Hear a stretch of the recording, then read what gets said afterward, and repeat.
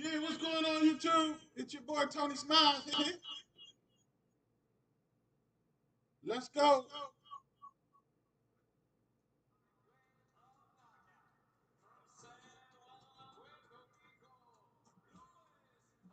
What's going on, YouTube? It's your boy Tony Smiles here. We are live for the Shakur Stevenson versus Artem Harutyunyan. Apologize if I got that wrong. Artem. We got some undercard fights going on right now. Just starting out. Got a young prospect. 13 fights, 13 victories, 11 by way of knockout. Abdullah Mason.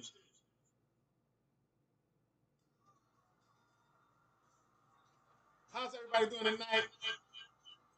Let's go hit the like button, hit the subscribe button if you haven't subscribed yet.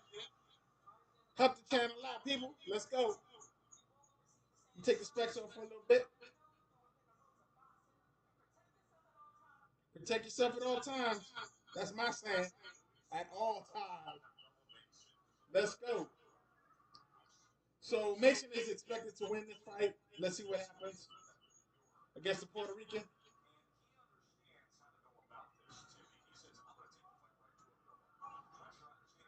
It's Louis LeBron, the Puerto Rican.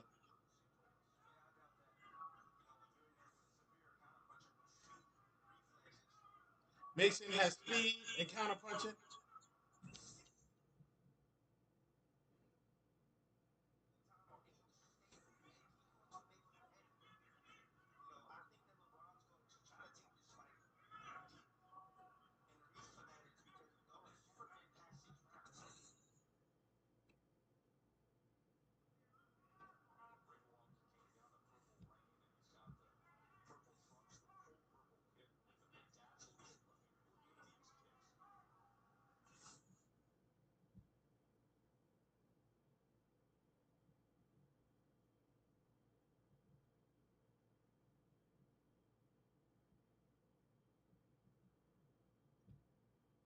Yeah, let's go. Shouldn't have an echo now. I think I had an echo going on. Let's go. So we got Mason over here testing the waters out against LeBron. LeBron in the black and gold trunk. LeBron is adding pressure with the jab and the hook. Mason is moving around. He's looking for counter punching and slick maneuvering. The only way to beat him is to put pressure on him and catch him with overhand rights. But I don't see LeBron doing that. The kid got speed, so he's gonna try a check left hook. He's gonna try jabs and uppercuts. And he's a southpaw. So there's the straight right. He is looking for a counterpunch. I'm gonna tell you right now. Because he keeps moving backwards, he's not moving forwards.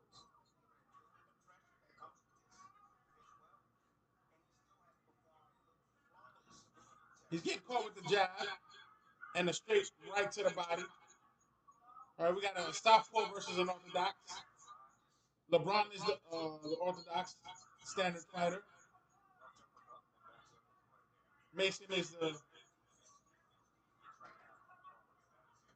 He's getting caught with the 1-2. Let's go.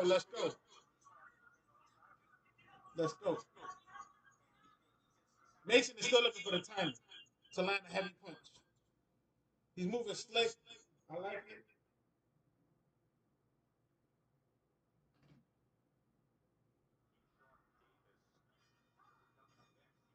All right, that's the end of round one.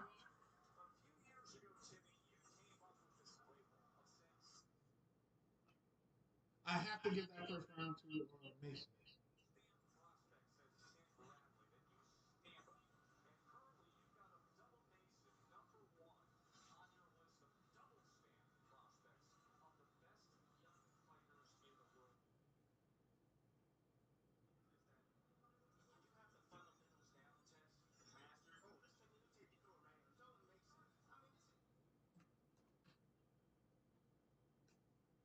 Abdullah Mason's a young prospect. He got skills. He's a southpaw, so he's going to give orthodox fighters a hard time anyway. Um, that's why a lot of guys who are right now on the top of their division, they usually southpaws.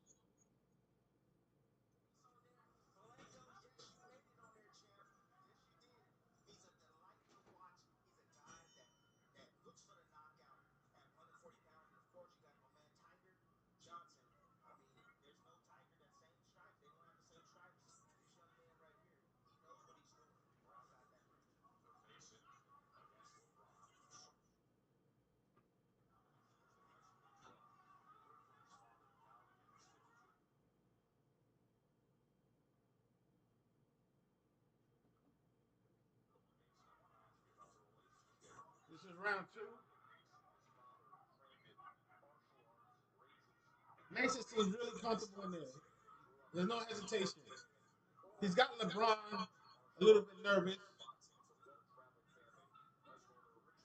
And I say nervous in the way of he's not going after him. There's a lot of holding right now.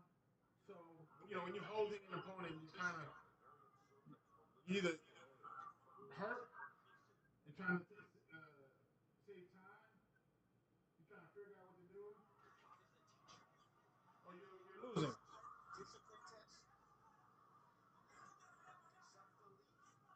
More holding. He's got hit with a combination in a check right hook. He keeps getting hit with a check right hook. He's in trouble. Check right hook, a hook to the body and a hook to the head. Mason already has him in trouble. Now, as he's moving forward, Mason is using the glove to keep him at a distance.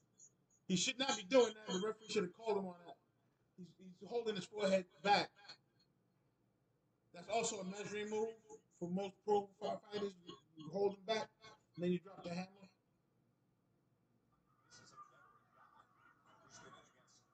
He's doing it again. He did it. He did exactly what I told you he was gonna do. He's holding him with the jab. He's not. He's putting his hand on his forehead with the glove, and then he's dropping the hammer on him. He scored a knockdown in the second round. Nose is all bloody. And again, the mistake is he's getting hit with hard punches because of what Mason is doing. A veteran fighter would not let him do that. You would slip and hit him hard to the body because his arm is out. You got to let him know that you can't do that. Now he's catching. It's over. It's going to be over. He's catching hooks like repeatedly. Left hooks, right hooks repeatedly. LeBron is in trouble. The referee's going to stop this fight right now. He's looking to his corner. I don't know why he's looking to his corner for help. What he needs to do is move his feet. But I don't think he has it on him. Oh, he made it out the round. With 2 knockdowns in the second round from Mason. This is just poor defense. Mason looks fresh. Like he just came out the back, just warmed up a little bit. So now the corner's already asking him to get him out of here. So, hey, we don't get paid by the hour. So let's go. Get this paycheck go. The referee's in LeBron's corner. She is going to stop the fight immediately. The hook behind the ear on both sides in the second round. That's what got him down. The second knockdown, the same situation. The hook right behind the ear. You covering up like this, you ain't looking. I'm surprised he didn't throw an uppercut.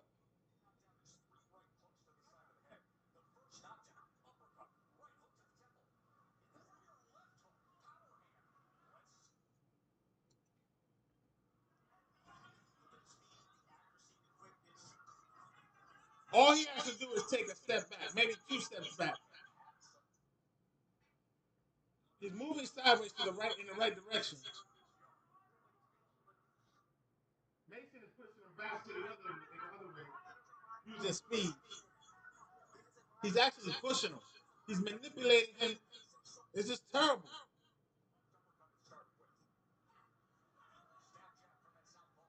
He's pushing him and pushing him towards his power hand. He's again covering his eyes, and throwing the hammer.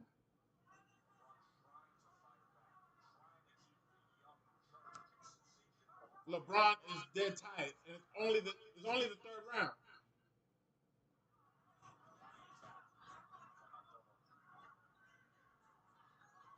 He just caught a sweeping uppercut. Now he's coming with the hooks again.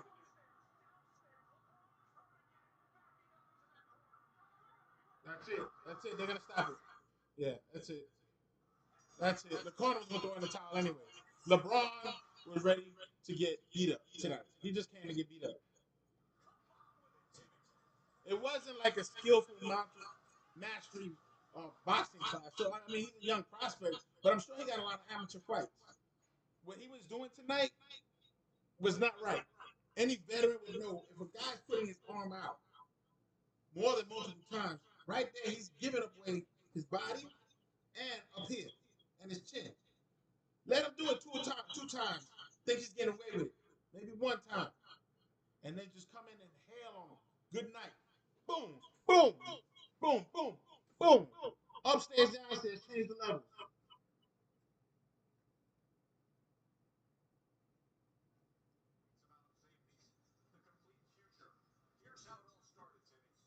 LeBron wasn't even looking at him, so I don't understand why he's even in this fight if he's gonna have his guards all the way up and look at the floor.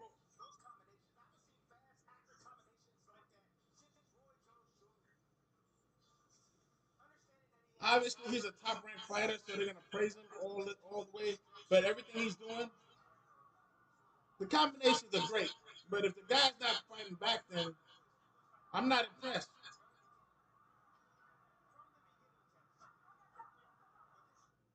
They should have stopped it in the second round.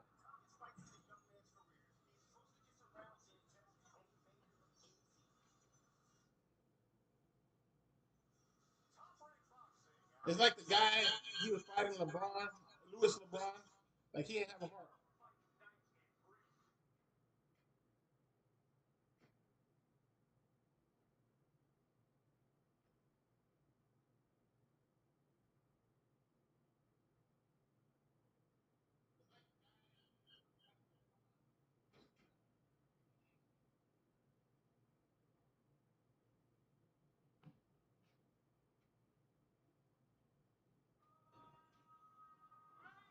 It's official.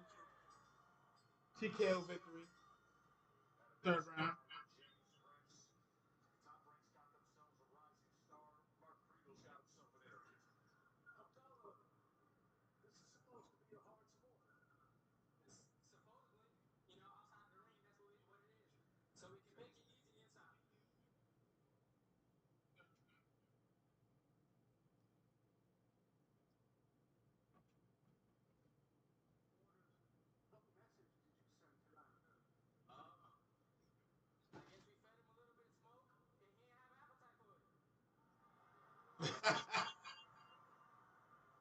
I would say that is an accurate statement.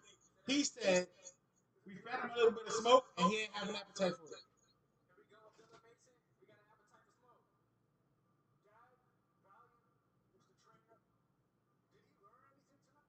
No, don't say he did.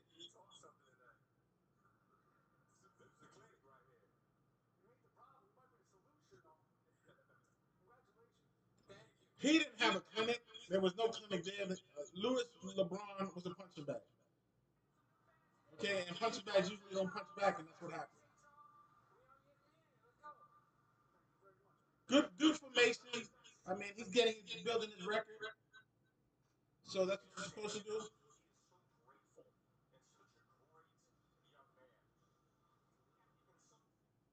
I'm not impressed. I didn't see anything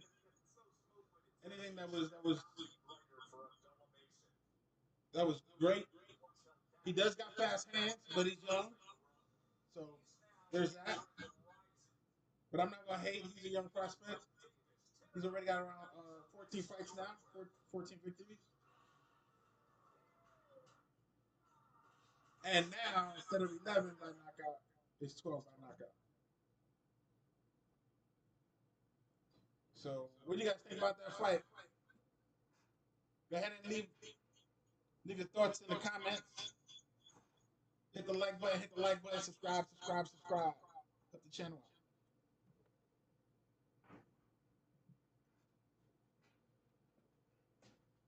out. We're still waiting for the main event of Shakur Stevenson and Artem Harutyunyan. That should be an easy fight for Shakur Stevenson.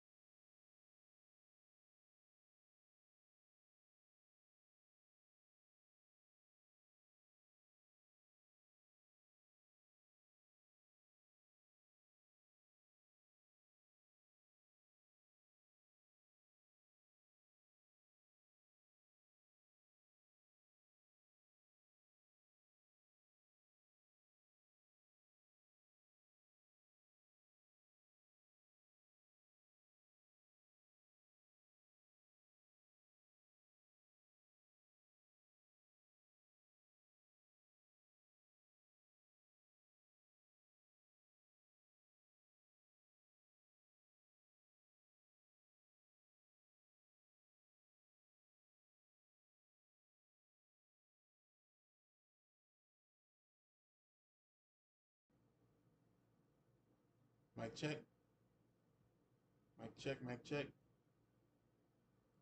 Yeah, boy. All right, all right, all right.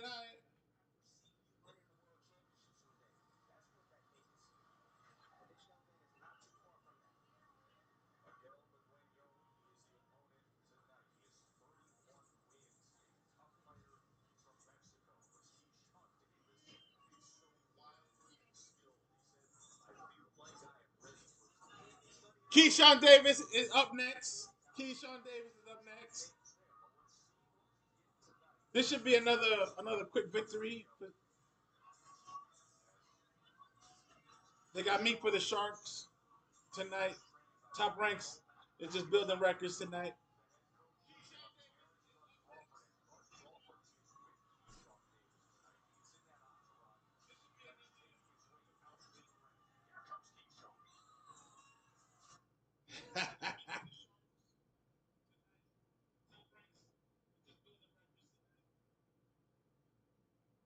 Okay, I think we fixed the mic problem. My apologies. My apologies. All right, we got the mic problem fixed, I believe. What is happening here? What is happening here?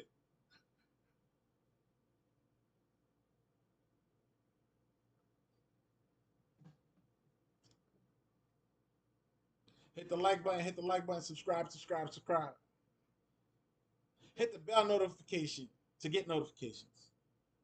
Hit the bell to get notifications. All right. All right. Let's go. All right, this is bout number 2. The first one ended in a third round TKO. Now Keyshawn is up. Keyshawn Davis.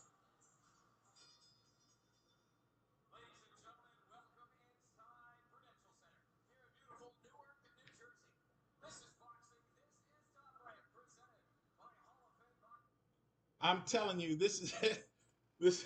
You got Miguel Munoz or something like that. I didn't get to see his name. Oh man, they keep saying these are young prospects from Mexico, but this guy looks like he's a veteran. Let's see what his record is.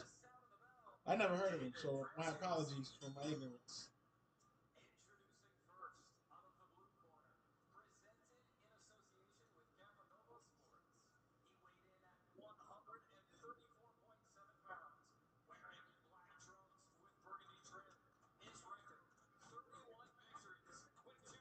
'31 victories, 2 defeats, 28 by knockout.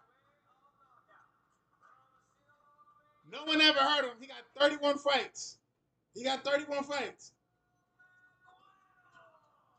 He's expected to lose quickly. Let's see what kind of fire he brings. He better bring some fire. Because watch this. Keyshawn has maybe a handful of fights. Yeah. 10, 10 fights, 7 by knockout. 10 fights. He's fighting a guy with 31, 31 fights and like 21 knockouts. 31 victories. 2 losses. Keyshawn only got 10 fights. Yo, that guy's record has to be in the toilet. Man, Top Rank be doing it, man.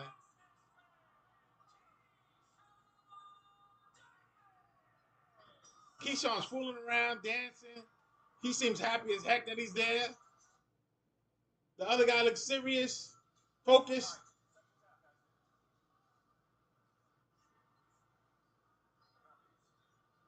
Again, remember, Keyshawn Davis only has 10 fights. Seven victories, 7 by way of knockout. He's undefeated, mind you. He's expected to win this fight.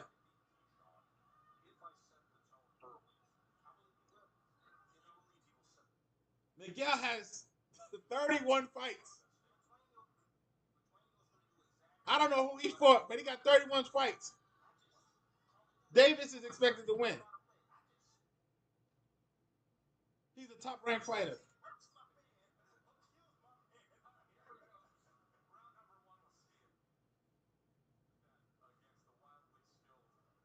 He's already in trouble.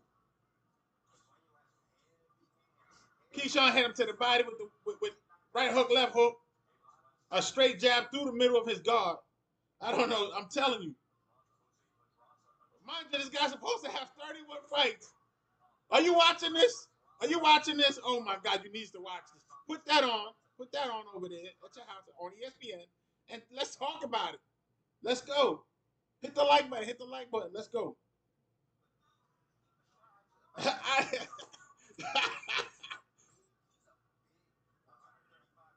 Now they're hugging and punching in the clinch.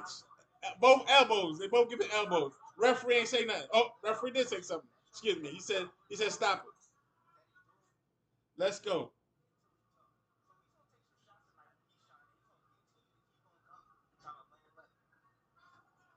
They expect him to be a bull. Keyshawn already hitting to the body with straight jabs. He missing with the 1-2, Miguel. Miguel doesn't move his head. He's right on the center.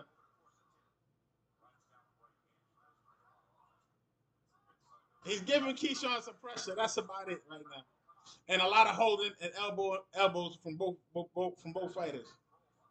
So when they clinch, they throw the elbow in the middle.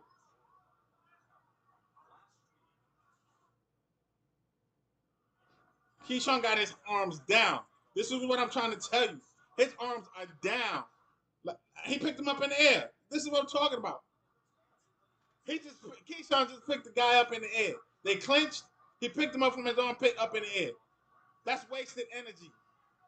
Keyshawn is confident that he can waste that energy.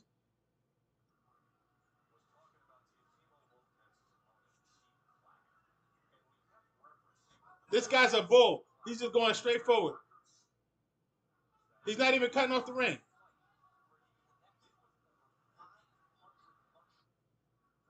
Keyshawn just spun him around. Miguel, come on, Miguel. Miguel, what you doing, Miguel? You from Mexico? You sure?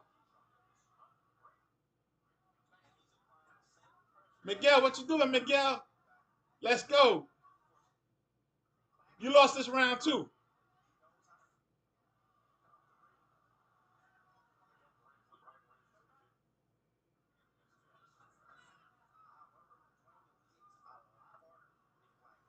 Round 1 goes to Keyshawn Davis with shenanigans and all kinds of stuff. Chasing him all around the ring. The guy don't know how to cut off the ring. Oh, they faced off at the end there. End of round 1. End of round 1. Let's go. Let's go. Let's go. Let's go. Keyshawn Davis, man. He got 10 fights, 7 by way of knockout. This guy got 31 fights. Can't handle him. Can't cut off the ring. Can't do nothing. Just, I'm charging forward. I'm going to get you. I'm going to get you. Don't know how to cut off the ring. He's just shuffling around. Just shuffling around. You know, when you first get in the ring, I don't know if any of you guys box, but when you first get in the ring, you warming up, you just, shuffle around the ring, and then you shuffle around the other way, shuffle around the other way. That's what he's doing. And then he just tees off with 1-2s, gets in there and gets out, and then they hug it out for a bit. So that's the first round. That's just the first round. Jesus. Top rank, man. You gotta love him, man. You gotta love him. Let's go, round 2.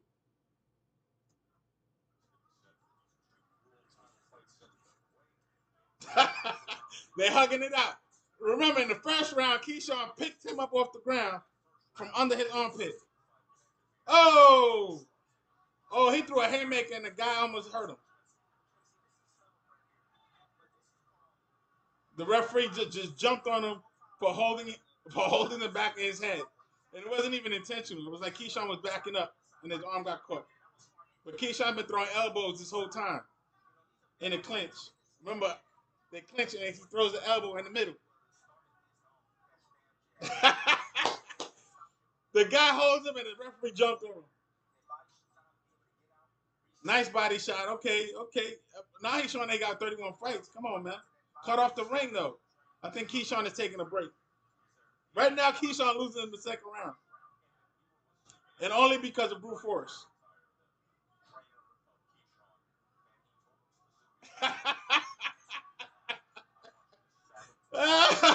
Yo, Yo, he threw punches, and Keyshawn spun around and left.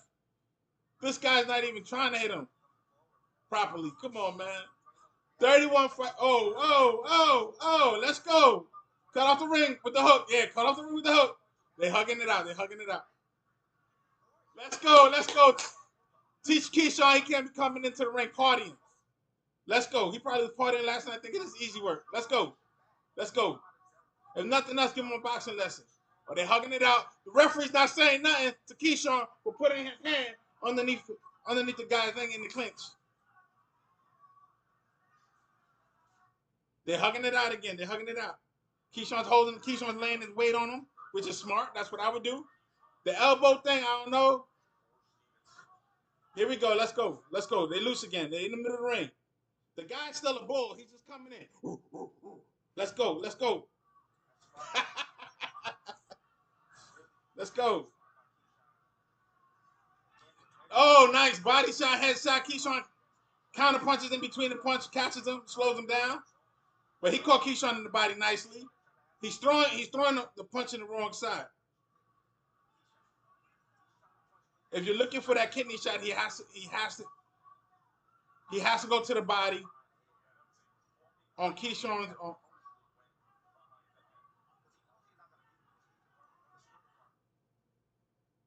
Keyshawn went orthodox. He switched it up. They're holding elbows. A lot of punches wasted by Miguel Madu. And I think we're closing out this round. Yep. I don't know. I kind of want to give that second round to Miguel because he was more aggressive. That's it. That's the only reason why. But it was really sloppy. They're talking to Shakur Stevenson now while he getting his hand wrapped. Let's see if we can get it.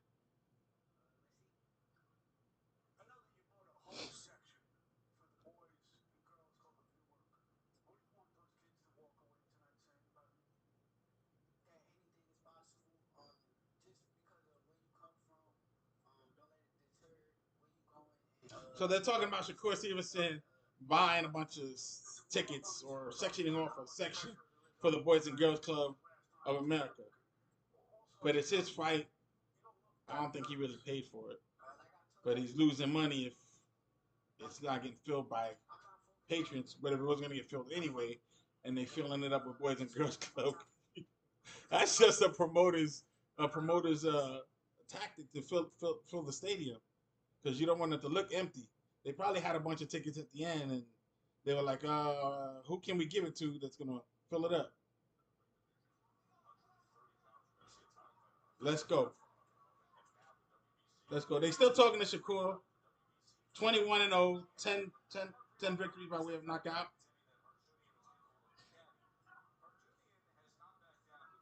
They're talking about Harutyunyan.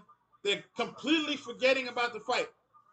Right now, Top Rank is avoiding the conversation, what's going on in the ring. I don't know why they're avoiding the conversation, what's going on in the ring. Right now, my man Keyshawn is getting manhandled.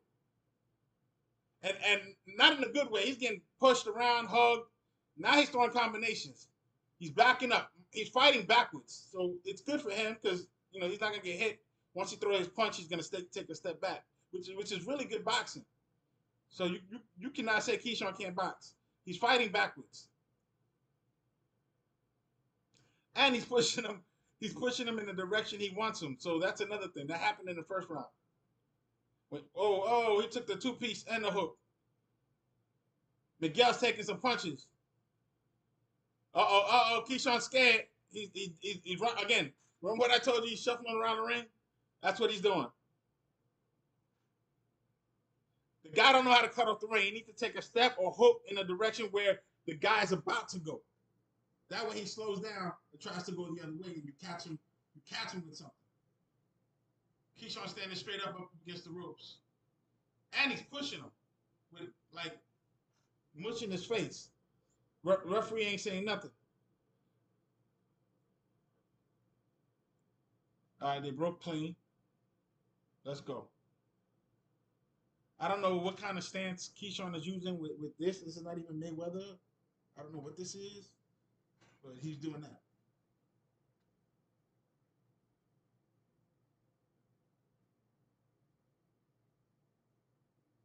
There's a lot of wrestling in this bout. So this guy Miguel, he can take some shots. He's taking some shots, but you know it's Mexican style, and then if he's Mexican, he's gonna keep moving forward like this. Keyshawn need to let go of the punches, or we'll let him get tired. This is a 10-round bout. Currently, Keyshawn's not looking good. Oh, did he take a knee? No. They I don't know what that was. He bowed down, kind of leaned to the ground after a body shot. That should have been technically a knockdown, but they waved it off.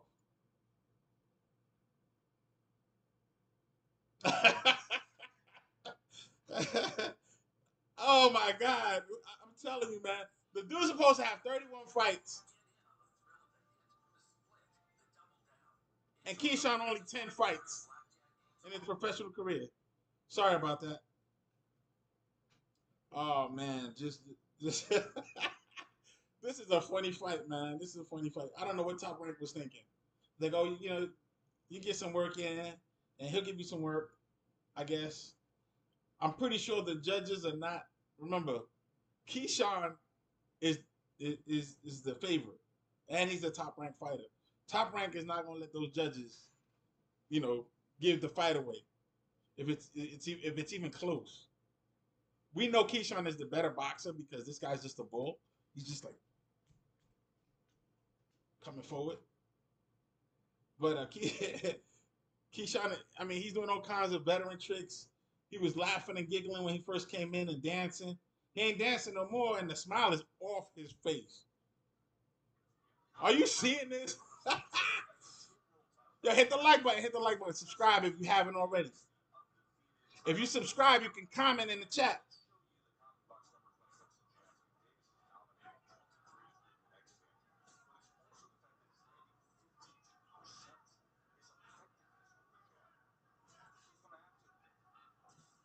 Oh, they punched together. Keyshawn's getting him with the two-piece. Again, he's doing the same thing. He's got him in trouble. Does he got him in trouble? It's over. It's over. Remember, this guy's supposed to have 31 fights. Oh, he bobbed and weaved a little bit. He made Keyshawn miss. Oh, yeah, let's go. Keyshawn is winning this round for sure.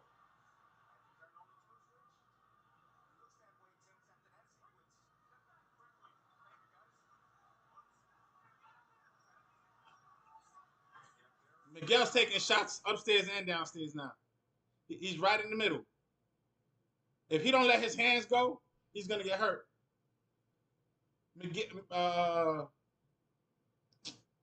Keyshawn Davis is measuring him the same way the last fighter did. Again, putting that arm out like this here, putting it out, and dropping the hammer. You put it out to blind him and steer him, and then you drop the hammer. Fighters that do that are shady, but if you know what you're doing, you punish them for it. Bulls usually get caught like that because he gets steered. He gets steered. Keyshawn is coming with combinations now. Heavy combinations that's ripping his head back. So it's looking really good and really convincing. So right now, Keyshawn's winning this round. He's not getting manipulated. There's only about 1 minute left in the fourth round. And to me, it will be 2-2 after this one. What do you think? You can still comment in the comment section. Subscribe to join the chat.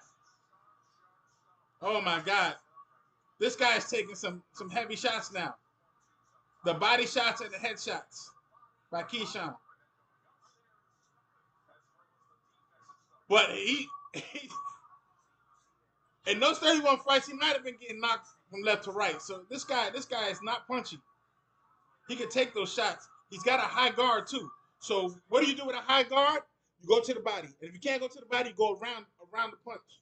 Go around the punch. That's what you want to do.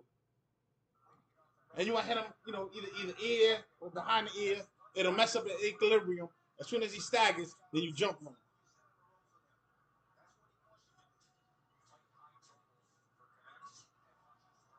Let's go.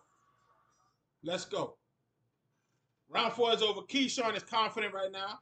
He went to the corner, you know, flexing. So let's go. Keyshawn is expected to win this, so I don't know. And again, he only got 10 pro fights. This will be the 11th.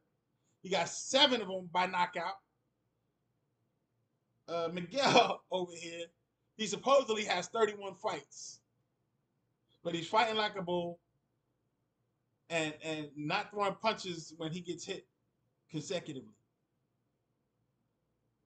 And he's not moving his head. He's just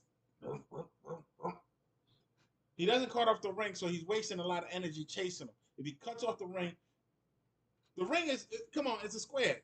Let's go. All you gotta do is he starts moving this way.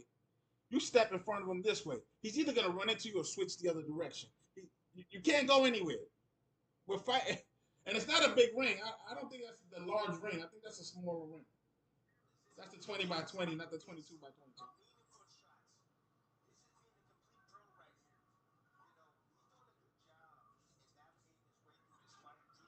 Keyshawn throwing 4 punch combinations, which is making a big difference.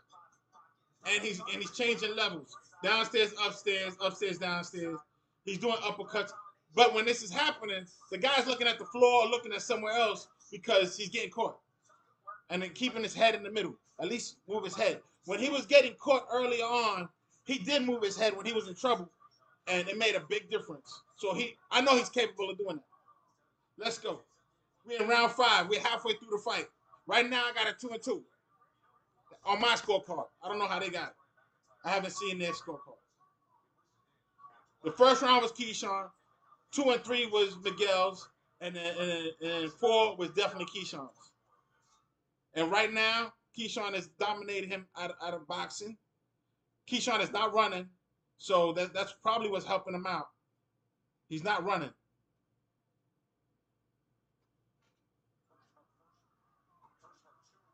We're in the 5th round. About a minute and 40 seconds left in the 5th round.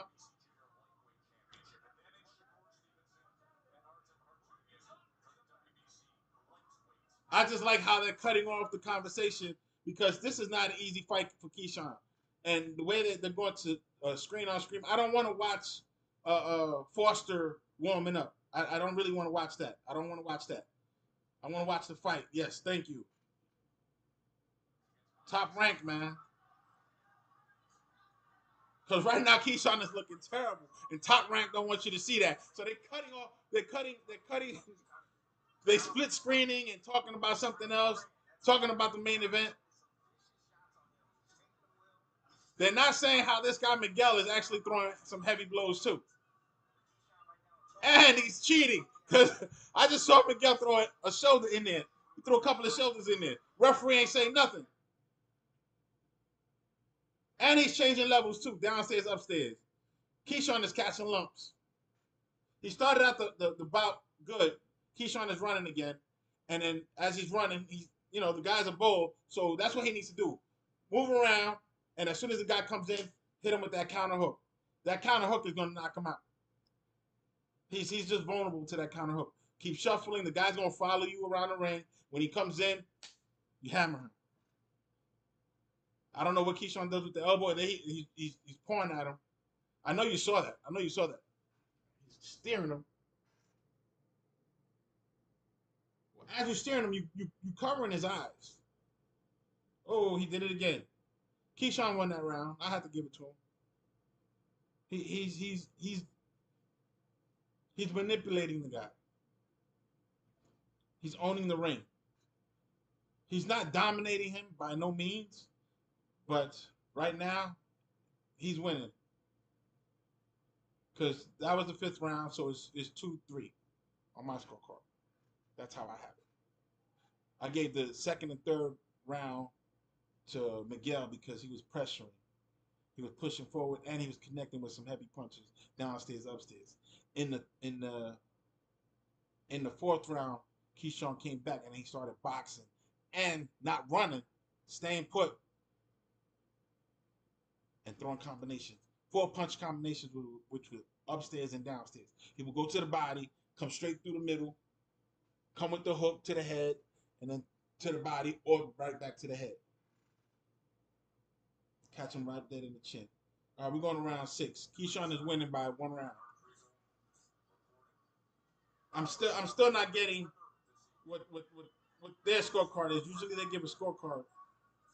The announcers have nobody doing that right now.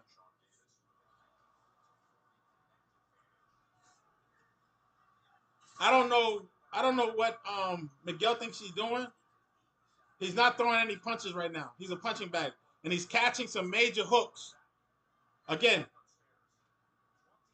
he's steering them and then dropping that hook. That's no. Not in my gym. That's a no.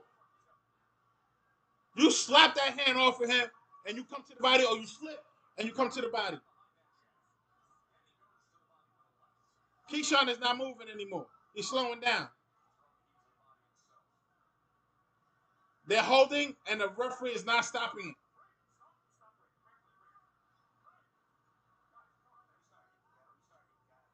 The referee is wrestling.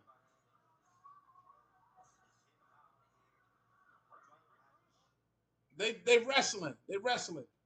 And I blame Miguel. He's doing most of the holding. But Keyshawn, look. Keyshawn gave him his back. And he caressed his head. Miguel caressed his head. Keyshawn gave him his back and he caressed his head. Instead of Miguel stepping to the side of him, and it's a legal punch, you step to the side while he's facing in the wrong direction and hammer him. You know who did that effectively? You know who did that recently? And it happened to Wilder. Yang did that effectively. Wilder turned around and boom, from the side. Good night. And that was the end of that.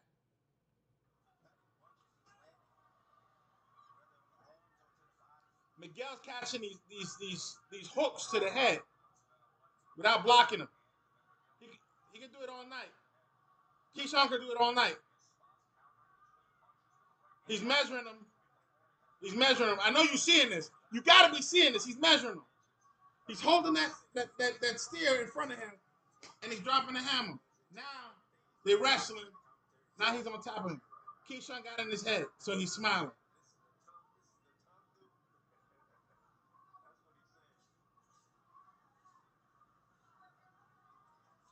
He's not cutting off the ring. He's letting him run. He's letting him run.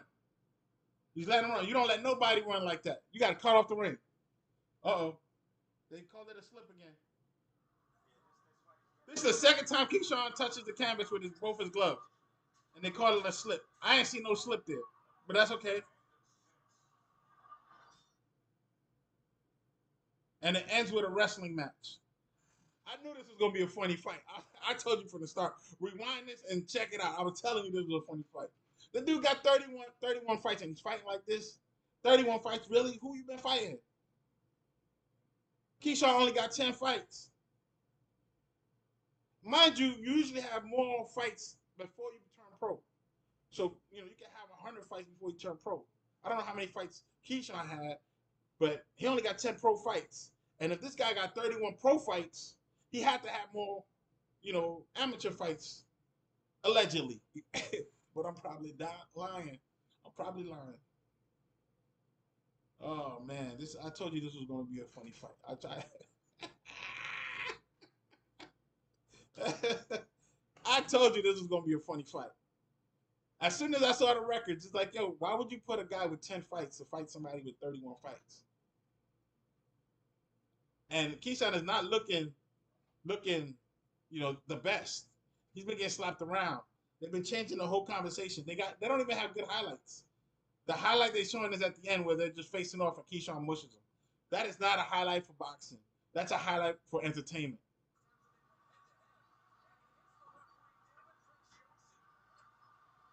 The referee caught a hook.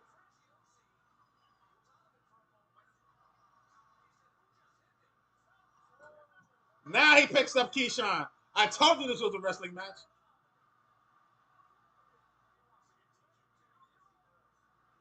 Keyshawn picks him up first. Now he picks out Keyshawn, and they're threatening to DQ him. Keyshawn picked him up first. What is happening here? Oh man, let's go. Oh man, this is a comedy act. I'm trying to tell you right now, man, this is a comedy act. This is a comedy act. What is going on here?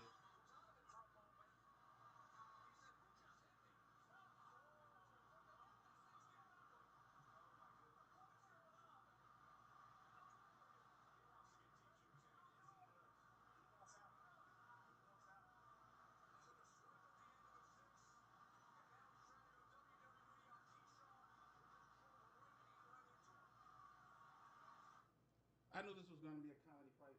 I knew it. I knew it.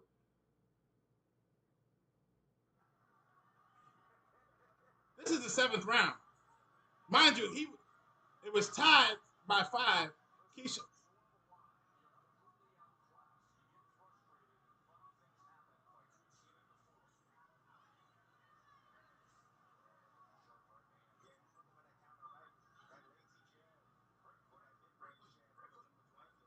I am telling you here. I am telling you here. Keyshawn don't need to be doing this. He's smart. He's putting the weight on him, on top of him. This is some. This is some bad sparring session in the gym. Miguel is losing this fight, and only because he keeps getting hit with uppercuts, jabs, and hooks, and he don't know how to cut off the ring. Mind you, I think Keyshawn has a tender body. Those knockdowns earlier, those are not slips. I think he got tenderized down there.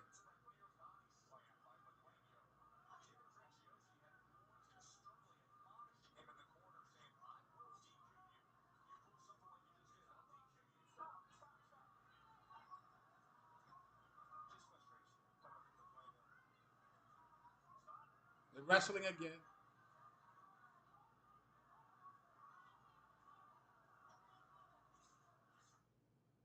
Keyshawn is trying to measure him now.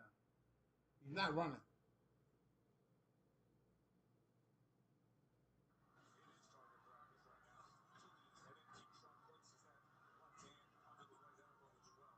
They're not saying about the measuring. They're not saying nothing about the measuring. Keyshawn is just holding him out.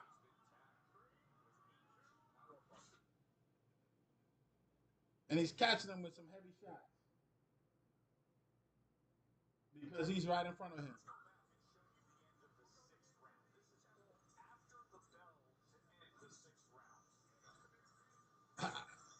I like how the highlight is Keyshawn violating the rules and the referee catching a paw to his eyeball. That is hilarious. And then you know the highlights they show us. The referee getting hit in the face, and then Miguel picking him up in the air. No, no, Keyshawn picked him up first in like the second round. Is everybody forgetting that? Top rank, are you forgetting that? Keyshawn picked him up first, underneath his armpit. Review the tape. He picks him up WWE style. Hey, Keyshawn let him do it. It's payback. You know, in wrestling, they got receipts. That was a receipt, okay? Don't get mad at him. Don't disqualify him. Keyshawn winning anyway. Y'all don't got to pull a disqualification on him. Keyshawn winning in the scorecards. This is going to go the distance. Only 2 rounds left. I don't think Keyshawn can knock him out. There's no way Keyshawn has hit him with the kitchen sink, and he's still coming forward. He just thinks he's boxing good because he's coming forward. But he's coming forward without protecting himself or without dodging. And his combinations are missing. Meanwhile, Keyshawn's in the corner, in the blue corner, with his back, relaxing. Oh, now they're going to say that. He has hit him with everything. Yeah, Keyshawn has hit him with everything. And it looks so bad. Again, they're going back to split screen. Right in the middle of the fight. Come on, man. Let's go. What is happening here? Are you seeing this? You guys are seeing this, right? It's not just me. Comment Subscribe so you can join the chat.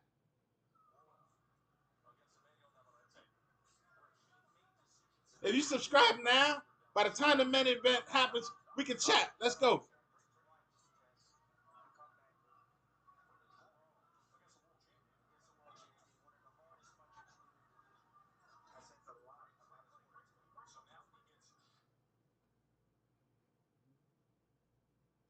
Keyshawn won this in the scorecards. The only way he would lose is if the guy knocks him out.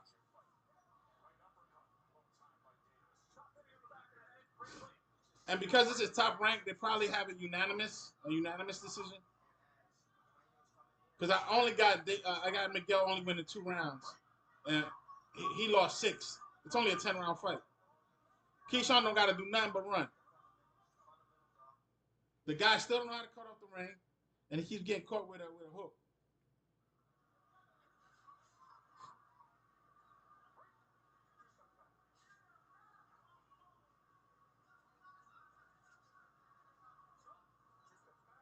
Man, what was I talking about? Let's go.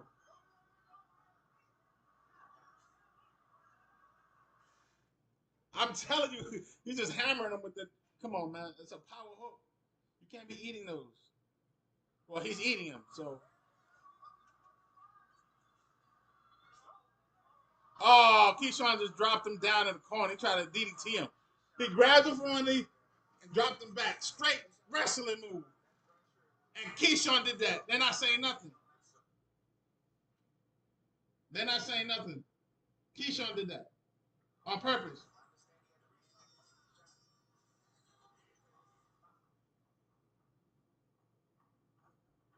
Keyshawn is frustrated. He's so frustrated right now. He's so frustrated right now. He is so frustrated right now. He is so frustrated right now. He is so frustrated right now. He is so frustrated right now.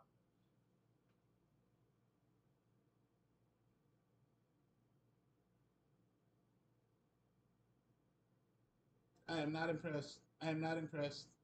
Hit the like button. Hit the like button. Subscribe. Subscribe. Subscribe.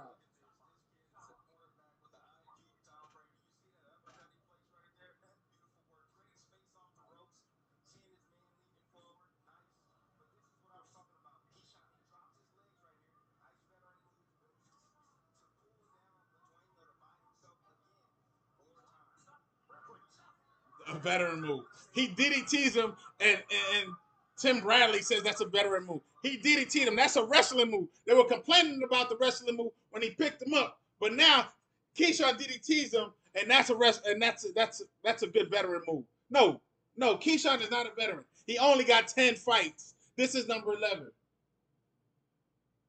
What is happening here? What are we talking about here?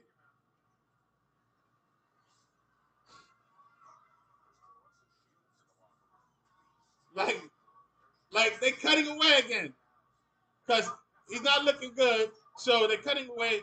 They're talking about Clarissa Shields in the locker room like she's important in this situation. Right now, we're trying to watch the fight. Top Rank, what you doing, man?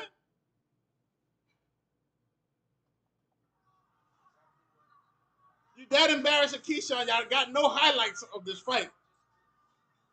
No good highlights. You got a mush, the referee getting hit, a wrestling move up in the air, and now a DDT. Those are wrestling moves. Let's go. This guy's catching a 2-piece in a biscuit. 31 fights. Who you fooling, Top Rank? Who you fooling? He got 31 fights and he's fighting like this with a guy that only got 10 fights? Yo, that's Jake Paul, man. Jake Paul got about 10 fights too. Let's go. Why don't you put Jake Paul, put this guy Keyshawn with Jake Paul, because he want to come out dancing and stuff. Let's go. I don't remember ever coming out dancing. Came out focused every time. Miguel is just taking left hooks like candy. Give me another one. Give me another one. Give me another one. And he wrestling up now. He on the floor again. Oh, man.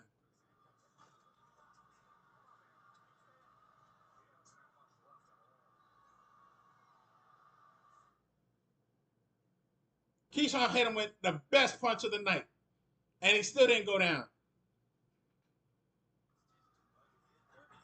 The dude walked into it. Keyshawn got no power. He got no power. Let's go.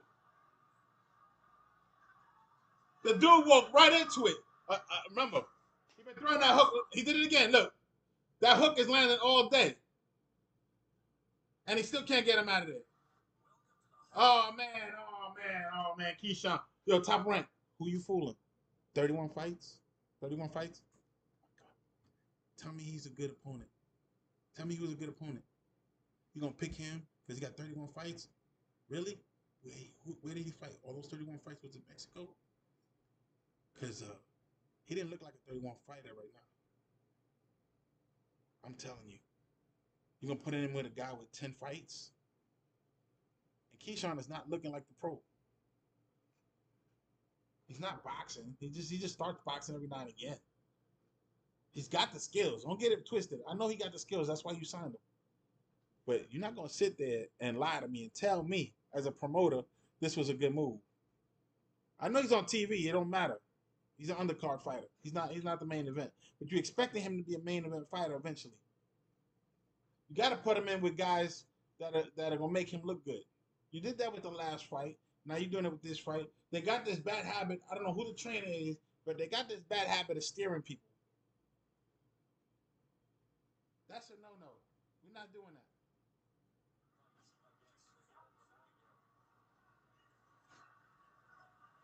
Y'all doctored this guy's books up. He probably got like 12 fights. Look, he pushed him down again. Keyshawn has touched the canvas 3 times. They finally got a highlight of Keyshawn throwing that hook that he walked right into. So they finally got a highlight. But it did nothing. He walked right through it. The guy walked right through it. Boom! He took it and kept coming. Keyshawn is not running no more. He's trying to stay in the middle of the ring.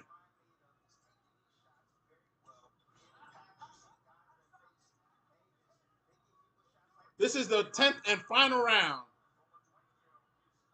Modueno, Miguel. There go Keyshawn on the floor again.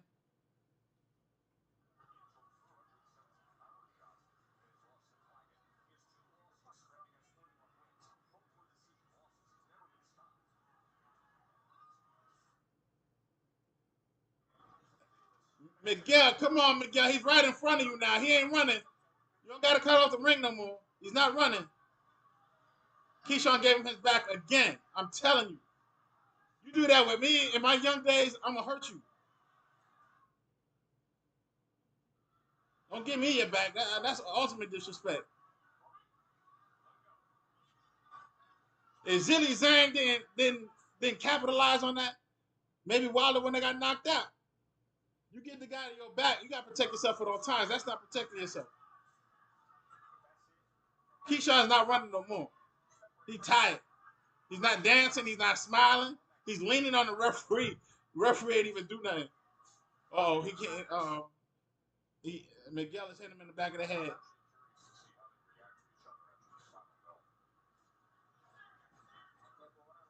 This fight is over, man. Keyshawn won.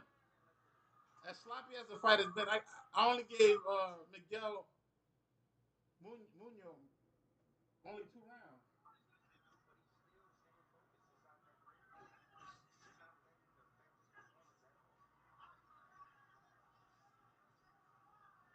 And he keeps pushing him.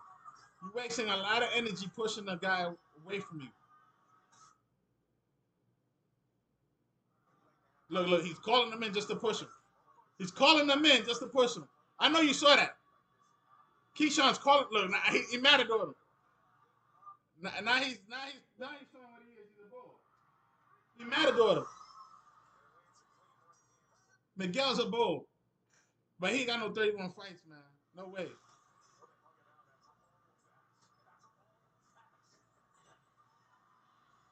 Keyshawn won. Keyshawn won. It wasn't a good outing. It's not a good outing.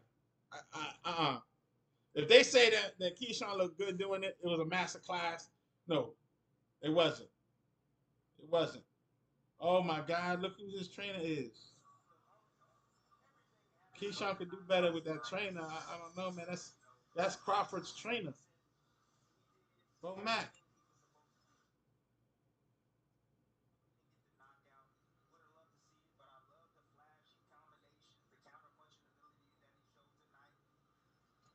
Keyshawn did not look good. Tim Bradley, stop lying. Stop lying. He did not look good. It wasn't flashy. It was none of that. The highlights you're showing was in between clinches. Towards the end of the fight. The whole first half of the fight, it was horrible. He was running. He wasn't doing none of the punches. He waited to the end to do that. And he was catching lumps too. But the guy was so vulnerable to what do you call it? Right hooks that he just looked messy. He's smiling now because he know he won. I can't get the other guy to fight. It's not even close because it was terrible. Now they showing punch stats that it's not accurate.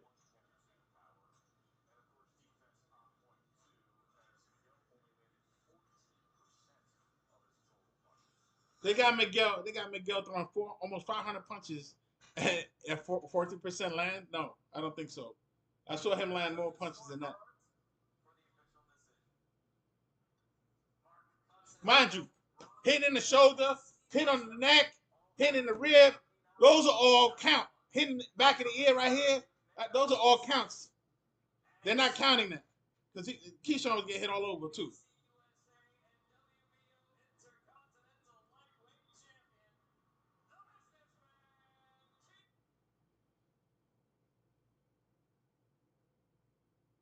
So now he got 11-7.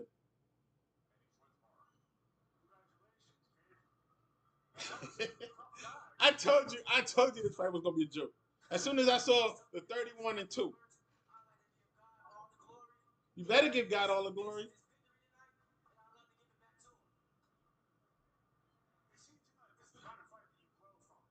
You got to give Bob Arum the victory and thank him.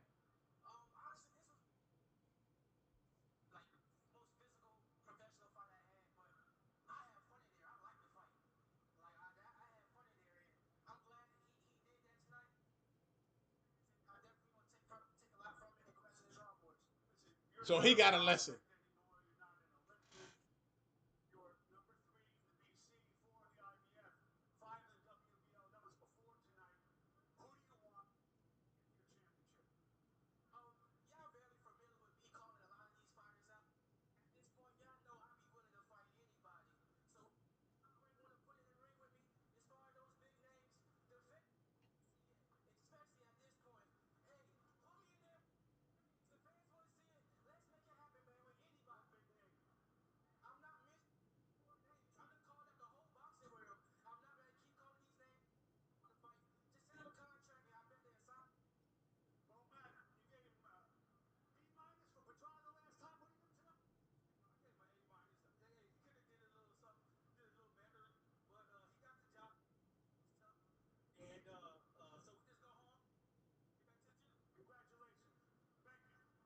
A minus. A minus, really?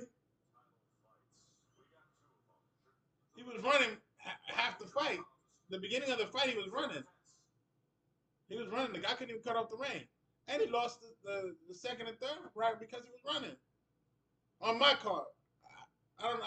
They never put up a scorecard that I saw from the announcers, and they kept cutting away to the back. When they doing that kind of stuff, they're like, okay, stop watching the fight. Forget about what's going on over there. Look at over here.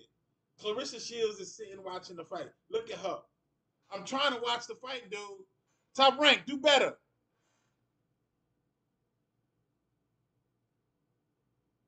That wasn't even a commercial. I can understand it was commercial. You know, like WWE goes to picture on picture and AEW goes on picture in picture. That wasn't even picture in picture. It was picture in picture, but it wasn't a commercial. It was hey, look at Clarissa Shields, she's in the back. Keyshawn did not look good tonight. I'm gonna tell you that right now. Stop lying. How the kids said today, stop the cap. Stop the cap, top rank, stop the cap. That fight was trash. The guy's supposed to have 31 fights. Man, he was fighting like a bull. Towards the end, even Keyshawn was doing this. Come on, man. Toto, come on, Toto. Total, come out. I'm showing my age there. Oh no, that's a Tom and Jerry joke. If anybody caught it,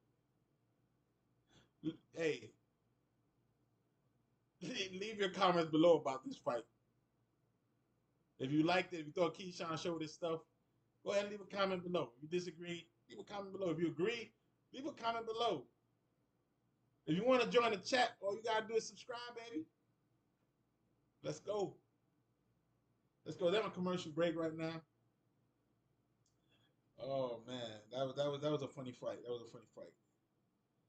I don't know how Miguel, what's his name, prepared for this fight, but he was not prepared to cut off the ring. He was not prepared to throw overhand punches that were going to connect solidly. He was throwing body shots, yes, that slowed Keyshawn down towards the end, but that just made it worse because now Keyshawn's not moving and doing the stupid stuff. He was actually there, connecting and then clinching, connecting and clinching. There was a lot of holding in that fight. There was a lot of holding in that fight. So let's see what happens next.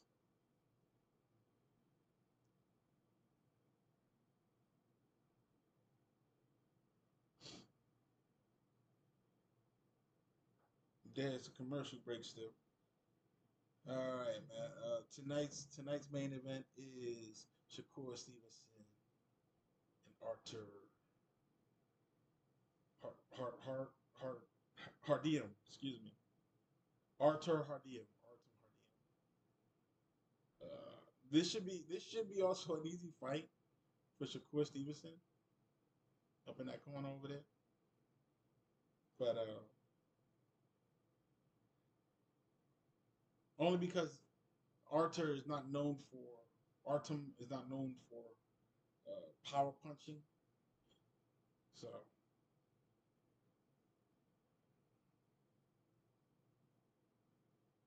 and there's already a playbook out open, so you know how to beat Artem. If he does the same thing he's done in previous fights, it should be an easy victory.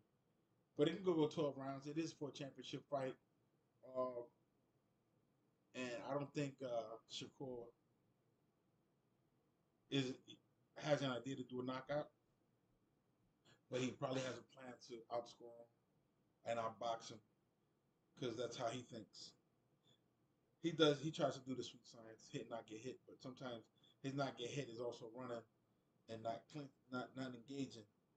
But this guy over here is not a knockout artist, so he might not run, especially if he feels his punch and um and it doesn't hurt him.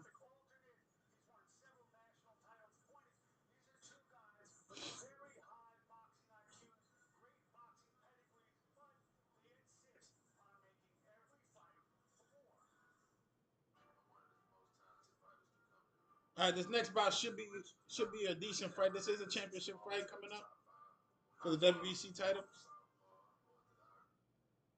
Um, let's see, man. I don't know.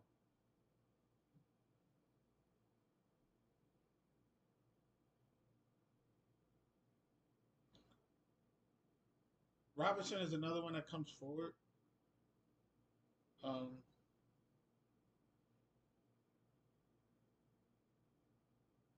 he doesn't move his head as much, so it's kind of the same situation. He can get caught with hooks,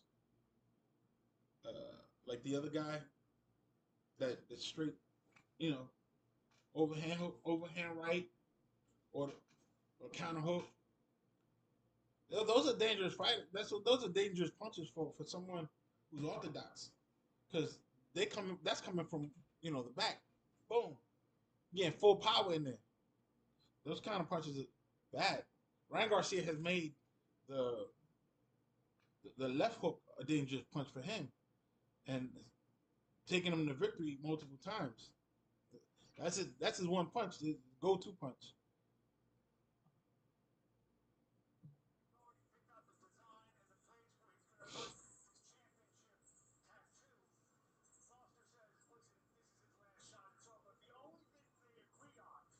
The record for Foster is 22-2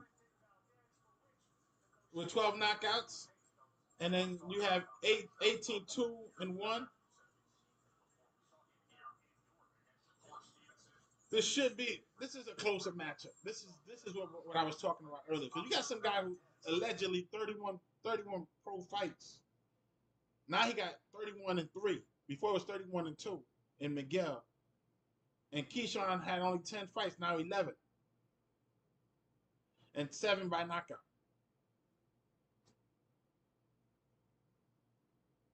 So this is a closer matchup. They both got losses. The rule in boxing is usually don't bet on losers. Anybody who got losses, unless you're in a situation like this with for losers. But one is championship caliber, or at least allegedly it is, and the other one hasn't even gotten a title yet. So this is the co-main event. This should take us into the 10 o'clock hour on the East Coast, and prime us for the main event, which is Shakur Stevenson and Artem.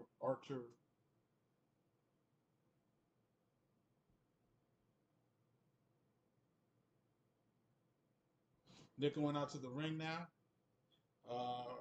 They're holding for 6 minutes for some reason. I guess the 6 minute mark it'll take us into the 10 o'clock hour. They're stalling for time, giving commercial breaks. So tell me what you think so far. What you think about these matchups? That Keyshawn. Oh man,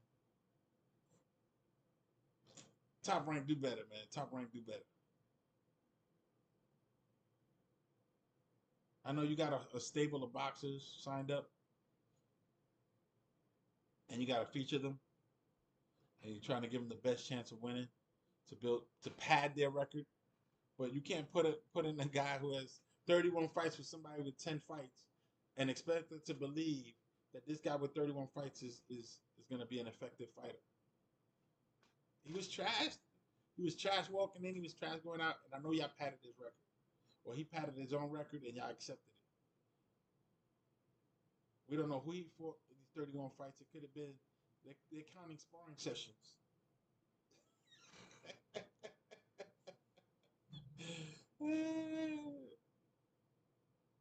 Now, the reason we're here is to see if Shakur Stevenson is going to give us an actual fight. Because right now, the last one, he did a lot of running. Again, the guy couldn't cut off the ring. Didn't know how to cut off the ring. But he was a dangerous puncher. Shakur was like, I'm not getting none of that. I don't want none of that smoke. I'm gonna beat him on the scorecards, and that's it. And you can't blame him, but you can't be a main event. You're gonna be an undercard for the rest of your career if you can't come and show and prove. Like I was talking to a friend recently, and I was like, listen, he's like, oh, Shakur Stevenson, he's just young and ambitious, and he's doing what he's supposed to be doing, building his resume, yada yada yada. I said, yeah, but he cannot be a main event player. Right now, they got him on a main event, but on a TV show on ESPN. That means anybody could be a main event. He's not a star attraction when it comes to all that, because people are not going to pay the big dollars to go see him. And I was saying that Mike Tyson, like, oh well, he's taking all this time to show his skill set. That's why he taking longer to fight and this, that, and the other. Okay, you could have a valid argument for that.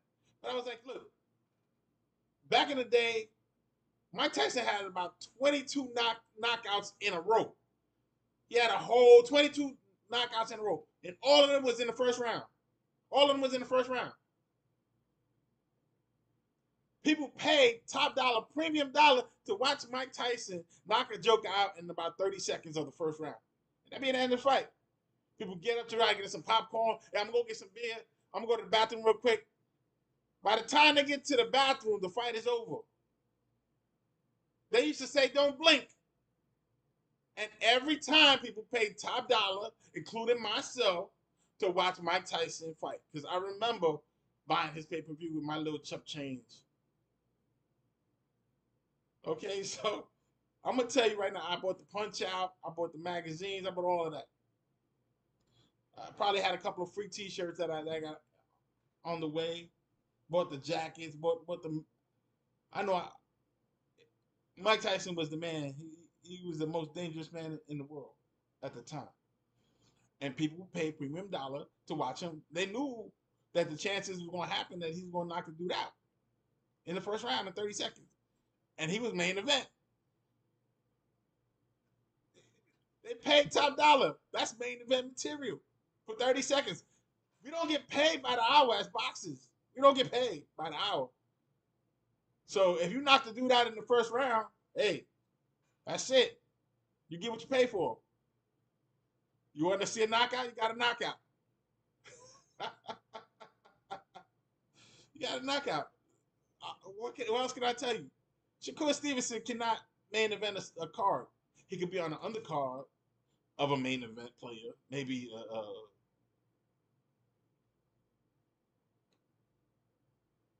a Canelo, because Canelo is a main event player.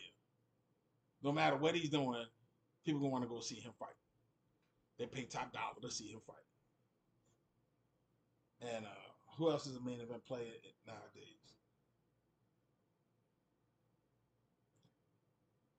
AJ is a main event heavyweight in England.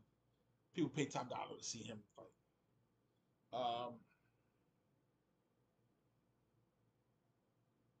They're about to walk out to the ring again. It was 6 minutes past the hour mark, so I guess they're gonna start walking in. They should be walking in now. Yeah, they're walking in. Um, they're pushing. See what is typically done in boxing. The main event usually gets pushed to the 11 o'clock hour, so it doesn't hit the 11 o'clock news.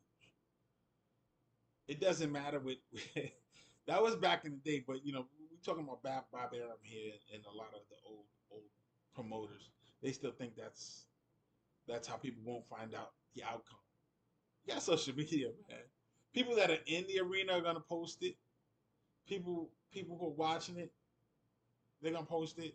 This is on regular, cable. If you missed it, you don't gotta wait for the news and the next day. This ain't the '80s. This ain't even pay per view. So I don't know why they wait so long. They could easily have this on prime time. 8 o'clock. Let's go. Main event. Had the undercards early and 8 o'clock main event. Pro wrestling does the same thing though. To this day, they wait to the final hour to have the main event. Baseball, baseball take it to the next level. It'd be the next day already. So boxing has done that a couple of times already.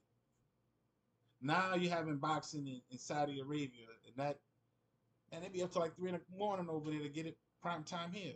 This is crazy.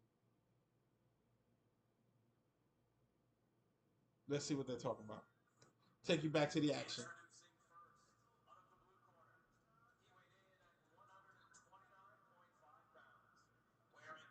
And that's what you call filler.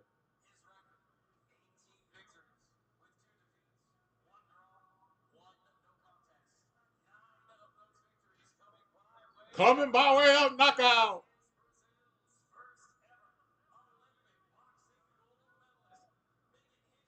Olympic boxing gold medalist from Brazil.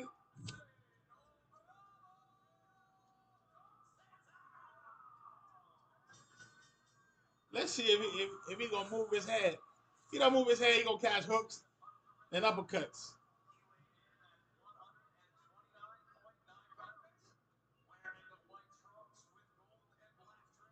Age 30. Foster's age 30. 22 victories, 2 defeats, 12 coming by way of knockout. He is not a knockout artist. That's what that's telling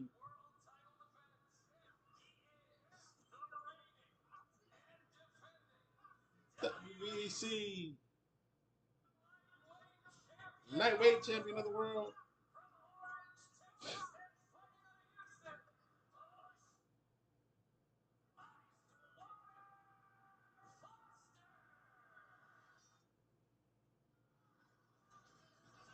He got his whole family there. They all wearing white.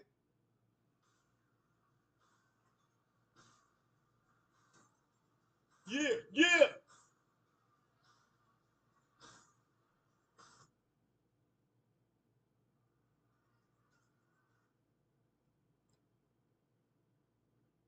He's focused. He looks focused.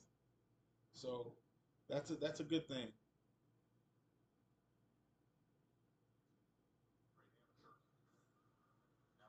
Mind you, they got two They each got two losses each. So somebody gonna get a third loss tonight.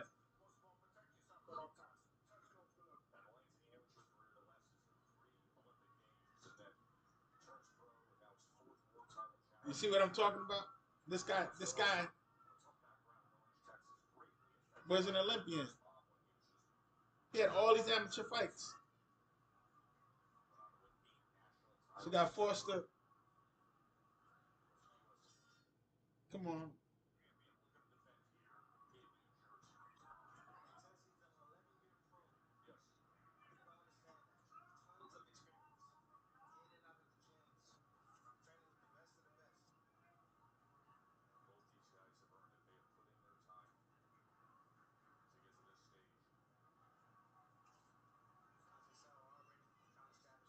Conceicao.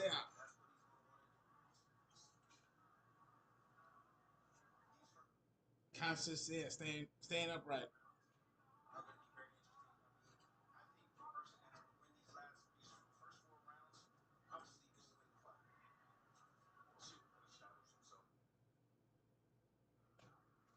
They're using a lot of jabs. Foster using upstairs, downstairs with the combinations. Jab to the body, which is nice. That means he's keeping his distance. He's not trying to get inside and mix it up right now in the first round. He's just using his jab, which is really nice. You get warmed up, see where you can tap him. He's been tapping him everywhere right now, so Conceicao has not been doing nothing. We're halfway through the first round, and Conceicao is throwing a bolo punch. A bolo punch is just an overhand right. Come on, man. Really? Set your punches up, man. Set the table. Move your head, man.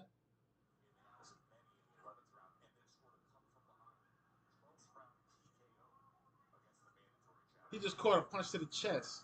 That back him up. He did like that. Constance just caught a punch to the chest. Foster is focused. You can see his eyes wide open. He's focused. He got his guards down low for my liking, but because of the distance, he's staying back. I give him that. You stay loose. You keep your distance. Hey, the best thing right there is your distance. If you're gonna do this and just jump around, that's what he's doing, hopping back and forth, not being a moving target where you can't. You don't know where he's gonna be. Yeah, you can keep your guards low, but make sure that jab stays out as soon as he comes in. Pop, pop, pop, pop, pop, pop, pop, pop, and then get out of there. Oh, very nice, very nice. Foster, very nice. He tried to back up sloppily, jumping back, and Foster chased him. Pop, pop, pop. Knock. Got a good combination in. From a distance, he's backing up, so he's moving forward. They both moving in the same direction. If you're backing up and you're not throwing punches, and he's just dipping and dodging out of him, like, woo, woo, get out of here, woo. So no body shots are getting in. The Brazilian Conceicao, he lost the first round. He lost the first round. He, he's not expected to win the fight. So if he starts getting tired from all that running they doing, because he ain't cutting off the ring either. All that running they doing, Foster's running around too. I guess it's the style of all these young fighters these days. I used to move forward with punches. So that's just me. Keep my head offline. Keep moving forward. Add the pressure. Hit the body. Hit the head. Jab, jab. Keep the head. Keep their head moving. If their head's not moving, tap that head every time, and just score points. But you had that pressure with the hard shots to the body and to the head. Good night, good night, good night. Again, we don't get paid by the hour, so, and we don't play boxing. I'm gonna get you out of there. The referee gonna stop the fight. Let's go.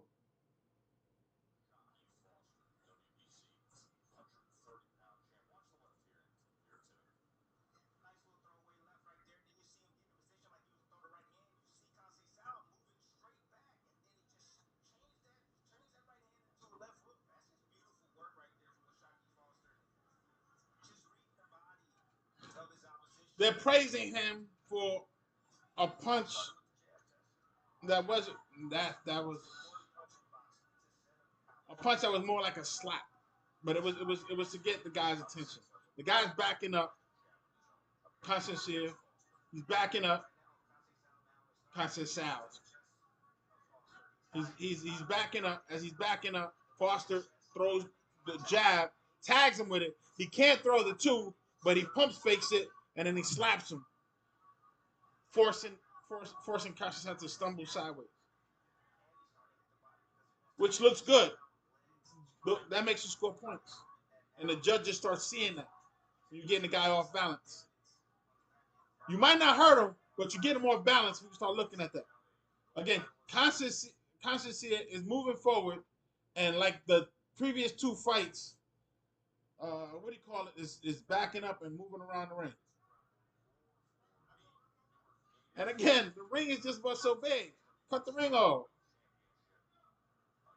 The way you cut the ring off, again, you step in the direction that guy keeps moving.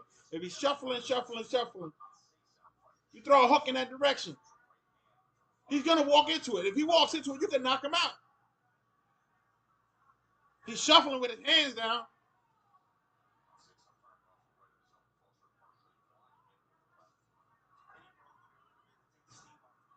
Foster has this bad habit of shuffling forward without having his guards up.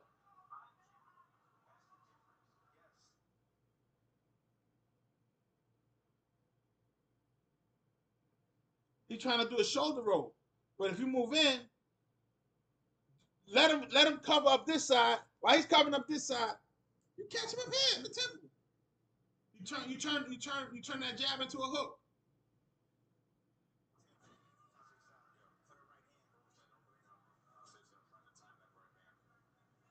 Conceicao can't time nothing. He's the slower fighter. If you're the slower fighter, you got to press the action. And when I mean press the action, that means you got those hands up close. Foster's not even moving now. He's just shuffling backwards, keeping a distance, maintaining a distance. That overhand right has been sloppy the whole night. How you going to catch him when he's expecting the overhand right to come? Come on, man. Come on, man. Top Rank, do better.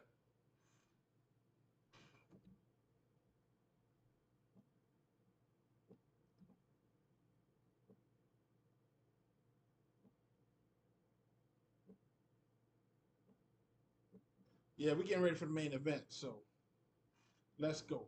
Hit the like button, subscribe. Let's go. YouTube. Let's go, YouTube. Subscribe.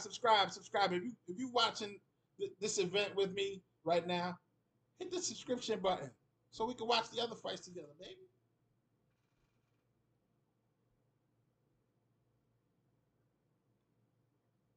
So far, Foster and Conceicao are not putting on a great show. It's kind of boring, but Conceicao he's not cutting off the ring. So the guy's shuffling away. He's shuffling back, shuffling sideways. You got to catch him. He's trying to throw an overhand right that's not really landing. Right there, it landed. So we're in round 3. This is a 12-round fight, mind you. This is for the WBC interim title. I think it's interim title. Lightweight. And in my book, you can't have a close fight with the champion. You cannot have a close fight with the champion. That's just how it is. You have to dominate the champion. Take the title from him. Leave nothing to question. If you're going to leave it to the scorecards, that means you got to win each round every time and try to get 2 extra rounds after you win. It's a 12-round fight, so you want to win at least 8 rounds. When you win eight rounds, you got the right to chill a little bit, take a chance, go in, go out. Don't let him touch you, hug him. He throwing too many hands close. Grab him, force him down, muscle him. But if Foster has the title and he's doing what he's doing, I call that the champion's advantage. In wrestling, there's a champion advantage. If there's a disqualification, the champion keeps the title. Man, he's down. They're calling this slip. Conceicao already fell down. Now, when a guy starts touching the canvas, that's not a good sign. And he just got caught with a nasty hook. I mean, with a nasty jab, excuse me. That stung him. Man, Foster is focused. That's what I'm talking about. Foster is focused. There is no way you're going to touch him when he's that focused. He's keeping the right distance. He's going to outbox him. He's keeping the right distance. Conceicao is staying right in front. Come on. Boo!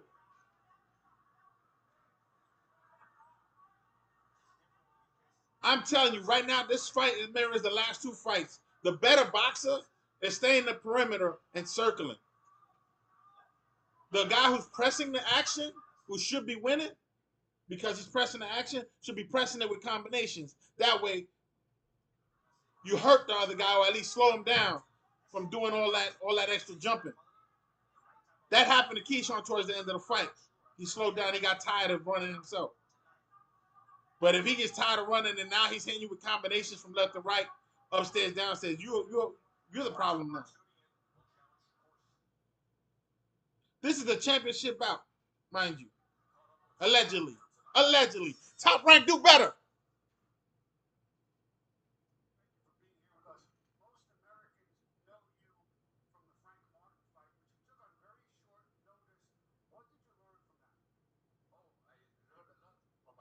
Everybody knows Artem from the Frank Martin fight, which he lost.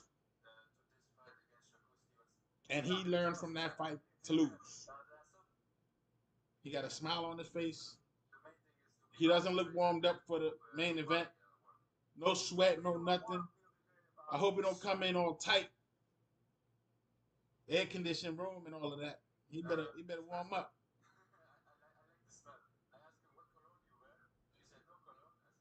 This is a replay from earlier. Okay, so that statement don't fit right because I saw this earlier. He asked him about his cologne and he said what cologne you wear? He said I'm not wearing cologne. He said that must be fear. So they keep replaying this thing. Harlem, man, you better show up tonight. This is your chance at big time. You can take a title, or you got to just press the action. The last 3 fights, if you've been watching the fight in the back in the locker room, Shakur Stevenson gonna fight you like them other 2 guys, like other three matches. You're gonna be in the middle of the ring chasing, and he's gonna be circling around you, circling the wagon, shuffling. When you walk in, they're gonna try to counterpunch on you. That's embarrassing, bro. It's embarrassing. Press the action with combinations. Stop throwing punches in the air that are not gonna connect. If you're not fast, you got to go in and hold. And when they say break, then you get in quickly. And then you get out of there. Or you take a step back. He don't want to fight. He's going to run. He's going to look bad if he don't come forward. So now you take a step back. You've been chasing him the whole time. All right, you won't want to fight? Plant yourself in the middle of the ring and see what happens. You come in with heavy hands as soon as he come in. Boom, boom, boom. And you stay in the middle. Hold your ground. Stop chasing the dude. If you're losing the fight, you need to do something. And right now, this is the 4th round. Remember, this is a 12-round fight for the WBC interim title or whatever, lightweight. junior lightweight title. So, come on. You got to take it from the champion. I'm going to tell you how, in one word, I can tell you how you take a title from a champion. If you've been watching boxing, I'm going to tell you one word, and you're going to know exactly how to take a title from a champion. This is the guy's last championship fight. One word I'm going to tell you. Crawford. Crawford. If you know what I'm talking about, Terrence Crawford showed you how to take the title off the champion. When he fought Spence, he gave Spence a boxing lesson and told the world, I'm here to stay. I'm the best pound for pound. They moved him right up.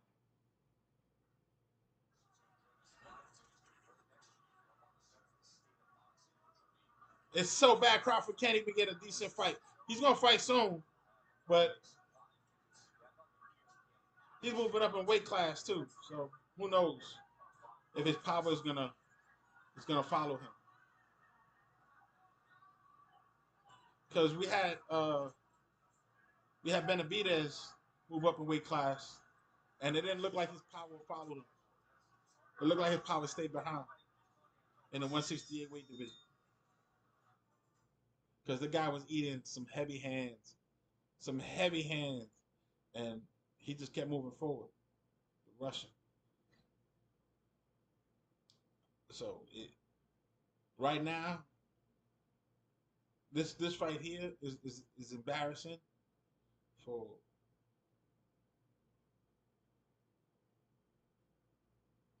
it's a no contest if it continues the way it's going.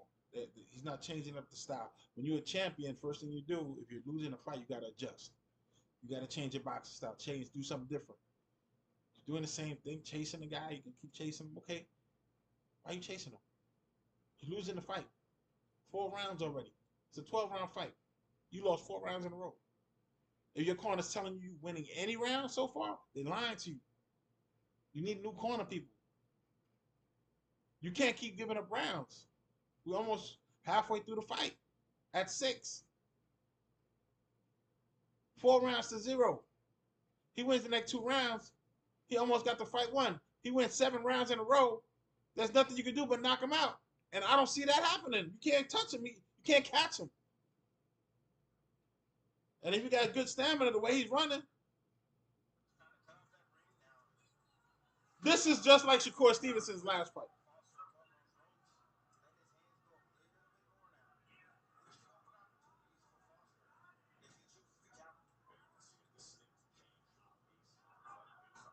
No. Foster stopped moving. Foster's ready to catch him on the inbound with a hook. That's why he slowed down. Foster's not running. This is why the so-called change of the fight.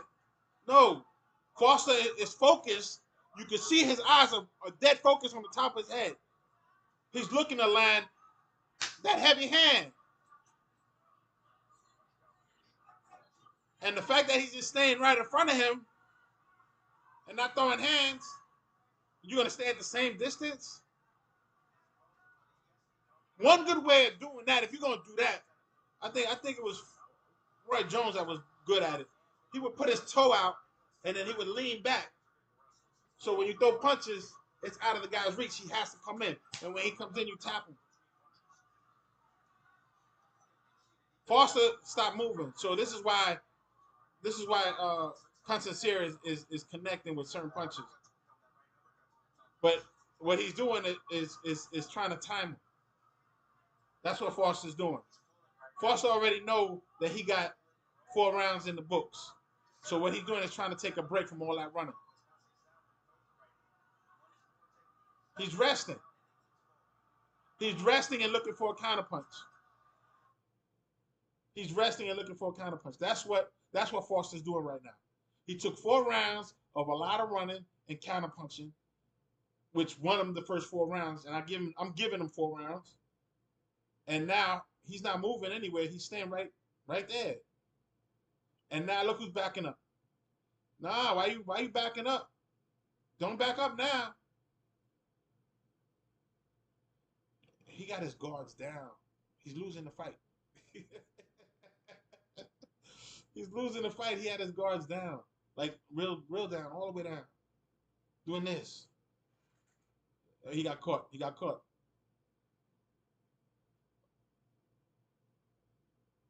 He went through it. That's crazy. He took a right hook. I'm sorry, a left hook. Conceicao took a left hook and walked right through it. And that's the end of the round. Foster's confused. He's like, "What? Is this guy hurt?" He's staring at him as he's walking away. See if he's stumbling. Like, man, this dude, I just hit him with a lot of shots and he's still standing. Conceicao, I think he's here to prove he's más macho. And, well, I lasted 12 rounds with him type of stuff. I made it to the end. I belong in the championship caliber. Call me up for another payday when you need somebody, you need a punching bag. That's how journeymen make money. They're like, you know what? I lasted 12 rounds with this person. I lasted 12 rounds with that person. I lasted 12 rounds. They get jobs. Oh, come on in. You can last another 12 rounds with this guy. You're not going to win, but you last 12 rounds. Your record is going to look bad. Now he's coming in with it. Foster came in with a jab, and then he turned the jab over to a hook. And he's jumping back, keeping his distance. He's still not running. He's standing right in front of him now. Conceicao should take advantage of that.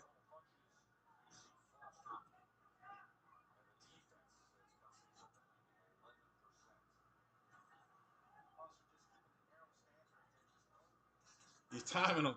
He's timing him. That right hook is going in beautifully. He's timing him. Every time he comes in with his head, he gets him. And he's not looking, like he just moved him out the way and spun around like, oh, he don't got his guards up. He's just like, whoop, get out of here. When a boxer does that, man, he's got control of your whole body. Where you standing in the ring. He's maintaining a distance just to throw that hard overhand right. That's what Foster's doing right now. He took a break that last round, and he probably won. He probably lost it on somebody else's card because he didn't press the fight. But let's say they gave it to him, so he's not running. He stopped running. He's comfortable with the fact that this guy can't hurt him. He's not running. He's not shuffling into the center of the ring, but he's not running. The Conceicao is trying to throw his own overhand right. He's been trying to do it unsuccessfully all night. Like the first round, he threw it without setting it up. So Foster's just like blocking it, dipping out of the way, making a miss.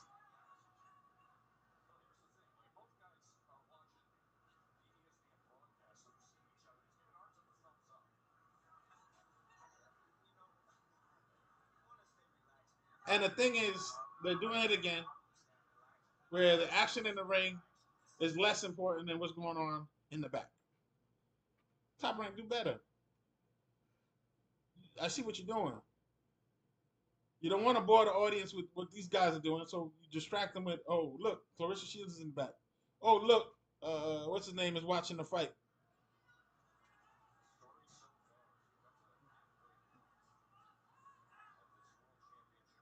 If you put competitive matches together, you don't have to go to the back.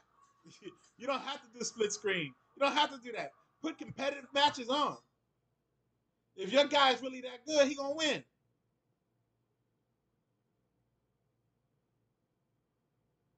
And then the highlights, come on, man. The highlights are trash. Like the punches are connecting and he's walking right through them. Why are you even showing this? Are you guys seeing this, or am I by myself here? Let's go. Top Rank, do better, man. Your guy has been counterpunching, and I don't know what he's been doing. Now they showing punching stats that don't really reflect in the fight. He's throwing 200 and some punches, 300 and some punches, and then he only landed so many. Who is doing these counts? I want to know who's counting these punches. Because if you hit somebody in the wrist, that should count. Excuse me. Excuse my language. That counts. If you hit somebody in the arm, those punches count. In the neck, shoulders, those punches count. He's been taking a lot of punches to those shoulders. Ooh, ooh. He caught a right hook of his own. Finally, that overhand right got in, but it was like more of a hook from Conceicao to Foster. But Foster has been hitting him on the shoulder a lot. Those punches count as points.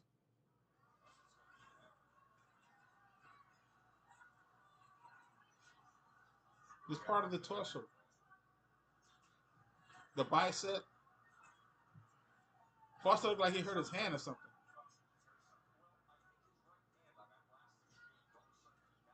I think Foster hurt his right hand on that forehead or something. He's babysitting it.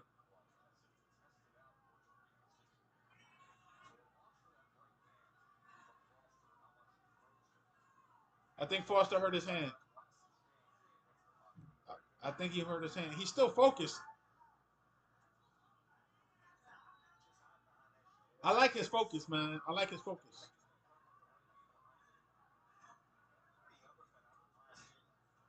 He got caught with an overhand right finally.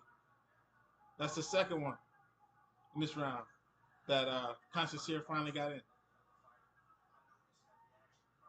It still came off the shoulder.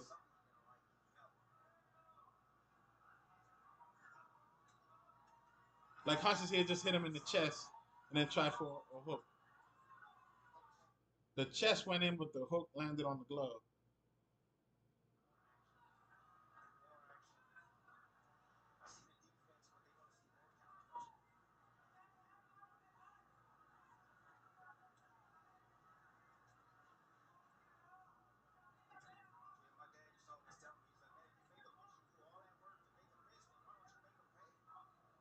He tried it again.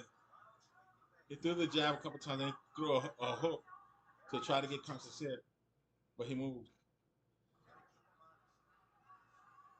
He took the jabs. Conceicao is just taking jabs. You're not gonna sit there and tell me Conceicao is taking the title so far. Again, we're in the seventh round, and if you gave him one round, maybe the last round, he's lucky to have that one round. I personally got a shutout right now, only because Foster has been really teeing off on him and keeping the right proper distance and not getting hit with a lot of punches.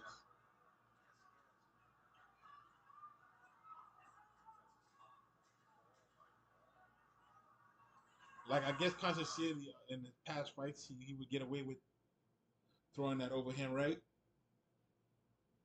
and landing it, but the fact that Foster is he's keeping an arm's reach away from him the whole fight, and Conceicao can't penetrate that for some reason. He steps forward, the guy takes a step back. He steps forward, the guy takes a step back, and then when he throws his punches, pop, pop, and he's back in that range. That's boxing, baby. That's boxing. To me, it's a shutout. Conceicao from Brazil, I'm sorry, you came all this way to be a punching bag. Because that overhand bolo punch you got, it is not landing. And if that's the only punch you got, you better set it up or something. You better set it up. Nobody's eating it. Nobody. Let's go. Let's see what's going on. We in round number 8. 8 of 12. 8 of 12.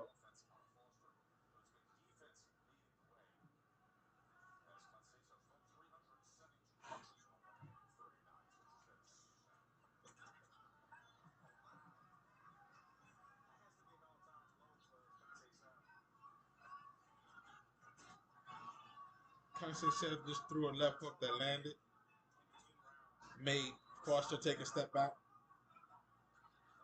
Foster's controlling the distance, so he's not even running anymore. He's throwing combinations, getting at it, but he makes sure that when he stops, that guard is up.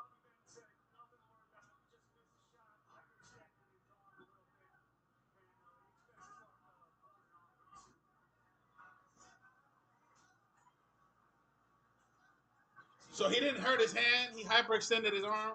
Foster did. His right hand. It looked like he was holding his right hand.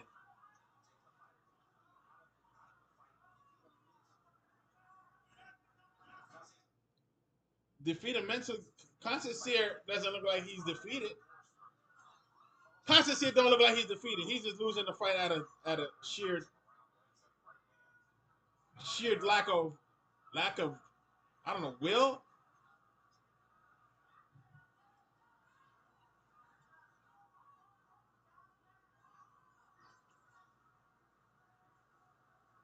He's letting Foster keep his distance. Like, no, you control the fight with the jab. He's maneuvering him around.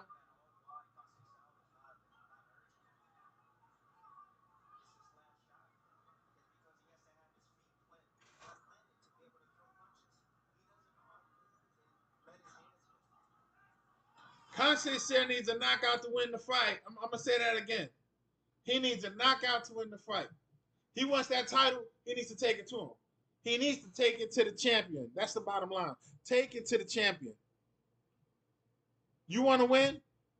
You got to show the eye of the tiger, baby. Let's go. Let's go. Right now, Foster has the eye of the tiger. He's so focused. Like, man, any move Conceicao make, he's already countered it. With distance. Just with distance.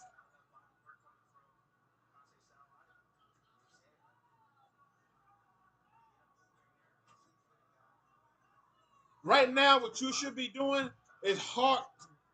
I don't know. He don't like it. You can't outbox him, so you got to outpower him. You got to get inside. At no point have I seen Conceicao take him to the inside. At no point. At no point. They've been keeping that distance, and when he throws his punches from that same distance. And Foster is using the distance that works for him, not the other way around. Because all he has to do is lean back or take a step back, and either the jab or the hook is going to miss. What are we talking about here? This is not competitive at all. Not to put nothing on Foster. Foster looks like he's a good boxer. He's outboxing him. He did not get hit.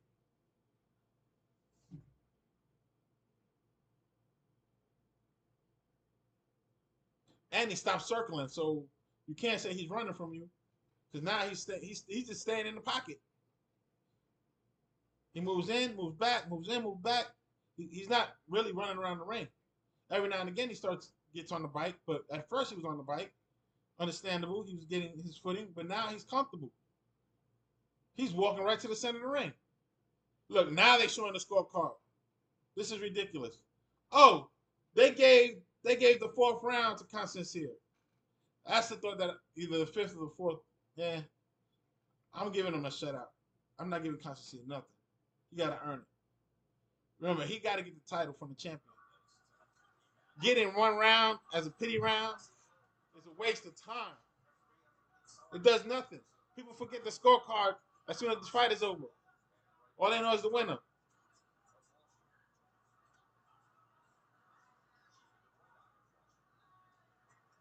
Foster's bleeding. I think Foster's bleeding from the right eye.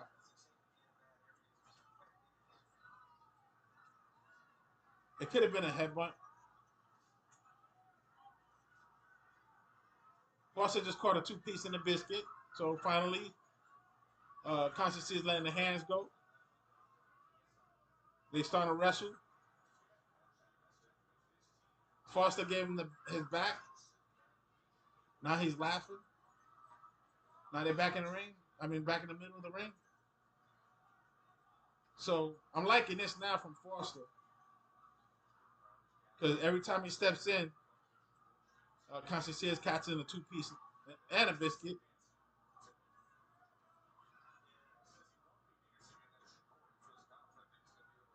Like Foster staying right in the middle of the ring.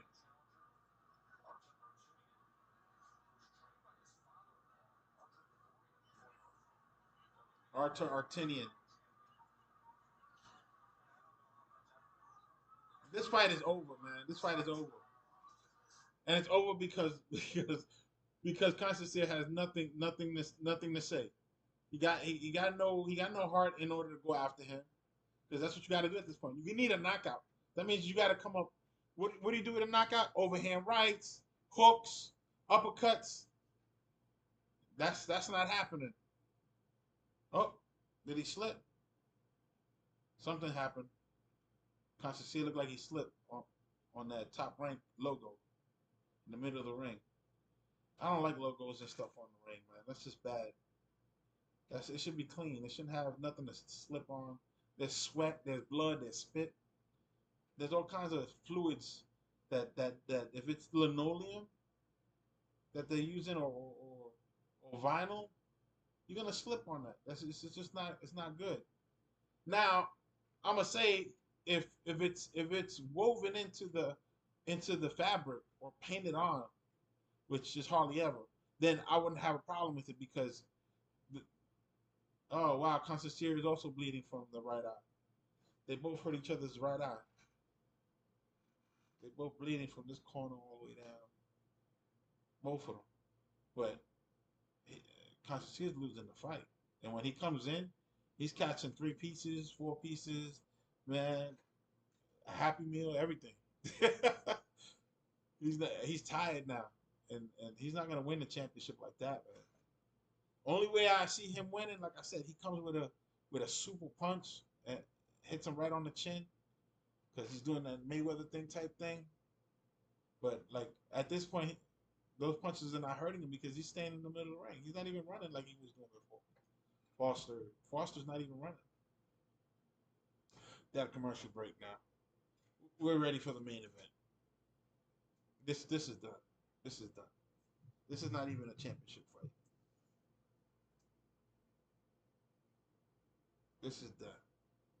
They could give him a TKO. It wouldn't matter.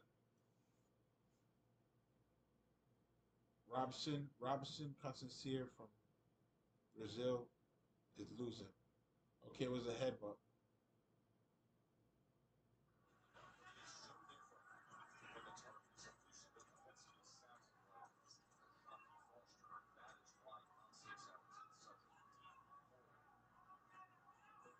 Conceicao has one punch right now that's actually landing, and he's not throwing it. He's throwing a lot of punches now.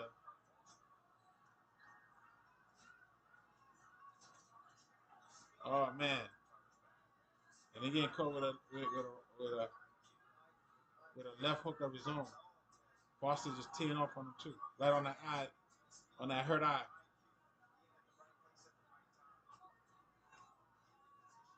Right now, Foster should not be fighting the way he's fighting. Like, there's no reason to do this unless you're trying to knock him out. But he has too much power behind him. He doesn't look tired. He's eating your punches, the ones that do land that are hard. All he got to do is get on the bike and keep boxing. I mean, this fight is over on my book. Even if these guys gave him that fourth round, it's still 9-1. There is no way. The only way he wins is by knockout. Let's see what happens. Right now, Foster all he needs to do is keep throwing that jab and stay in the distance. Pop every time he get close. Make him miss. Look, he steered him around, got under him, and got behind him, and and then he pushed him up against the ropes from the back. Conceicao, what you doing? He threw a 1-2 and then threw a hook to the air. If he's trying to go to the liver shot, that's another way to knock a guy out. If you're looking for a knockout, But the only way you can do that is to get his arms to go up to protect his head. And at no point has Foster has given him the opportunity to throw any decent punches within the close range. So he's keeping his guard like this.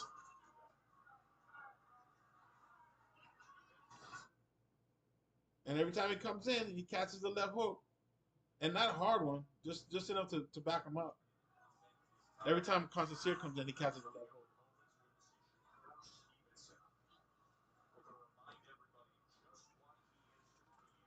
Shakur Stevenson is supposed to show something, but the last fights that we watched from Top Rank, all these guys can box, but they're not exciting fighters. They can box.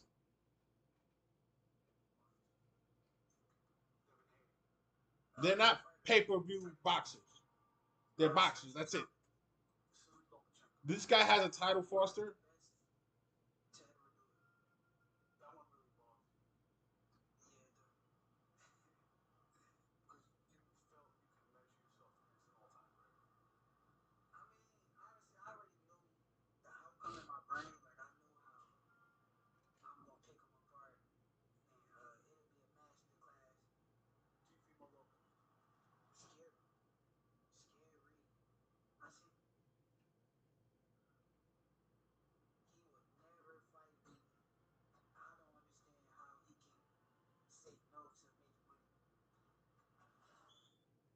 Man, he just called out Lomachenko. Shakur Stevenson just called out Lomachenko, and he called out Teofimo Lopez. Now, I don't think Lomachenko has a belt. I have to look it up. I don't remember if he has a belt because he won his last fight, but he lost the previous fight. So I don't know if he has a title that Shakur Stevenson needs, or he just want to fight him for clout. We're in the 11th round of the Foster Conceicao fight. Foster is the WBC junior lightweight champion of the world. And they're showing the scorecard, or landed punches, excuse me, 91, 58. Those are all the punches in the whole, in 10 rounds.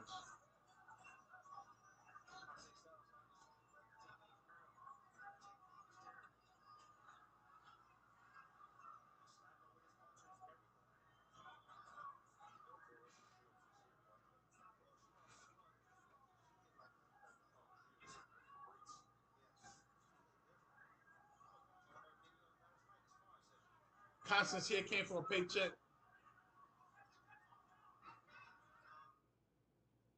He's as aggressive as a turtle.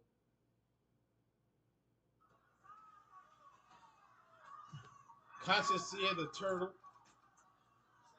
Robson, turtle, Constance here.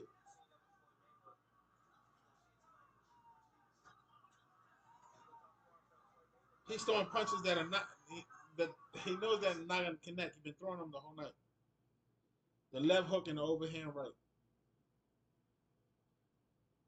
If you can't hit the guy where you want to hit him, you got to hit him somewhere else. So you take his focus off of where you really want to hit him. That means his shoulder is open, land on that shoulder, make that arm come down. He's doing this. That means he's giving you the shoulder. Please hit me there. You hit him in the bicep hard enough many times, he's gonna drop that arm. He's gonna shake it all. His shoulder's gonna start hurting. Then he's in trouble. Now he can't really, block. But you gotta adjust as a champion. You gotta adjust in the middle of the ring. You have to adjust. Adjustments has to be made because all of a sudden he's gonna make adjustments to counter whatever you got going on. But if you're just gonna counter with your head, like right now his guards are down, you're losing the fight. What are you doing? You trying to steer him in with your face? No, get on the back foot. He's leaning forward with his guards down. Well, I'm talking about Conceicao. You can't do that. Look, your jab, he's slipping your jab. You slow.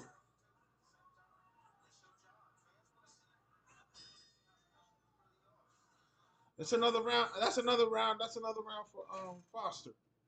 I got a shutout. I'm sorry, I didn't give Constance No rounds. They gave him the 4th round. I don't know if they gave him something else, but I gave him no rounds whatsoever. You're not gonna win this title. You ain't taking it from the champion. You should be pummeling him. Hit him with hard punches, not throwing just punches and hoping they land in one punch combinations. We're talking about a championship fight. This is for a title. What you doing?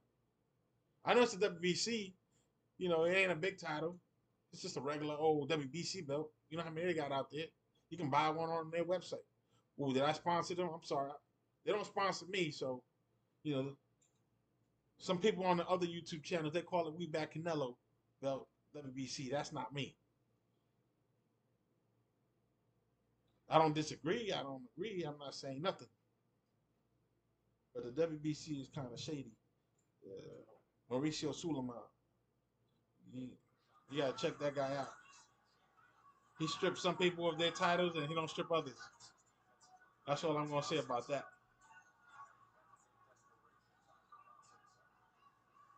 Conceicao needs a knockout to win this fight. Even if they give him 3 rounds, he has to go for a liver shot.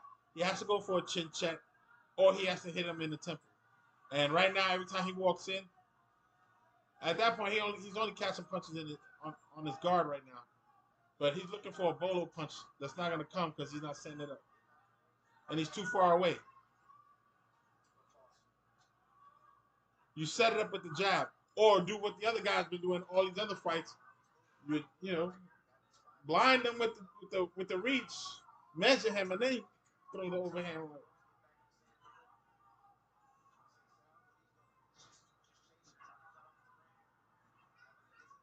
You're not gonna be talking about cutting off the ring now, Tim Bradley. It's the 12th round.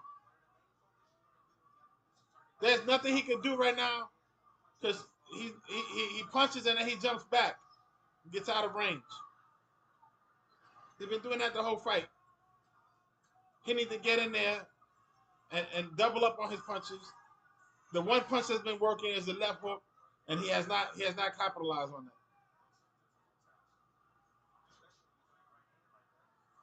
He did a shoe shine that didn't even shine the shoes. Come on, man.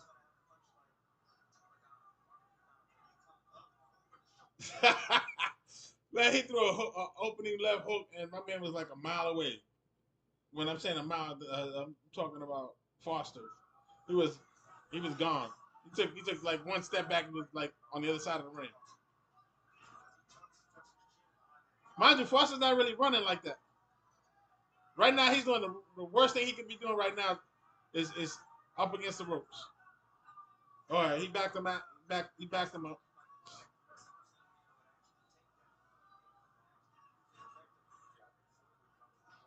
How are you gonna say you're gonna take that title from the champion when you ain't done nothing to take it from him? I am not convinced. Even his Foster just focused and moving out the way, not doing nothing. He don't gotta do nothing else. The fight is won. All you gotta do is avoid getting knocked out. That's what Foster has to do. And the way he's been keeping his distance, and every time he gets close enough, he counter punches. He takes one step back, makes a miss, and then he throws his own overhand right. That fight is over. Why are you raising your hand? You did not win. And I'm talking about Constantine. He's like, thank you. I made it all 12 rounds. Thank you. Look at me. I made it 12 rounds with the champion. You look at me. Yeah. Yeah. Newark, New Jersey is sleeping. That crowd is so quiet right now. They're like this.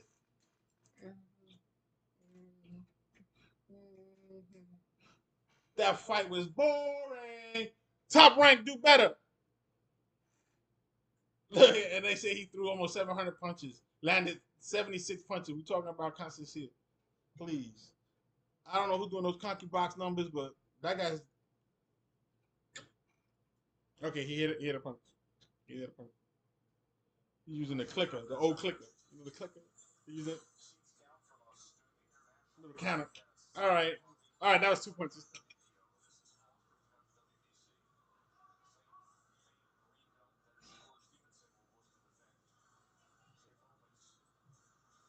Shakur Stevenson, the WBC lightweight champion.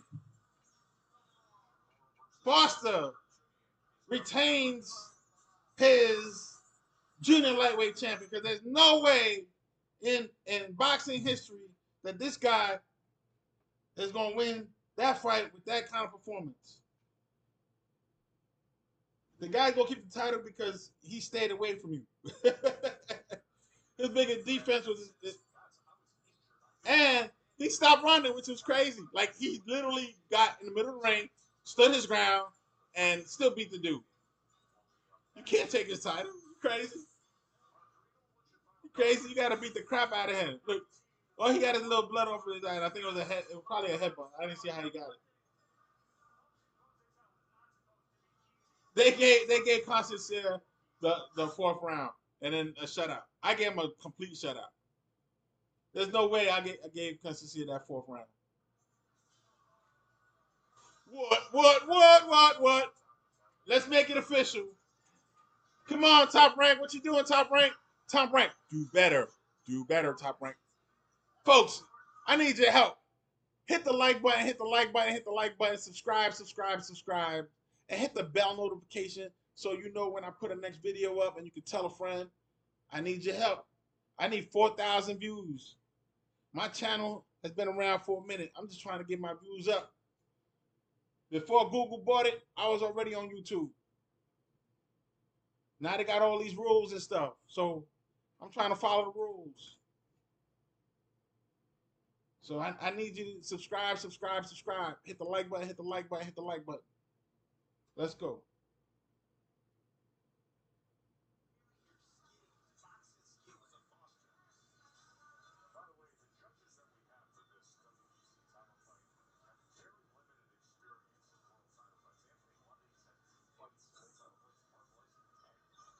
Now they're talking about the judges having a limited experience. It doesn't matter. This is not a hard fight to judge. It's a one-sided fight.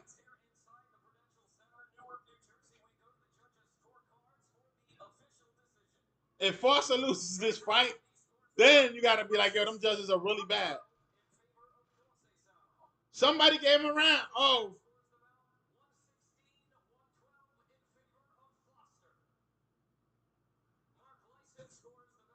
Conceicao won the fight on the judge card.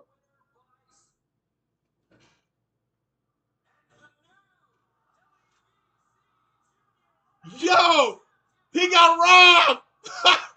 Yo, they were just talking about the judges not having experience. They just gave Conceicao. Oh shit. They just gave Conceicao. Yo, Top Rank, do better, Top Rank. Oh wow, this is yo. Yo, I did not see that coming. Yo.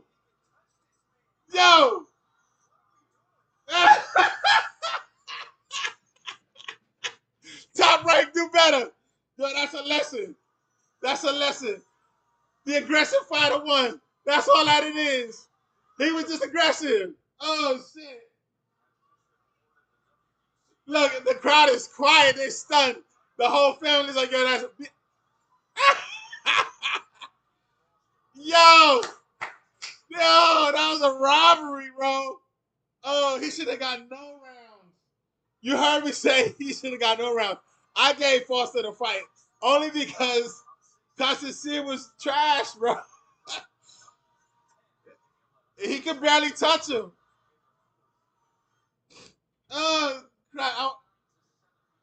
Yo, he took an L.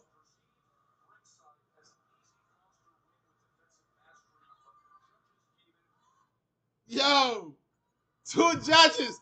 One judge gave it to Foster. The other two judges gave it to Conceicao.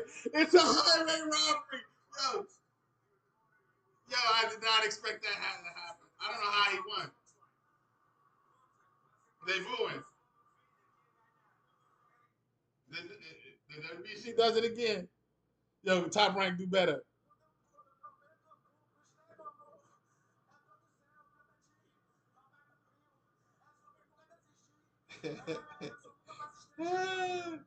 yo, hey, It's boxing, baby. Yo, he got robbed. Yo, and I'm not even a Foster fan. I'm gonna tell you that right now. It was trash. But Constantine was more aggressive. He was aggressive with, but he was getting tagged all the whole night. And the Conky box numbers is terrible because I know those punches. You know,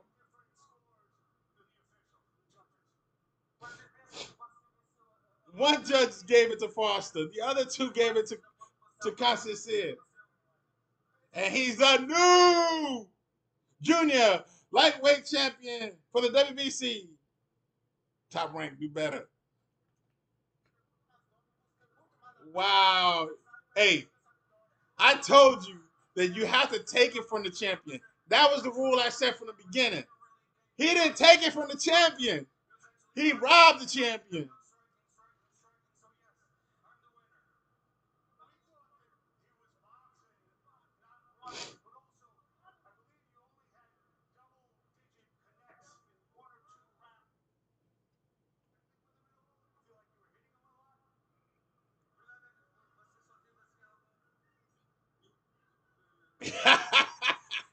Yo, the top ranked guy, he's trying to question him that he lost. The guy's not gonna say he lost, man. He just got the world title. He won. He got the W. I personally had him losing. I didn't give him no rounds. They at least gave him the fourth round, the announcers. And the judges, two of them gave it to him, and one of the judges gave it to Foster. Yo! That's boxing, baby. Oh, that's a hey. Foster, that's what you get for running. They've been watching this the whole night, though. The whole night. They've been watching boxes from Top Rank bunch just running. This is probably punishment. This is probably punishment. Like, yo, y'all need to fight. If Shakur Stevenson comes out and does the same thing, he might lose. If it's the same judges, he might lose too. Because the guy stays in the middle and then they circle around.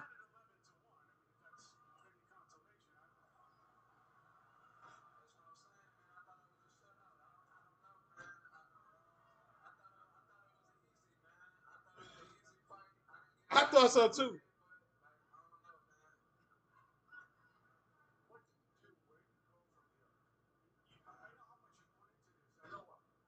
You should get a rematch. I would ask for a rematch and then punish him. Oh, he gonna cry.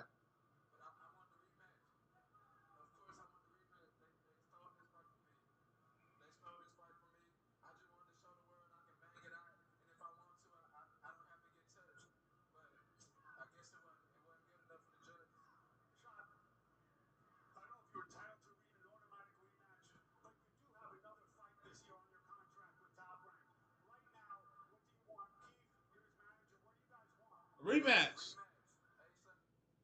Yeah.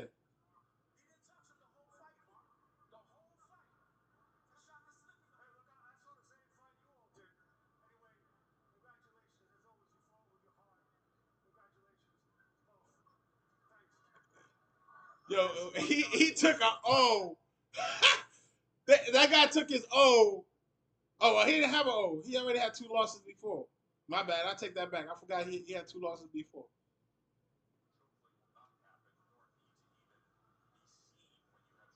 Shakur Stevenson has an O. Foster didn't have an O, so he could take another L. This is Foster's third loss, and I think he got robbed. Top Rank, do better. Top Rank, top rank. Your boxers are not boxing. I mean, they boxing, but they running too much.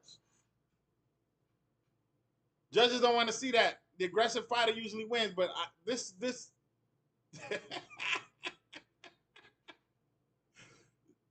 like I said, the champion has an advantage. You have to take it from the champion. This was not. He did not dominate the champion.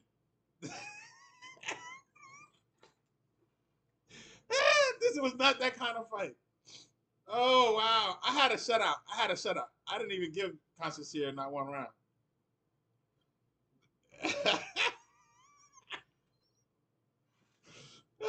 I got it wrong. And no. Yo, my man was raising his hand. He was acting like he won, and he won. He manifested that Joker. I would ask for a rematch immediately. Like I would go get my stitches right here, and I don't know how long it takes for that to heal. Maybe a couple of weeks. And the next available top ranked fight, I want to be on the undercard of that one, whatever it is. Put me on it with that guy, and then punish him. Like punish him. He should have done that to begin with. He took it lightly. He looked focused. I'm telling you, when he was fighting, he saw everything that was happening.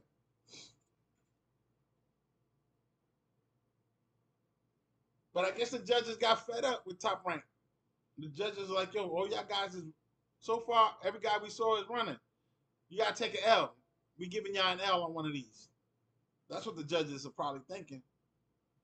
Y'all keep running. Y'all think y'all gonna win a fight like that? Okay, watch this. Because that's exactly how Shakur Stevenson won his last match. He was running the whole time. Punching, pop, pop, pop, running, pump, pop, pop, avoided those big heavy hands. But in this particular fight, Foster could have dominated too. But he wasn't dominating either. It wasn't a dominating performance. It was a boxing lesson. That I give him that. Hit, not get hit. I don't know where these judges come from. The first thing they said was, before the judges announced, is that these judges have little experience with championship boxing. Whose fault is that? Top Rank, do better. I'm pretty sure Top Rank has a say-so in what judges coming through those doors. Because remember, it's a WBC fight. Mauricio Suleiman, I already told you, I believe he's shady. That's just my belief. I don't know, he could be a great guy. But the fact that he strips certain boxers and other boxers he don't strip, this was a strip. They just did it that way. Because I didn't see Conceicao beat him. I didn't see it.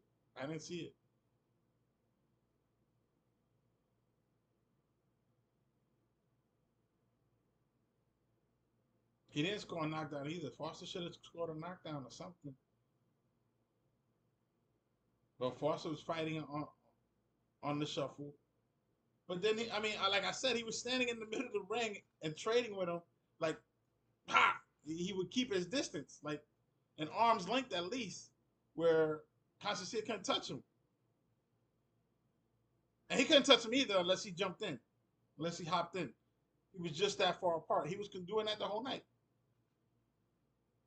The only punches that were landing for Conceicao that were good were the right hooks. I mean the left hook, excuse me. The left hook. The left hook kept landing all night. The right overhand right that he was throwing, that was missing like bricks. And when it did land, it would land on the glove. Because Foster knew what he was doing. Oh man, let's see what Tim Bradley has to say.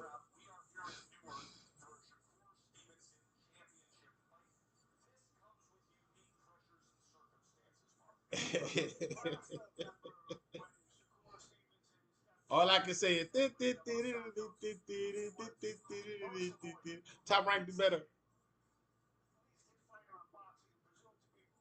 I wonder how much time Top Rank guys left in the business. Who's gonna take it over? Because the old man is like 90 years old, and I don't think he works as much as he should. I think because he's not at this fight. Bob Arum shows up for big fights. He's not there tonight, or at least they haven't showed him.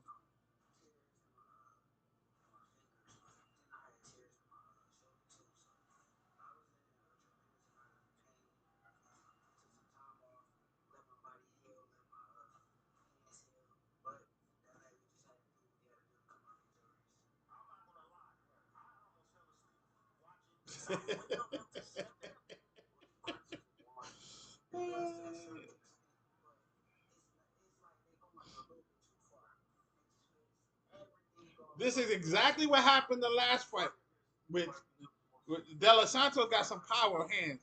But Shakur Stevenson kept running around the ring, and De Los Santos didn't know how to cut off the ring. He was just chasing him the whole time.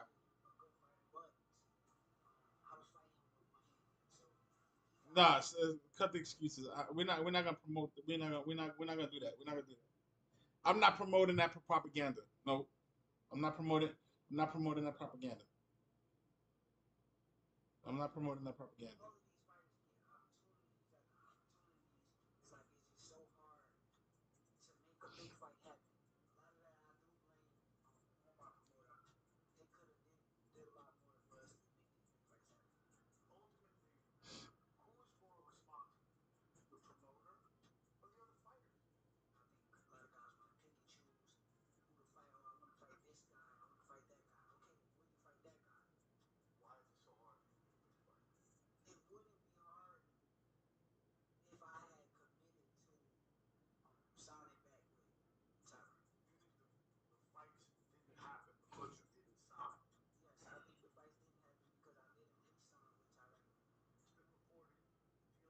Once again, Shakur Stevenson is not a pay-per-view main event fight.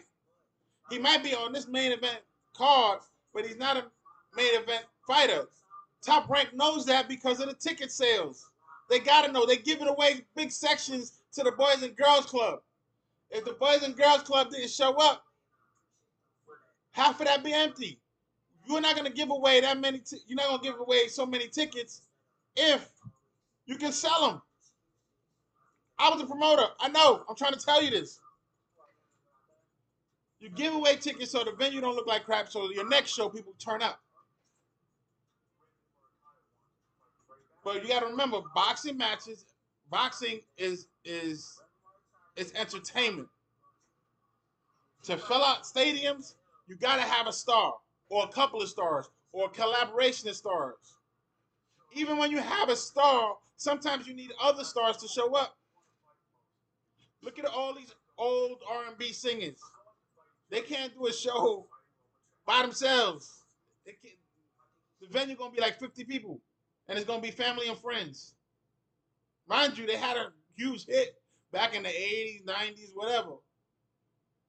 Now, if they do a show, they gotta have at least maybe three other R&B guys or another act or two that can carry another 50 or 60 people or 100 people. They're not filling venues by themselves.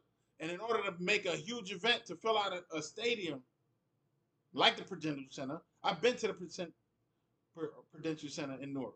I performed at the Prudential Center in Newark. So I'm telling you, you're gonna need a lot of people to fill that arena up so you don't look empty on television. Bob Arum knows that. He knows his numbers. Can Shakur Stevenson fill up the stadium by himself? The answer is no. The answer is no. He cannot do it. There is no way Shakur Stevenson can fill up that arena by himself and be honest and do a pay-per-view where people gonna buy to watch him fight. He is not no Tank Davis. He is not no Crawford, because even Crawford, to sell out, Crawford got to be in Nebraska. And he's the best powerful farm fighter, I believe, in this era. Besides Inoue. And Inoue has been knocked down already. His chin been tested.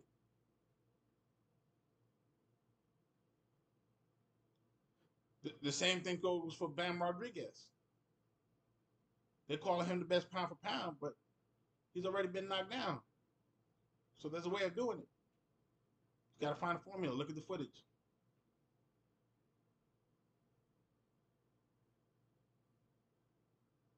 So right now, if Shakur Stevenson wants to show up and show out, he needs to put jokers away.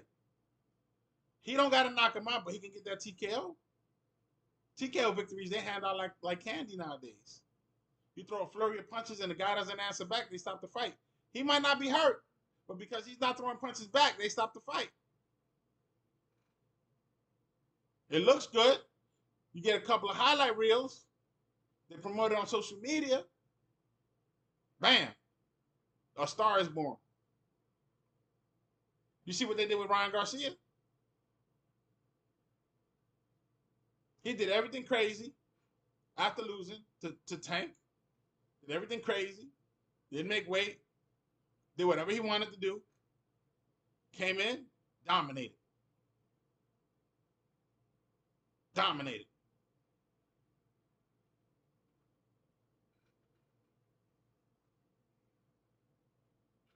My apologies. So, he dominated. Now, we know the events. If you've been watching the after effects, Ryan Garcia, his win got overturned because not only he did not make weight, so he didn't win the championship belt. If he would have made weight, he would have got the title. That would have been a whole different story. But then they probably would have overturned that because of him using, allegedly using, um, performing enhancing drugs. I don't know. I wasn't there. I didn't test them, but they said they did it twice allegedly, and he came up hot twice. New York Athletic Commission has suspended him for that indefinitely, but because of the injuries that occurred, so did Haney. Devin Haney got suspended indefinitely. So they're both suspended. Then Ryan had to pay a fine, and now he's doing more crazy stuff, allegedly, according to other people, and now he's supposedly in rehab. However, he can sell out a stadium now after that last performance. People want to see him. If I was his manager, if I was his manager, I was Ryan Garcia's manager or his promoter. And this message is going out to Oscar De La Hoya. Let him be heel. You want to be a heel? Heels can do whatever they want. They can do whatever they want. And people won't come out and see him because they want to see him get hurt. They want to see him get knocked out. Look at Jake Paul. People still waiting for him to get knocked out. And he's still selling out stadiums. So check this out. Let Ryan Garcia be a heel. He said whatever he had to say. Wrong, right, or indifference. He did it. Him apologizing, going to rehab, and doing all this craziness. Okay. Okay, that appeases some folks. Possibly. But let him be a heel. Let him come out, keep talking shit. Excuse my language. Oscar De La Hoya. Let him be the bad guy. Sell out stadiums and make money. He is not the golden boy. He is not you. He doesn't go the straight and narrow. He don't live the straight edge. He drinks, smokes, does drugs. He is not a role model. He's the bad guy. Let him be the bad guy. And as the bad guy, as the heel, let him rake in the dough. Sell him tickets, sell him pay-per-views. Keep knocking jokers out. Keep using that left hook. I would recommend that he use some other stuff. He needs new finishes. Put it like that. He needs a new finish. New polish on the coat. That left hook ain't gonna always be there. He needs to come up with uppercuts, left hooks to the body. The same. He knows how to take a liver shot. So he learned how to shoot it. All right, we're getting ready for the main event, man. But Oscar De La Hoya, do better, man. Protect your fighters. You don't got no championship fighters over there, the real ones. Your golden goose, Canelo left. Now you're about to lose Ryan Garcia. Please, golden boy, do better. Let's see what they got going on. Shakur Stevenson is about to enter the ring. He's in the wings. Artem is in the ring already.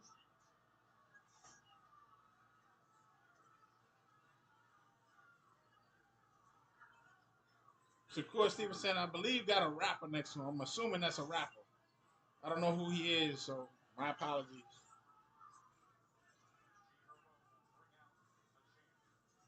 G Herbal, I don't know who he is. Let's see if he can rap. Well, I heard his music before. Because nowadays, the music business is anybody. If you know how to put your stuff out on the internet.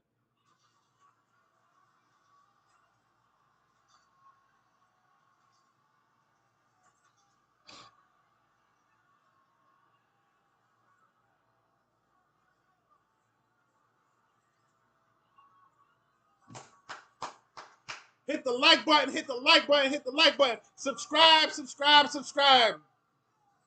Hit the bell icon to get more notifications. Come on, YouTube. This is your chance. The main event is here.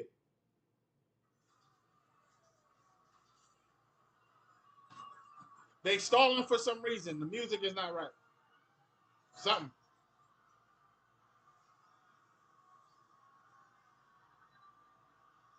What I tell you, after 11 o'clock. Never fails.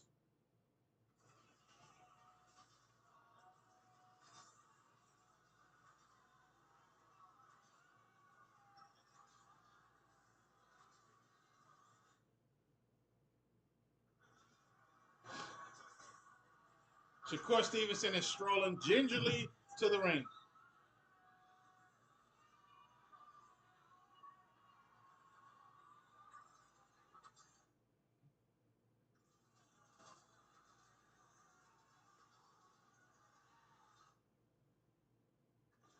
It looks like a decent sized crowd in the arena.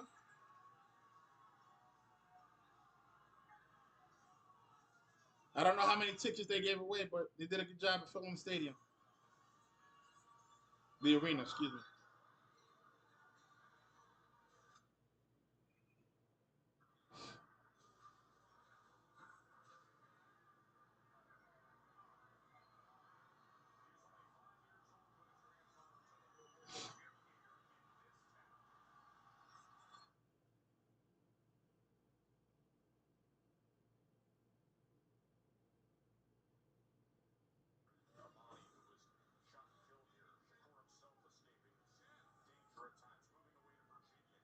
Shakur Stevenson got a jacket that says "I'm him" on the back.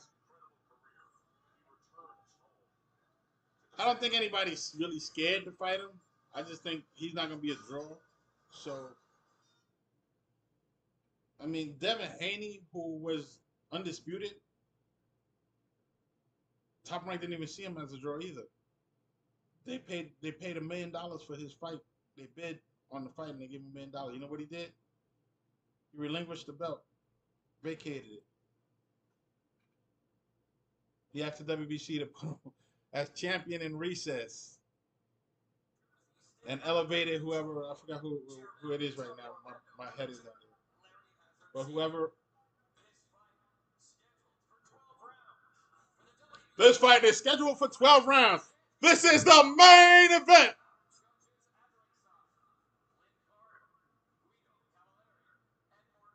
Lynn Carter, Guido Caballera, and Mark Lysum. American, Italian, and British judges.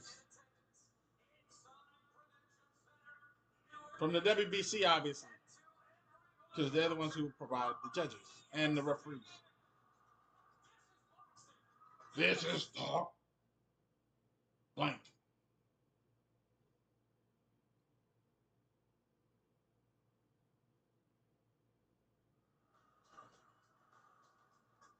All right, who you got to win? Who you got to win?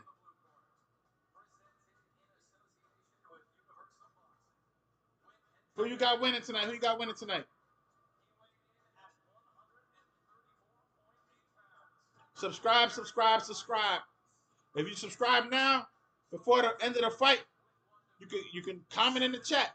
Because this fight, I believe, is going 12 rounds.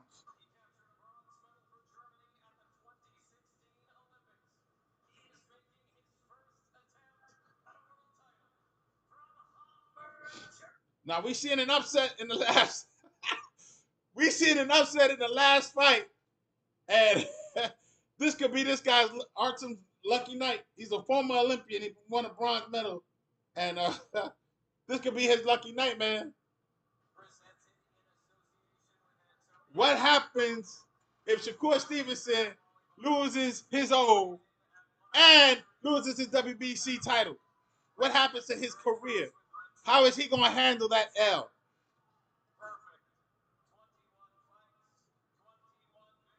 21 fights, 21 victories.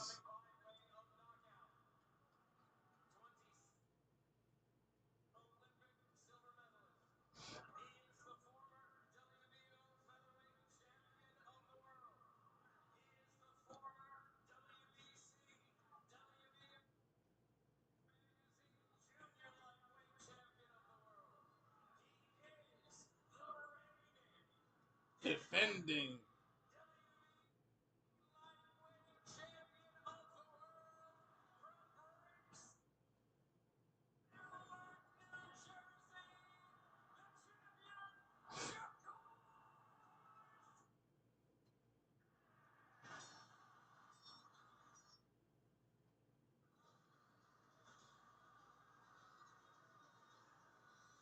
All right, here we go again. This is kind of like the last fight with Foster, who also was a champion, except he had 2 losses on his record, and so did.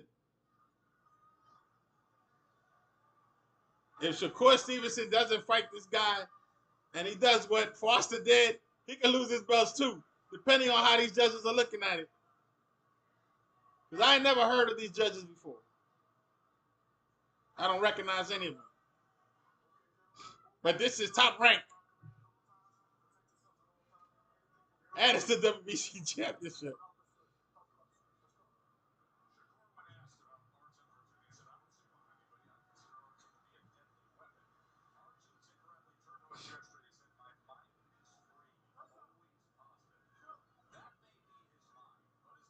Let me tell you, if you go to any boxing match, and even if you're the champion, and you're not a slight bit, edgy, nervous, before the first round goes, there's something wrong with you, man. You come in too comfortable, you can lose the fight.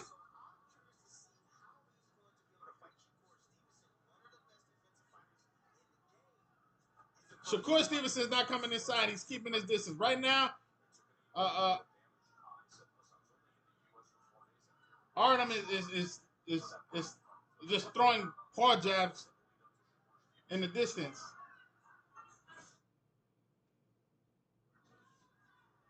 Shakur already threw a counter, a counter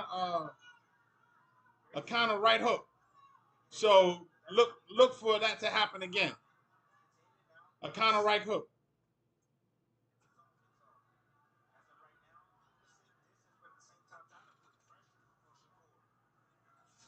Artem is not gonna put no pressure on him the way it looks right now. He's gonna try to throw punches from a distance, straight punches.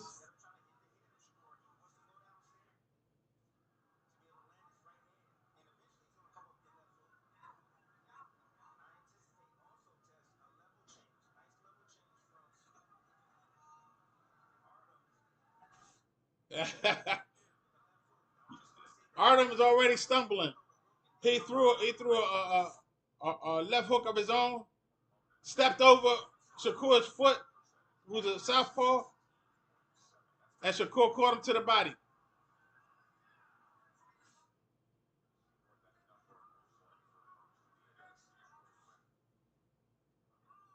Artem is orthodox. He's fighting a southpaw. You have to go with the lead right punch in order to be effective. You got to go in the opposite direction that you normally go because you're gonna walk into the guy's power hand. So right now, I don't see Artem doing anything that's gonna help him win this fight right now. He's got Shakur shook. Shakur is shook. He's keeping his distance. He is not running, but he is keeping his distance. So much so that he's riding the ropes.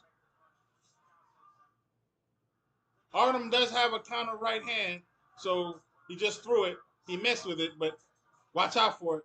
if he has a counter right hand of his own.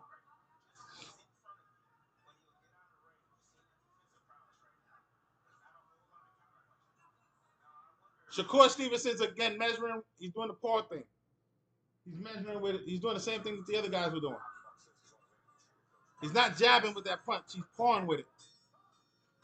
You know, he's pawing with it. He's pawing with it. He's pawing with it. That's what it looks like. I don't even know how to score that first round. I mean, if you're gonna go by aggression, because nobody hit nobody, you have to give that to Artem. The way the last fight was scored, I don't even know. I don't usually give draws for rounds, but that could be a draw, whatever that was. 10-10 round, I guess. If you can do that, I'm not even sure if, depending on how New Jersey handles it. But that round could have been easily a draw for me. It was nobody was really connecting with anything. There are some counter punches that were thrown. I don't know. I want to see how those guys get. Usually the champion gets the close rounds. Again, we saw what happened in the last fight.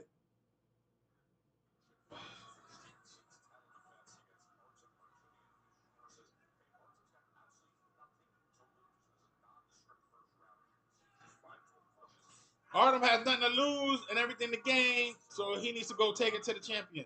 Take his title away. Because obviously, if nobody's pinching nobody, pressure is the only way that they can score the fight. We learned that from the last fight. The Brazilian took Foster's title, man. Foster was about to cry. You can see his eyes watering already. Like, I thought I didn't know.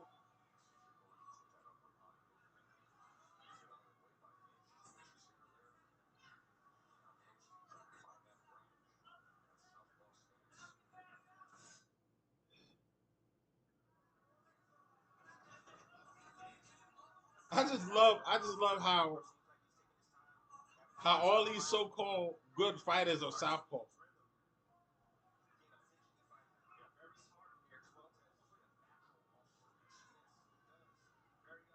and they all fight on their back foot. All them southpaws that are so-called great fighters, and they all fight on their back foot.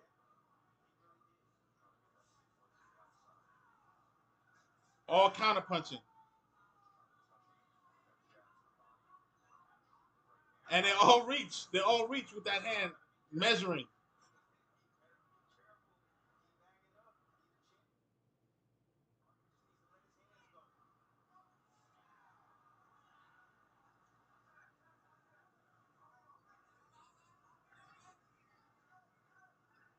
Shakur is looking for a counter punch, and Artem is just not is wasting a lot of time trying to connect.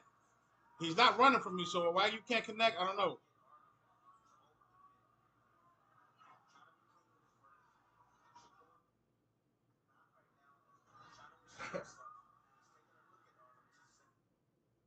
This is incredible. Autumn looks focused. His eyes are locked in. But I saw that in Foster, and Foster lost. So that's not saying anything. If this fight go to decision, that's anybody's game. Right now, they're not following the rules of boxing. The champion don't got no advantage. If he fights like this, and the aggressor is Artem, he can win the fight. We saw Top Rank do better. We saw that. We saw that in the last fight.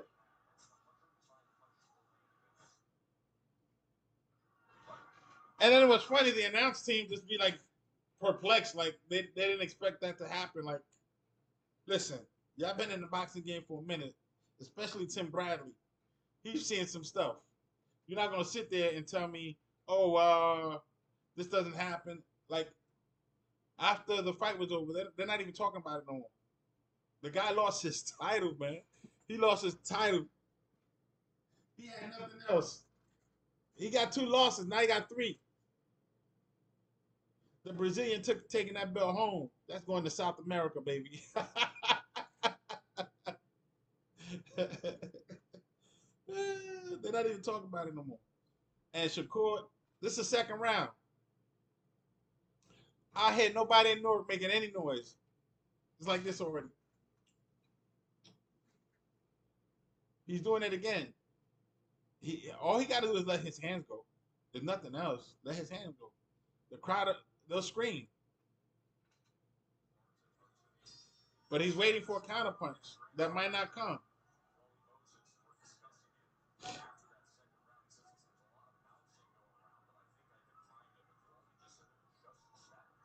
Shakur's not really moving. He's just keeping his distance, and he's fighting off the back foot. What I mean by the back foot, his weight is on his back foot, so he can move his front foot wherever he wants because it's so light. He doesn't shift weight because he's counterpunching, so there's no reason for him to shift weight. He'll just shift. He'll just move backwards. So if he's on his back foot, then you got to take it to him. That way you make him use his back foot more. All his weight is on his back foot. There's hardly no weight on that front foot. But he's not on his toes like that. Chase him down and hurt him. I hear boos. I think they're booing. I think they're booing. I think they're booing.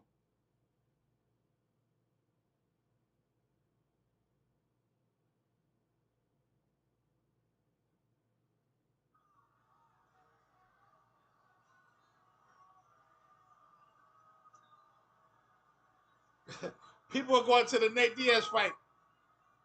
If I wasn't doing this live stream, I'd probably do it myself. But I want to see the outcome of this fight. Y'all wrong for saying that. Y'all wrong for saying that. I see you.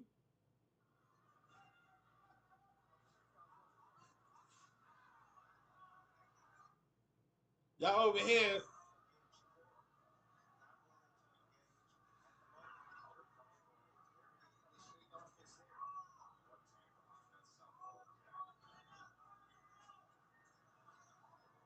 Shakur is pawn with the jab. It's not even a jab. It's just a paw. Again, putting that hand in front of him, and then he connected with that power hand. He's pawing again, and he connected that time doing that mess. The fact they letting him do it, it's another thing.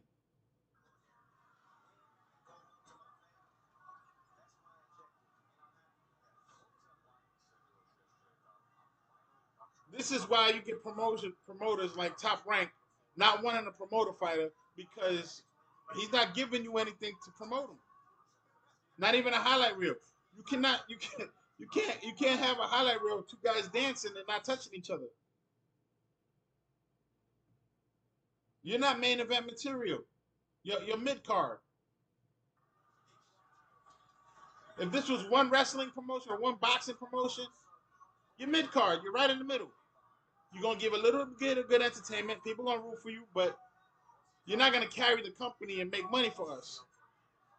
Top Rank right now is making money off of commercials, off of all those ads that are on the mat and eyes advertisement.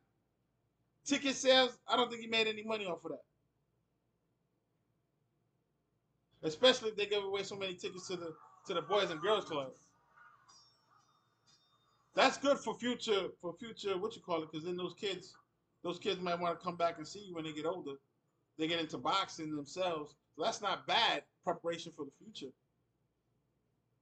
But I mean, Bob Arum is like 90 years old. Those kids are probably like 13.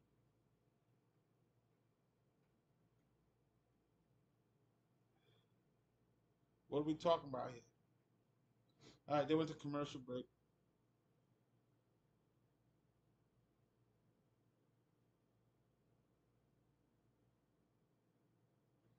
Being a promoter is not for the weak at heart. Sometimes you take a lot of losses, but you got to keep doing it because it is what it is. You got to keep doing it. You got to stay at it. You can't quit, even if you take a loss one time, because it's stick to itiveness, you'll overcome.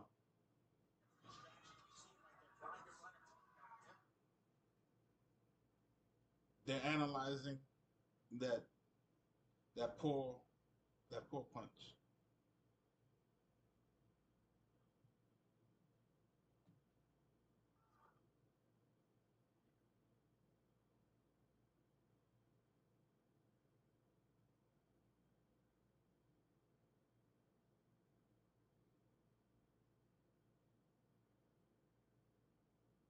I don't know, man.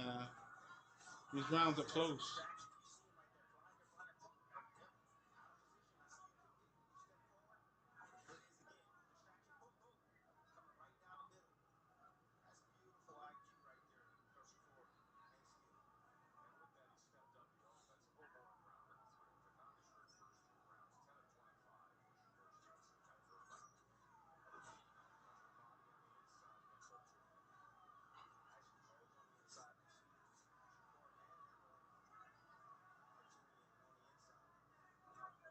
Shakur's pressing the fight now.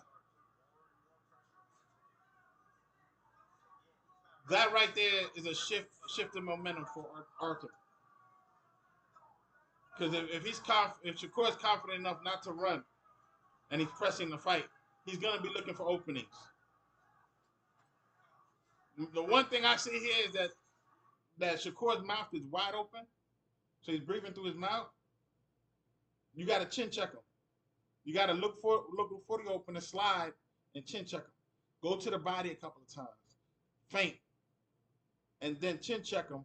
And when you do that, and his jaw is gonna hurt, even if you don't knock him out. But he's like, look at him. I know you see him, mouth wide open. He's breathing through his mouth.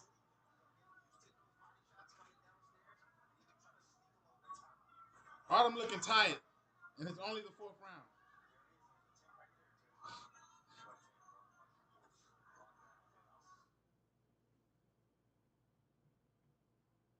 Artem looking tired.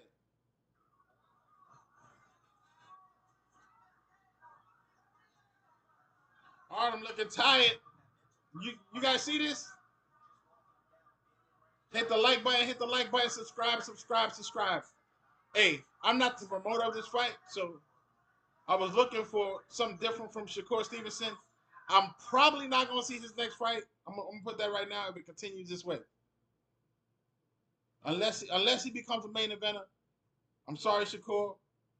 You're a good boxer, but you're not great. And it's possible that you'll be great in the future, or you'll get that match with the right person who tests you. But right now, you're not being tested. Right now, you're not being tested. Right now, you're not being tested. You're fighting off the back foot. The guy don't know what to do with you. He has no idea what to do. The good thing is you're not running, so they can't blame you for running and the counter punching. That's what you've been doing probably your whole boxing career. Can't blame you for that either. So, but Newark is quiet. You should be able to hear that. They're not even chanting your name.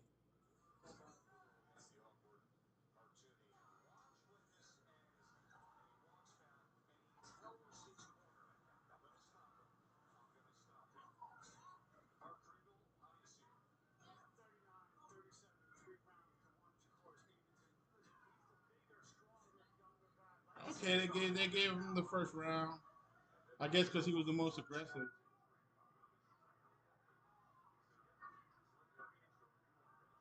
They give Artem the first round. I can see that scorecard. You know what? I'm gonna accept it as fact because I would have it that way too. I'm gonna go ahead and say that because I really didn't score it. Could have been a draw.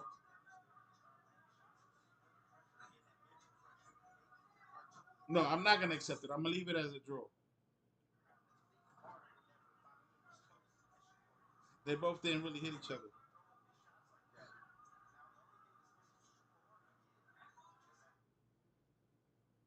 Artem is throwing a lot of punches, but not really connecting. And he needs to hit him to the body.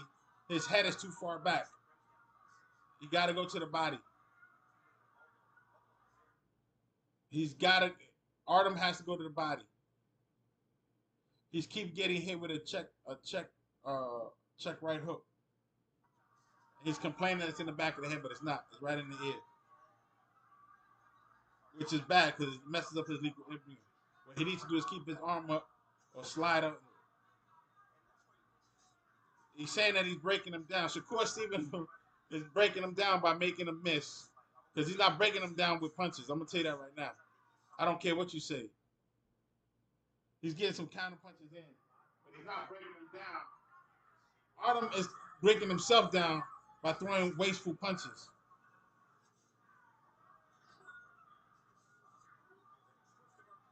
Shakur already said that he's going to knock him out between the 4th and the 5th round. He said he's going to get him out of there. He sees something that we don't see.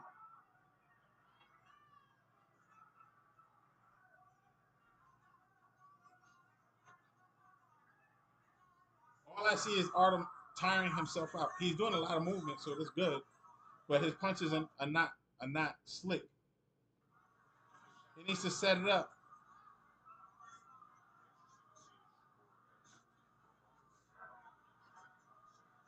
Shakur is getting in body shots and counter right hooks. Counter left hooks, excuse me. What's going on tonight? Counter left hooks are getting in every time. Shakur is frustrated. He's nodding his head as he's walking toward the corner.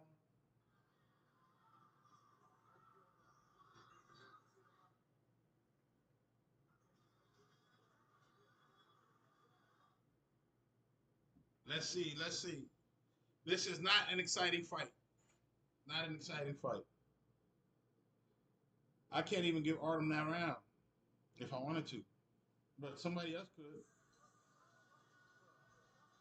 I gave a draw to the first round, and they gave it to him. So these really close fights they give.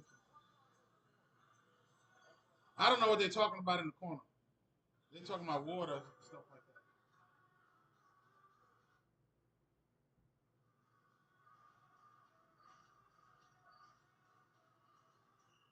It's Shakur Stevenson thinking this is a main event fight.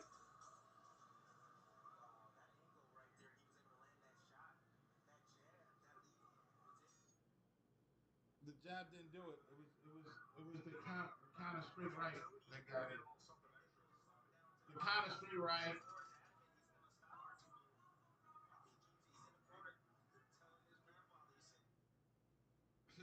Shakur's in the corner telling his grandfather he's gonna stop this fight.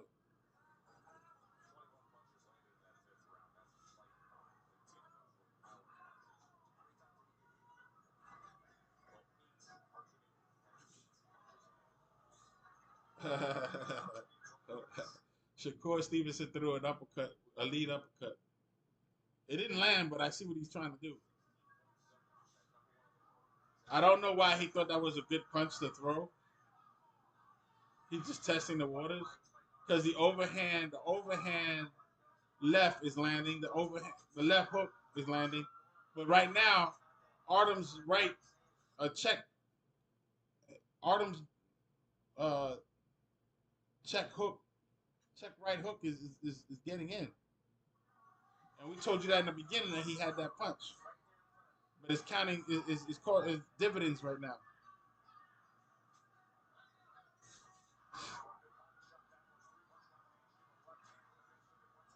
Shakur Stevenson is starting to throw solid punches. That's not a good sign for Artem. Artem needs to back up.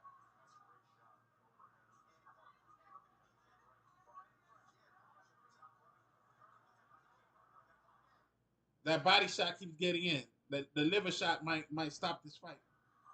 Artem just getting caught in the liver. He tried to say it was a low blow, but that was a clean liver shot.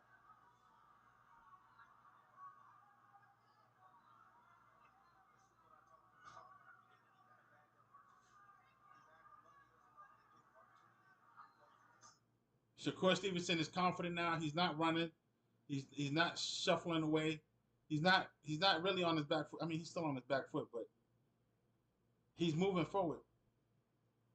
He's pressing the fight.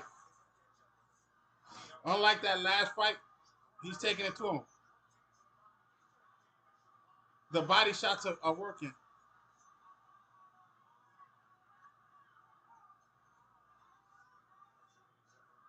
Artem knows that them body shots are hurting him, so he's keeping that arm close. Watch for Shakur to throw an uppercut again. He did it. There's the uppercut. I told you. You'll see it. He's gonna do it again. What he's doing is trying to get his hands away from his body. Now they're in the phone booth. Both of them are in the phone booth.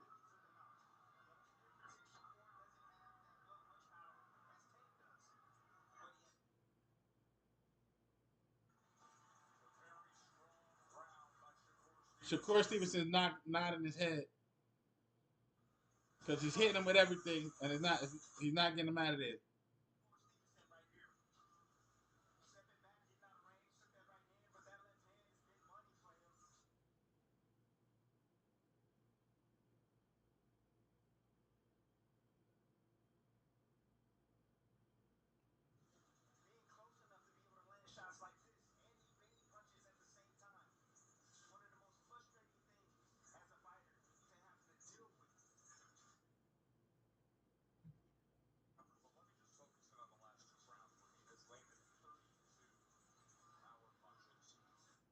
Shakur Stevenson is landing these heavy hand punches right now.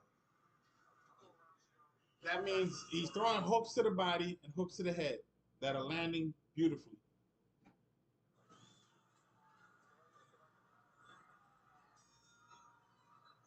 And the lead uppercut that he keeps throwing, it landed in the last round. So look for him to do that again.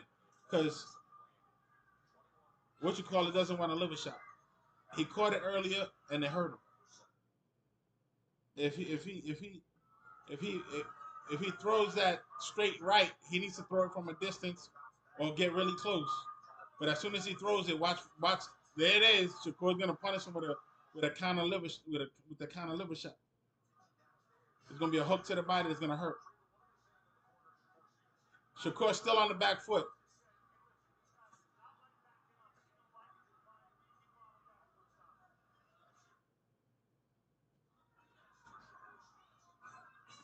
He don't like those body shots. Artem don't like those body shots. Shakur is looking for those body shots now. He stopped throwing any other punches, but he's looking for a body shot. The uppercut's gone, the hook, the straight right hand I was landing on him before. Shakur stops throwing them. Oh, he threw him there, but it didn't connect. High guard.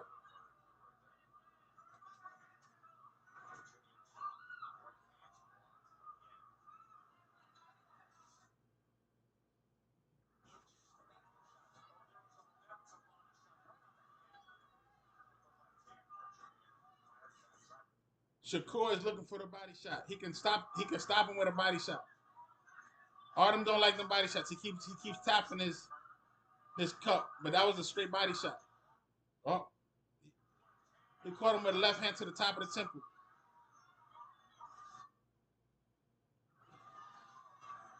Shakur Stevenson needs to let his hands go in order to accomplish the knockout that he wants. But every time he goes to the body now, that counter right hook that I told you Artem has, it lands. And it's stinging him. Shakur really believes that he can take him out with a liver shot. So he's focused too focused. Oh, Artem threw an uppercut and nearly landed. It moved him back.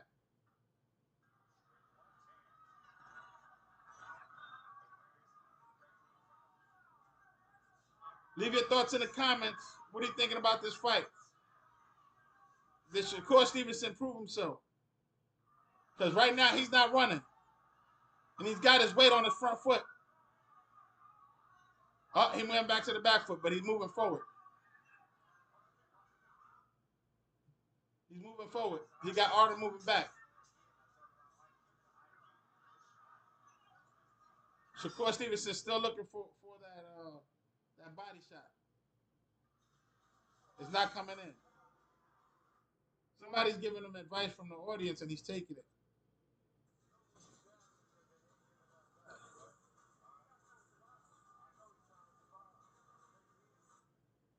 He's trying to. Artem is not trying to survive. He's actually trying to fight. He just can't.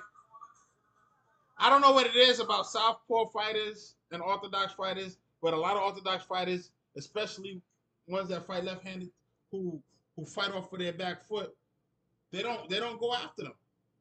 You got to go to that body. You got to tear that body up. That body's not moving, especially that Mayweather stance. That body's not going nowhere. He's giving you the body. But he's going to try to check you with a left hook or right hook to the head. So you got to go to that body and come back upstairs. And this is what's happening right now. The good thing is that Artem is every time Shakur tries to go to the body, Artem has that right check hook. And Shakur keeps getting caught with it, so he backs up a little bit. And he gets on that back foot again. Shakur don't like getting hit. That says a lot. That means you got to go to him, take it to him. Artem don't like them body shots, so he's not really. He don't want to take it to him. He's moving to the right in the right direction, away from Shakur's power hand, which is good because he's not going to be able to get that liver shot if he's out of range. Shakur's still trying to go for that liver shot.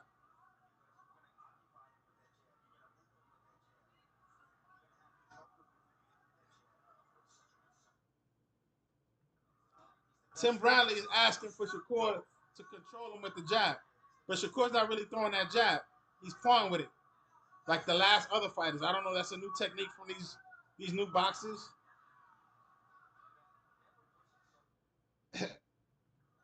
And his weight is on his back foot. So he's leaning back. He's making the guy reach over his leg. That's the problem. The guy's leaning back on his back foot. And now the guy has to lean in. Nah, man. Don't fall for that bull crap. Step to the side. Step to the other side. And then count. Get around his... Get away from his power punch, but get on his side. On the outside foot. Shakur got him running in the direction of the power hand. Shakur got him running in the direction of power hand where he needs him to go.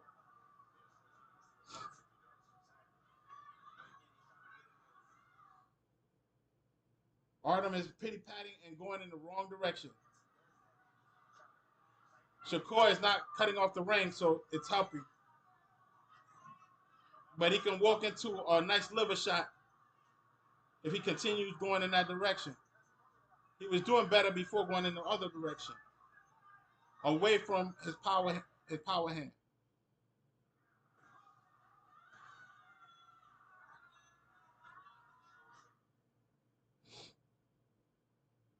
He went to the body again. When he stops, Shakur goes straight to the liver shot. He's chasing him. This is funny. Now Shakur is doing the chasing. He throws a few punches and then he runs.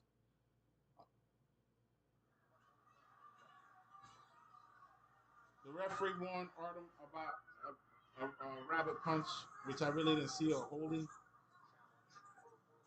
Oh, nice. He threw a hook and followed up with another hook and caught Shakur. Shakur is still looking for the body shot.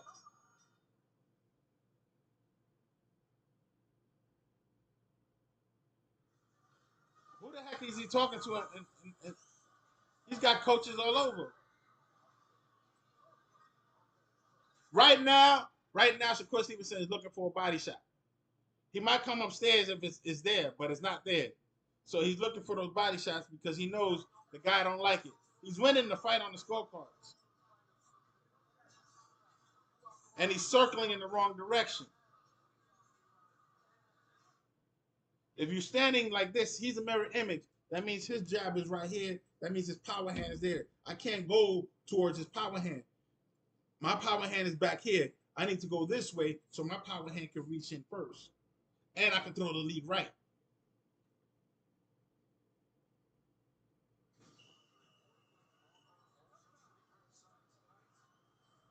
And the funny thing is, this fight is going like the Foster fight. Artem could win. I don't know what the judges are looking at, but Artem could win.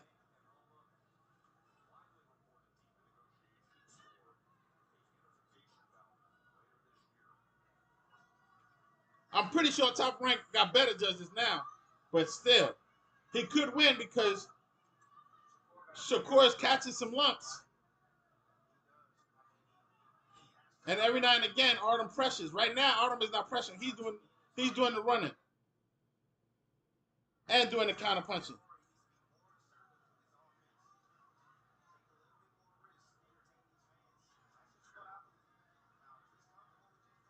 Tim Bradley is telling him to take more risk to entertain the fans. But the one thing he's not doing is cutting off the ring, and Artem is running away.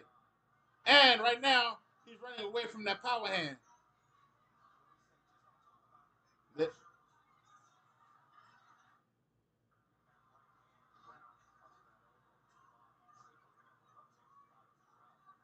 Right now, Shakur Stevenson is dominant. He's the dominant guy in the ring. But Artem he's not giving an inch. He's not giving him them body shots. He's letting him tag his head if he wants to.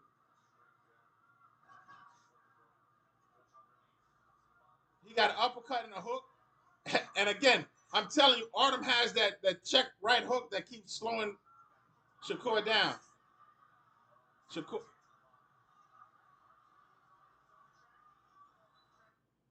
Artem is running. He don't like those body shots. This is the 9th round. So there's still time to get him out of there. Only less than a minute left in the 9th round. And Shakur is still going, he's still going to the body. Because he know he don't like it. Artem is slowing down. And he's getting caught with punches he don't need to. Ooh, ooh. Oh. Artem is fighting back. You heard it? He's banging back. He's banging back. They call him for a low blow. That time it was a low blow.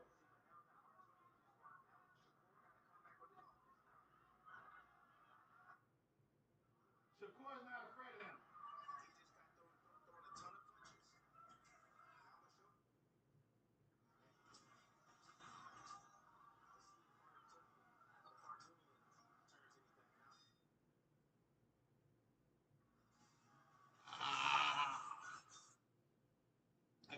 I think Shakur did enough to win that round. I don't know. I got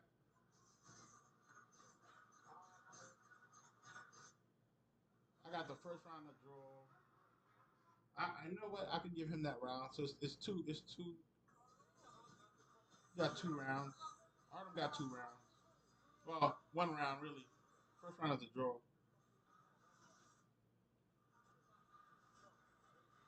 He said he quit boxing. He's just standing there. His grandfather told him to use the jab. Basically, telling him to set the table. But he don't need the jab. They're fighting in the phone booth. But he needs uppercuts and left hooks to the body. And uppercuts. A lot of uppercuts. But Crawford's in the audience. That's probably who's coaching him. Because Shakur keeps looking outside the ring.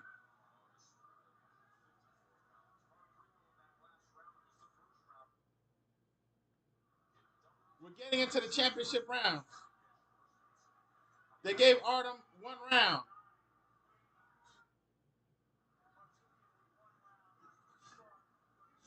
They gave they gave Artem 1 round. The first one. The one I said it was a draw.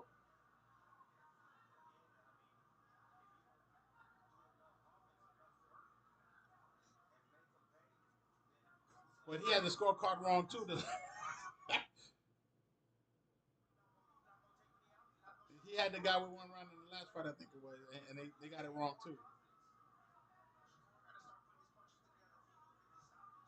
He's not gonna get the stoppage, but he needs to focus is on putting on a good show. Let his punches go. He don't need the stoppage. He's winning the fight on the scorecard. set up a knockdown with a trip or something. At least start setting it up that he starts touching the canvas. And what I mean is, Artem is standing in the wrong place. Where Shakur Stevenson's front foot is on well before it was on the outside and almost on the back of the guy's foot. So if he would have threw, he's southpaw. So if his front foot is behind Arturo's front foot, or he has to throw a hook and get him off balance, and possibly he falls. You score that one knockdown. Not because you hurt him, but because he got off balance because of where your foot placements were. That's just veteran games right there. But Shakur's not doing it.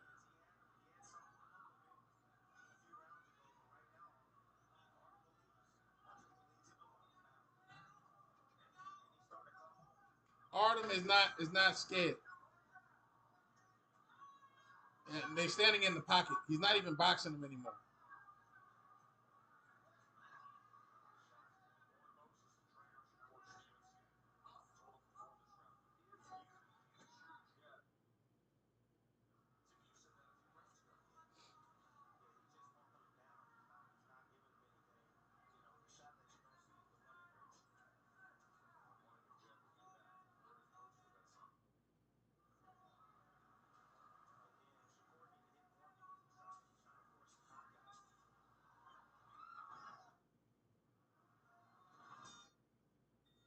Artem won that round.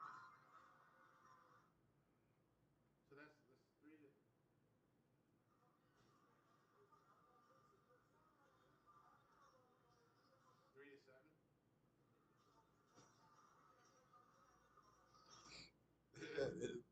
His grandfather telling him we can't take no chances.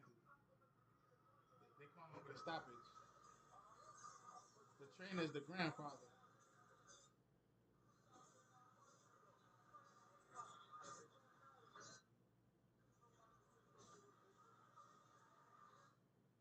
He don't want it to go to the judges, especially because of the fight before.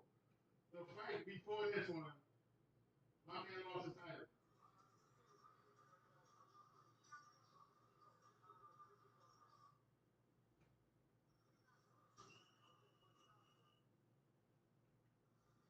Shakur's telling his grandfather what to do.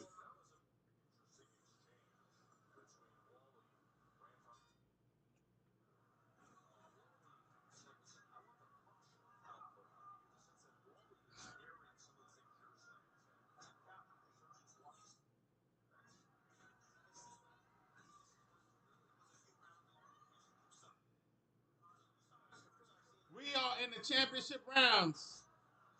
Shakur Stevenson versus Artem Harutyunyan. Artem, to me, is losing on the scorecard, but I've been wrong before when these judges do whatever the heck they want to do.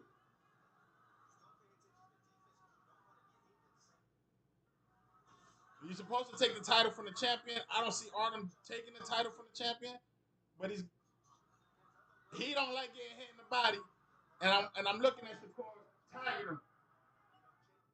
He needs to sign him up with punches upstairs and then hit the body.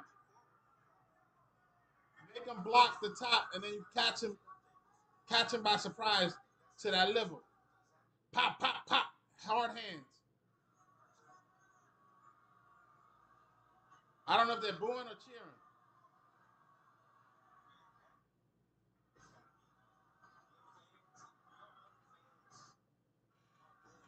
Yeah, they're booing. They're booing. Shakur Stevenson's fans are booing him because he's not giving them everything. That's the problem. We're in the championship rounds, and he's not taking it to him. Artem Harutyunyan is weak to the body, very weak to the body. You need to put pressure on him in order for him to get that body up. And when I mean pressure, it's volume punches.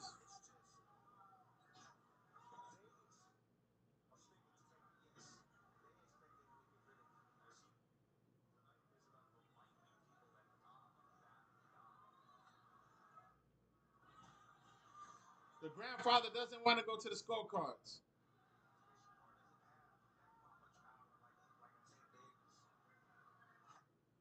He don't need one punch power. He need volume punching.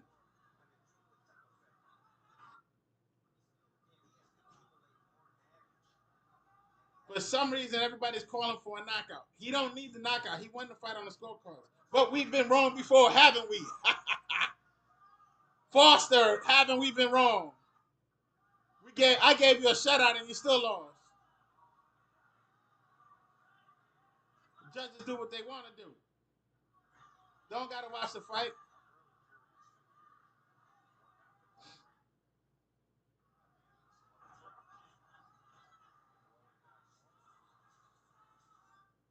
The one that needs a knockout is not even trying to get a knockout. Artem is definitely fighting to survive at this point. He's not going after him either.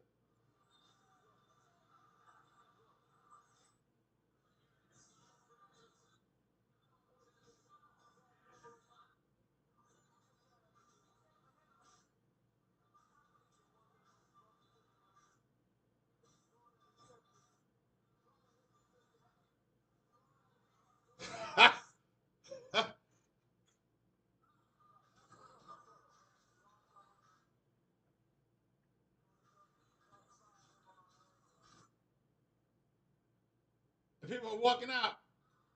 People are leaving the building. And they're showing it. Top Rank, why are you doing Top Rank? Do better. They're showing people leaving the arena.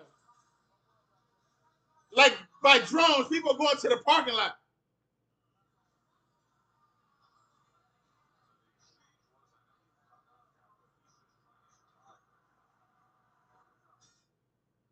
Drones of people are leaving the building.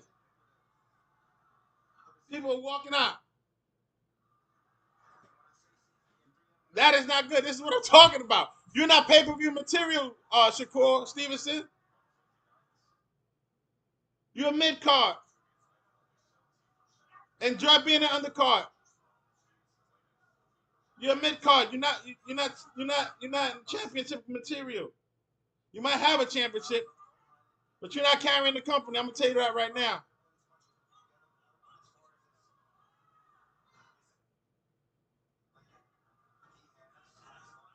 I'm gonna tell you right now, this is probably my last Shakur Stevenson fight, unless he fights somebody better. I will not review none of his fights. I'm not gonna say never, but if he don't fight somebody better, I don't want to see it.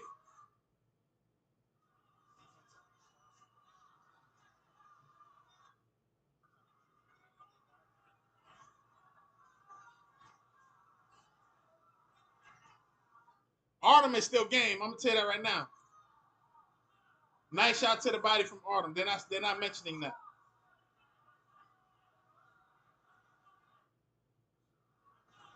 Shakur still looking for a counter punch. He's pawing with the jab. Mind you, oh, nice. He's throwing some power hands. Not that it's not even connected, but he's doing it. Time is running out. He's looking for the knockout. Shakur is looking for the knockout. He's not even body hunting no more. He's going straight to the head. Artem knows that he's going straight for the hook. He's got a high guard.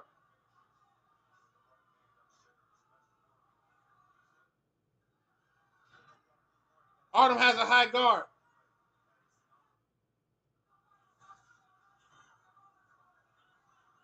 Shakur Stevenson should be going to the body now. He's got a high guard. He can't get in there. Artem moves back. 30 seconds left. 30 seconds left. Unless Shakur Stevenson get better opposition, I will not review his fight. And what I'm talking about he needs to fight. Forget Lomachenko. I'm not even watching that fight. I'm talking about somebody with championship belts. Gervonta Davis,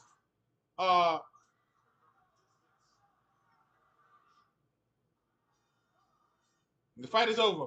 Fight is over. Fight is over. Fight is over. Now let's see if there's an upset on this one. But Shakur should have won this on the scorecard. Our term doesn't look hurt. They both look kind of fresh. So if Shakur Stevenson don't get better opposition, top rank do better. No, I'm not. I'm not doing this. I'm not doing this. I'm not doing this. I could have watched the Nate Diaz fight tonight and reviewed that. I could have watched anybody else tonight. There was a lot of boxing on tonight. But I decided to bet my cards on Shakur Stevenson to see if he proved himself, and he did not. So I'm thinking next time he needs to fight a Gervonta Davis. He needs to fight Teofimo Lopez. Ryan Garcia. Ryan Garcia, the bad guy. Everybody want to see him get knocked out. Take Ryan Garcia. Move up in weight class. 135 ain't for you. Even Pitbull Cruz. Then I come back. Fight somebody. Don't just say, oh, they're not calling me out. No, call them out. Go to their house. Get your promotion to go make a deal. Take lower pay for a bigger output. You're the B side. Let me say that again. Shakur Stevenson, you're the B side. You got to prove yourself to be the A side. This is not it. The last fight you had was not it. This is not the Olympics. And nobody want to see you score in points. Nobody want to see that. Like somebody told me today, people want to see carnage. You could have got him out of there early on when you didn't go after his body early on. When you tagged him and he was hurt, you needed to finish him. You didn't finish him. You didn't capitalize. You were a little intimidated. You were worried about him hurting you. Okay. Not a problem. You won. You're a good boxer. Okay. I'm not saying you're a terrible boxer. You even stopped boxing in this fight.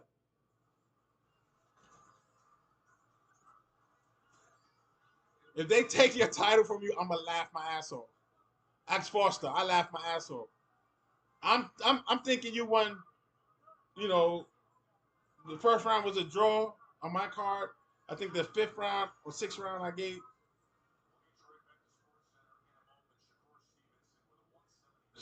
So 8-2. And my scorecard, they got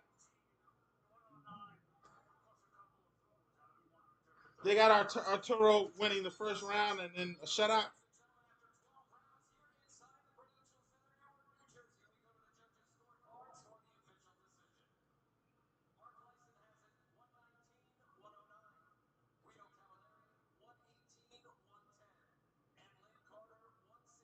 This is unanimous, I believe.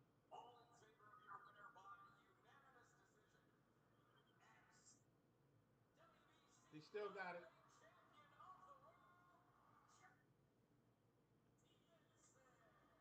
He didn't take it from him, so it's the same situation.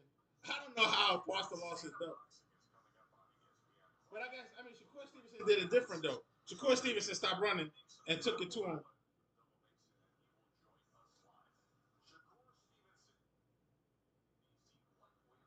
Shakur Stevenson retains his lightweight WBC lightweight championship. He got the job done. Not impressively, but he got the job done. He's a boxer. That's what he is. He is not a knockout artist. So I'm not mad. They're doing the state of boxing. We're gonna stick around for that. If you want to stick around, you can. Um, leave a like. Go ahead and leave a like. Drop a comment or two. Your thoughts in the comments, please.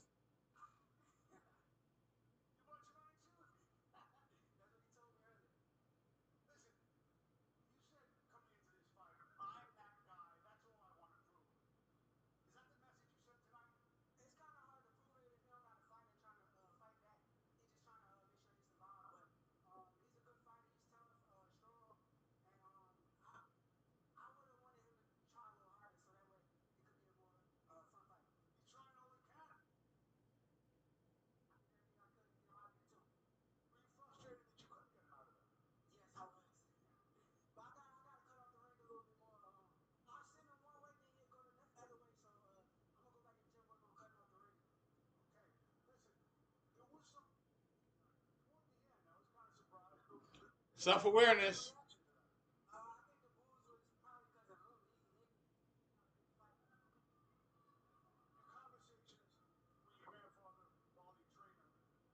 He said the booze were because of him.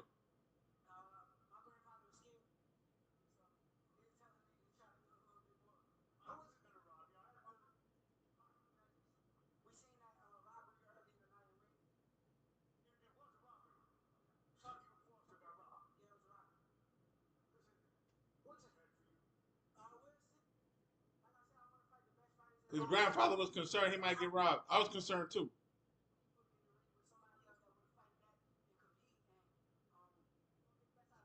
But Shakur Stevenson did it different. He didn't. He didn't. He didn't stay boxing.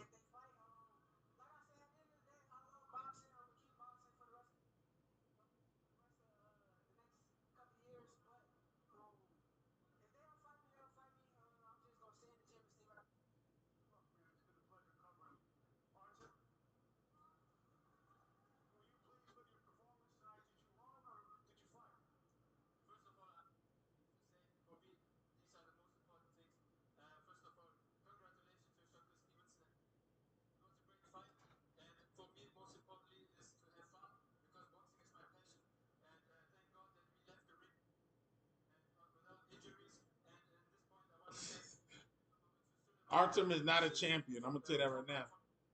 He's definitely a journeyman. He's just happy to be there.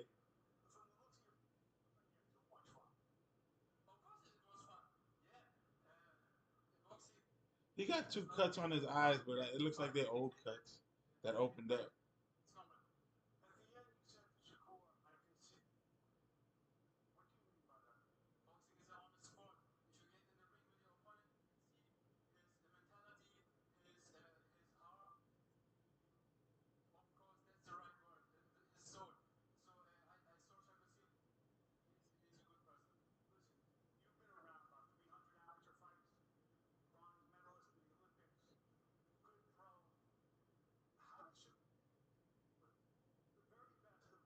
The stadium is almost empty.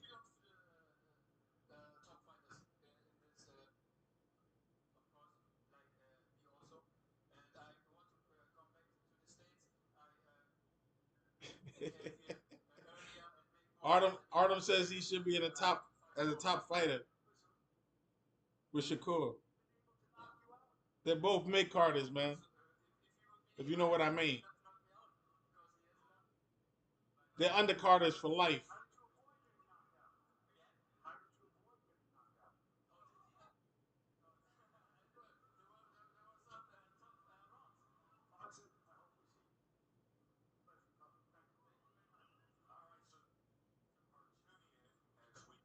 Artem Harutyunyan,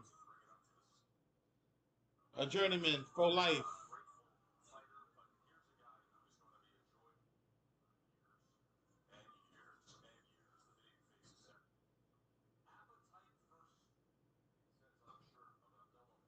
They got Abdullah Mason up there for some reason.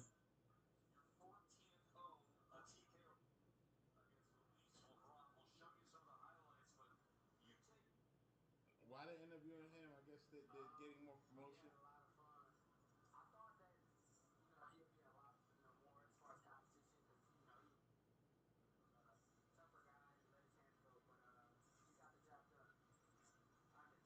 He got the only stoppage of the night, if I remember correctly. He busted up his nose, and then I think it was.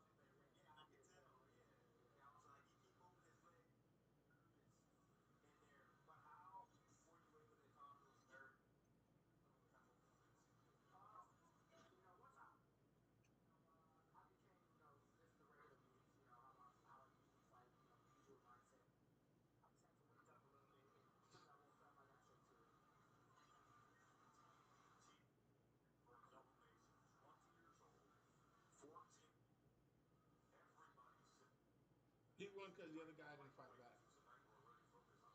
Right, it's a win, and he got the only stoppage of the night.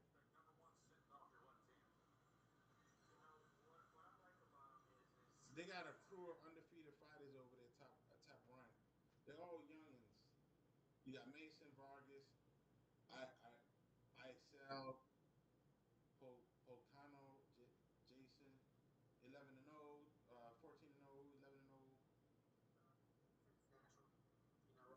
It could be the future of boxing.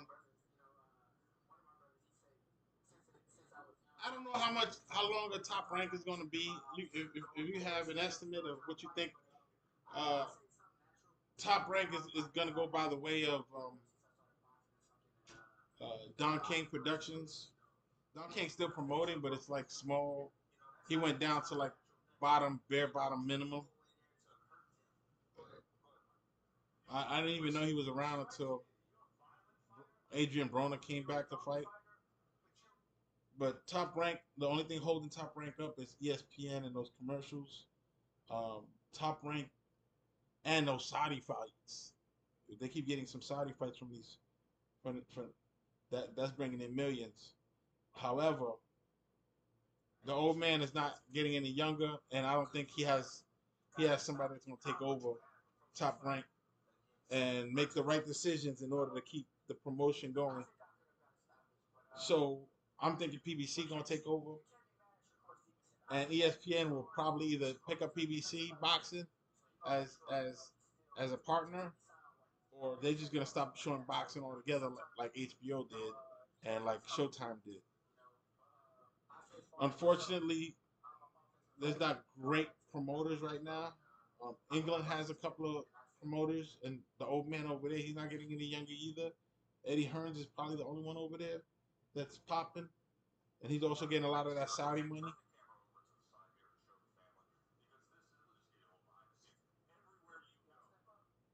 So right now they're just killing time, promoting this young guy Mason.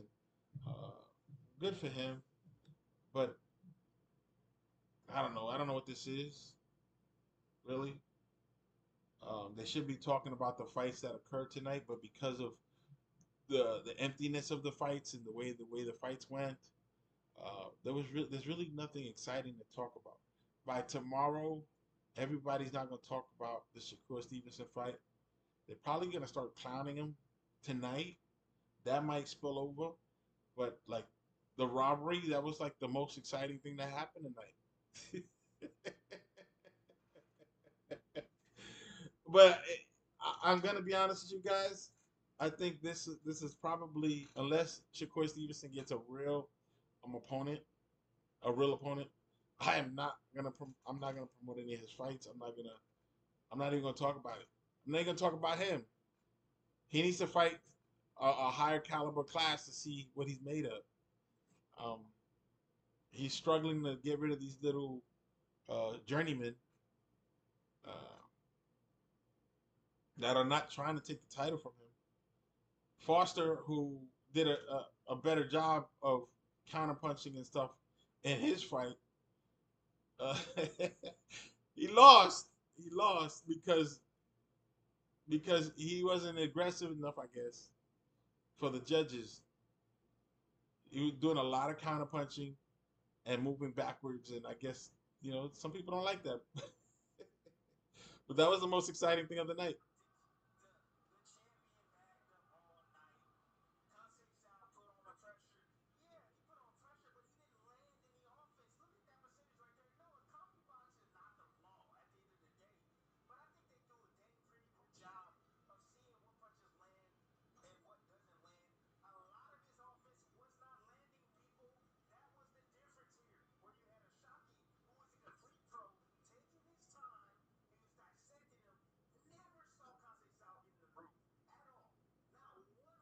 And he's the new champion. What can you say about Conceicao? What can you say? You can't say nothing, but he's the champion right now.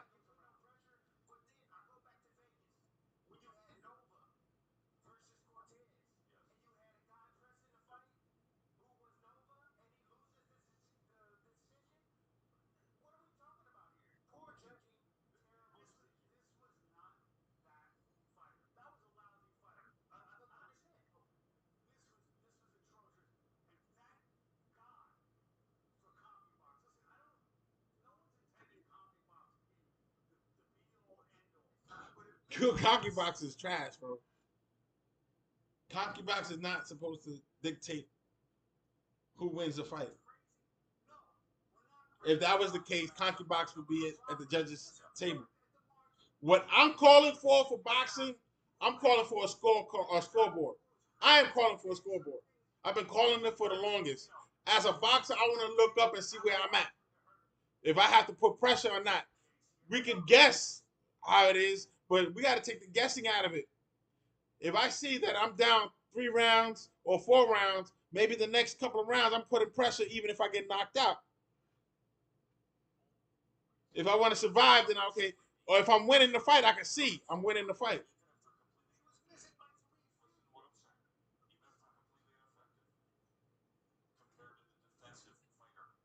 What do you think about a boxing scoreboard?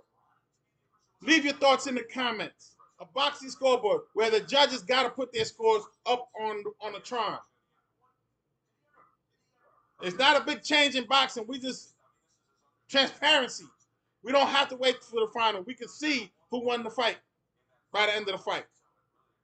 We see basketball scoreboards. We see baseball. We see football. We see rugby. We see all of their scores before it comes out.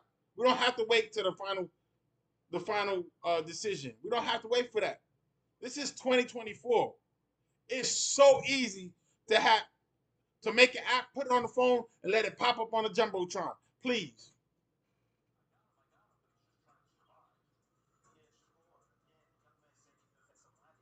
And yes, they can change their score before the final round. Judges should have the right to do that. But I think there should be transparency. They should be on the jumbotron. Tell me what you think about that. That way, there's no surprises.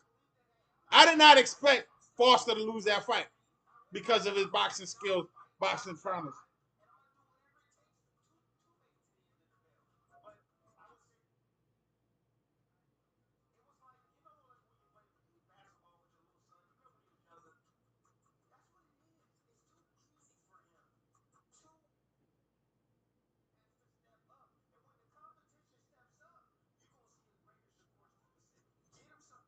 Now they're talking about getting better competition. He's the champion. Why wouldn't anybody want to come after him?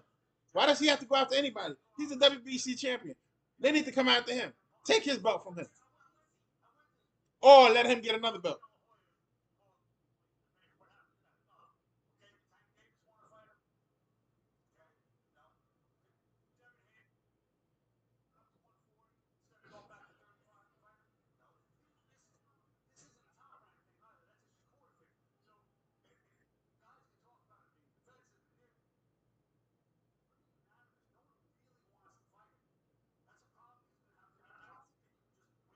You need to stop. You need to stop saying that. That people don't want to fight him. It's up to the promoter to go make a deal with the WBA champion, with the WBO champion, and the IBF champion. He should be wanting to be undisputed. That should be his goal. Not fighting people for top dollar that don't want to fight him. He needs to give him a reason to fight. He's got a championship belt. Why they not coming after him? Please, please stop the cap. Stop the cap. Stop the cap. Top rank. Do better. It's just bad promotion. Right now, Shakur Stevenson is a mid-card level fighter. Mid-card. He should not be top billing. People walking out. People walking out. You gave free tickets out. That's what happens when you give free tickets out. People leave. So we ain't paying for this shit. We leaving. Excuse my language.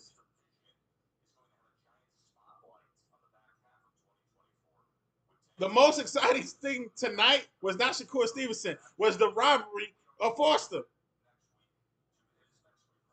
That's what everybody's gonna remember who watched the whole thing. People who came to watch the main event, they're gonna forget about this fight by tomorrow.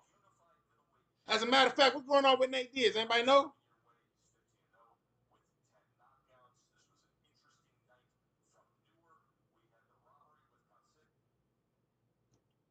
It doesn't matter if it was a robbery, he's the champion.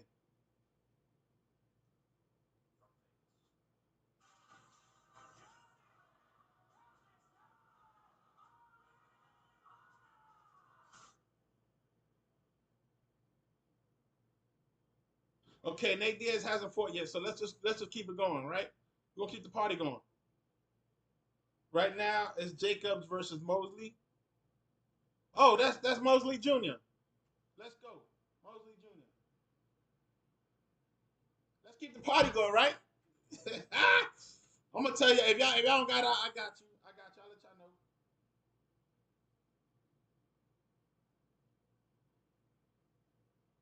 We'll keep the party going. Mosley Jr. is in the ring with Jacobs.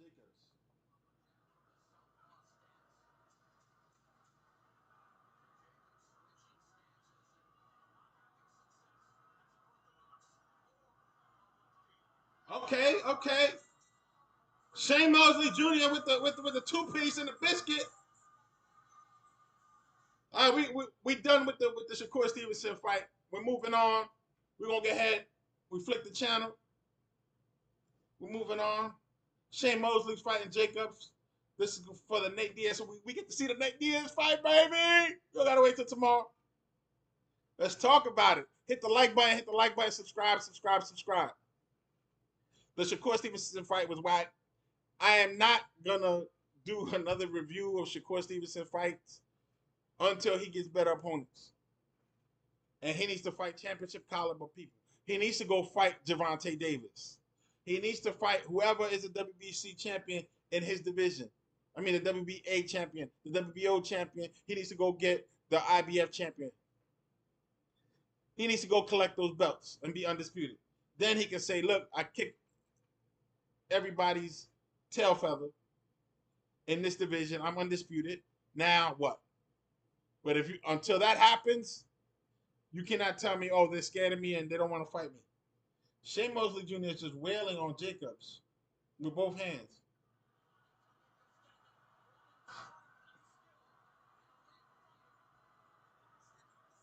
We're in the 8th round. Jacobs is apparently losing the fight. Shane Mosley Jr. got his guards down. The crowd is wild. The crowd is wild.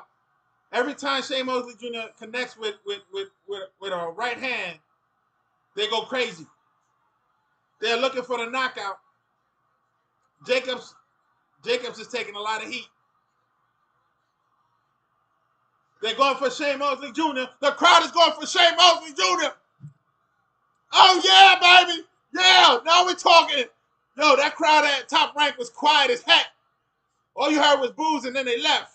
Let's go. This crowd is live. Let's go. Pump me up, and I'll pump you up. Pump me up, and I'll pump you up. Let's go. Is that a low blow?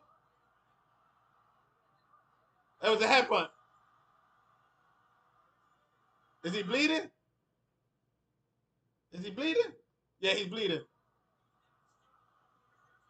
They're going to stop the fight?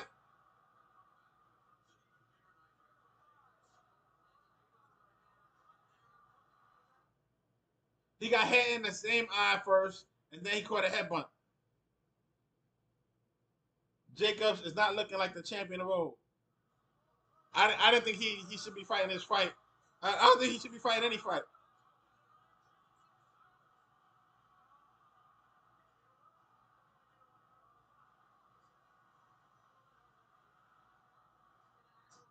They're going to ask the doctor if they can keep fighting. This round 8. They can go to the scorecard. They don't have to finish the fight.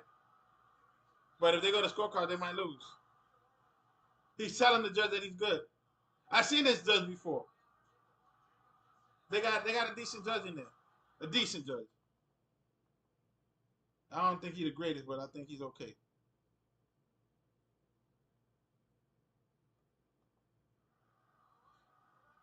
The doctor said it's okay for him to continue. He's got a cut over his left eye from a headbutt. Shane Mosley Jr. is dominating. What he should do is continue hitting that eye like he's doing. Power right hand straight to the eye. Jacobs have no answer for that.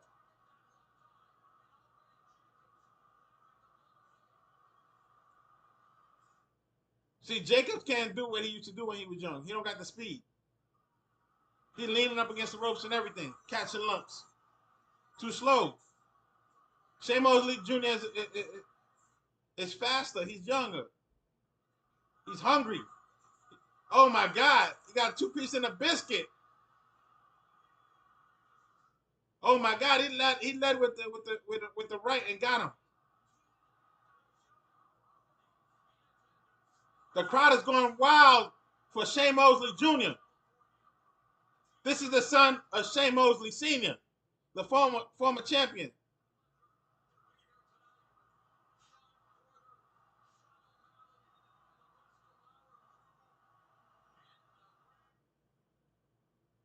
Mind you, this is not even the main event. The main event is two MMA guys. I think this is the co-main event.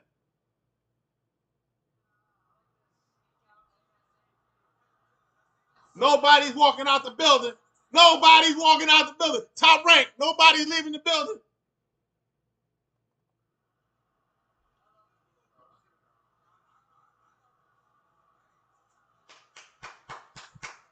Oh, come on.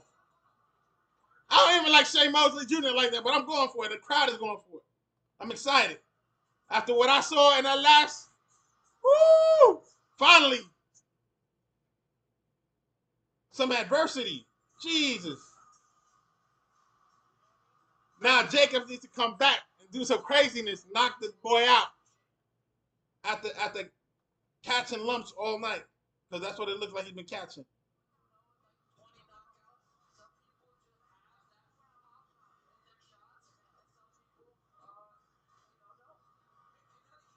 Let's go, baby. Let's go. The crowd is crazy, man. And Shane Mosley Jr. ain't even all that. He's a come up. But Jacobs, he's an old champion. But you watching a young lion beat an old champion. Let's go.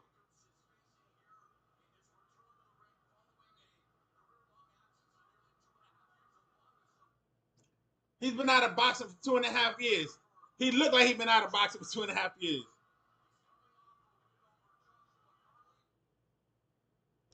Shane Mosley Jr. got this.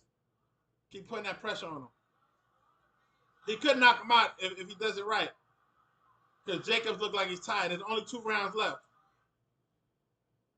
He needs to put pressure on him, fast punches, and the referee might stop the fight.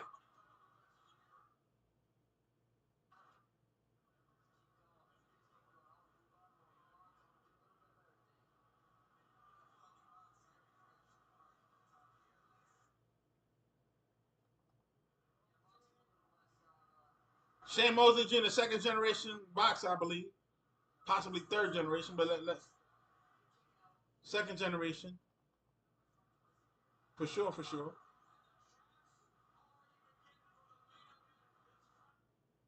This crowd is crazy.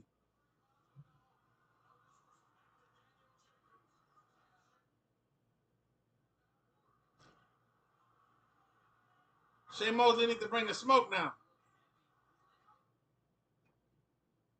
He's tired. Jacobs is tired. He looks tired. He needs to whale him with a couple of hooks. Oh, he's tired himself. That's why. Shane Mosley Jr. is breathing through his mouth. But that crowd should be giving him energy. He should be having adrenaline pumping through his veins to give it all.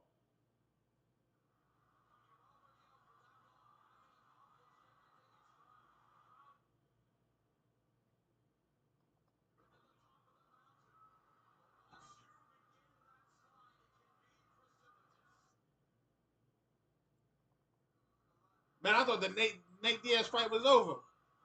We came just in time. Whatever was going on in top ranks, oh my God.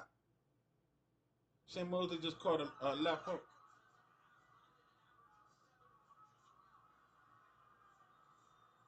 Nice. Left hook to the head, left hook to the body. Very nice. He needs to make a 4-punch combination now. Left hook to the head, left hook to the body, then a straight right to follow up. Shane Mosley switching. He's switching. He's switching stances. He throws a power hand, and when he throws it, he stays in that stance. He flips.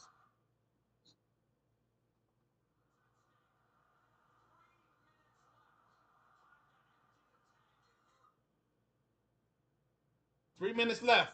Last round. They ain't going to no commercials.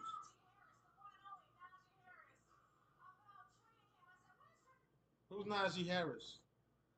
Everybody know who Najee Harris is? Oh, Pittsburgh Steelers running back. Okay, he ain't boxing, so Najee Harris. They got celebrities over there.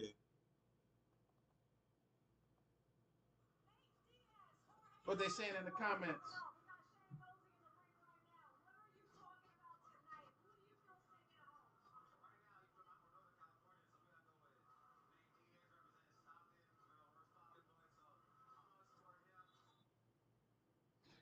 Hey, before it starts, who has Nate Diaz or who has what's his name? Hit in the comments. Hit in the comments right now. Subscribe. Hit the like button. Hit the like button. Hit the like button.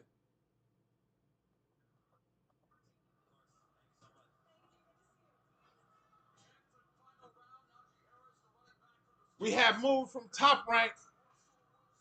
We over here some independents. Fight. This is the final round of the Jacobs Shane Mosley Jr. fight. 10th round.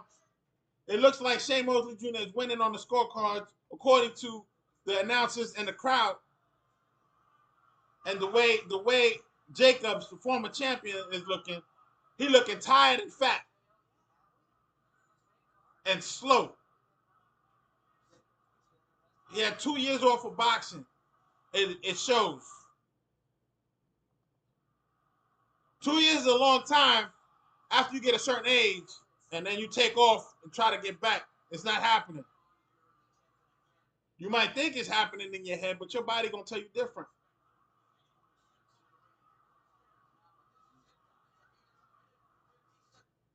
Jacobs is throwing hands now. He's trying to get a knockout. But he's gonna get caught if he keeps doing what he's doing. But he's a former champion. He knows what it takes to win. I don't know if he's gonna be able to do it because his body won't let him. Welcome to the old school.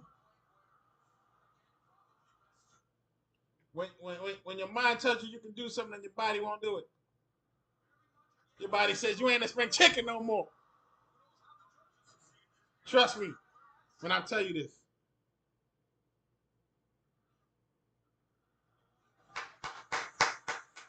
Finally, we get some type of boxing, man. Some adversity here too.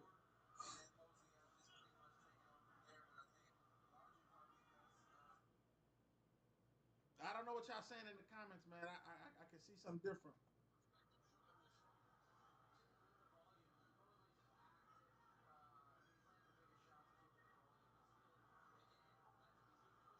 Oh, they arguing. Get off the comments, man. Get off those comments. Thank God y'all not on my stream. Y'all talking junk. Watch the fight. Watch the fight.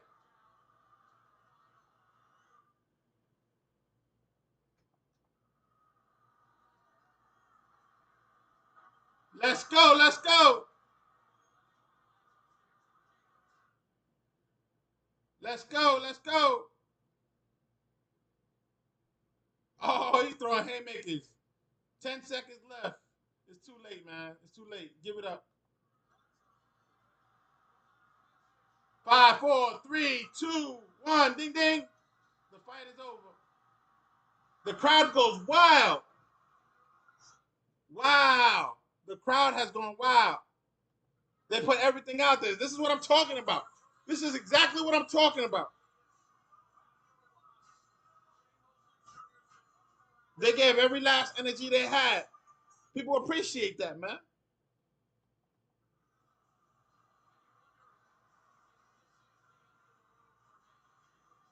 They're already asking him, is the end of the road for Daniel Jacobs? It should be.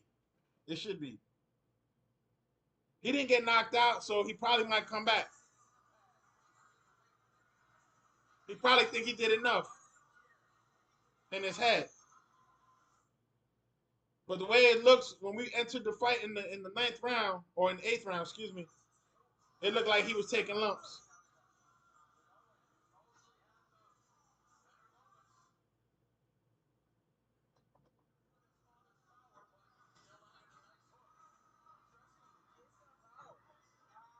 Shea Mosley Sr. is in the ring, applauding the fight. So I think they're getting ready to announce the victory.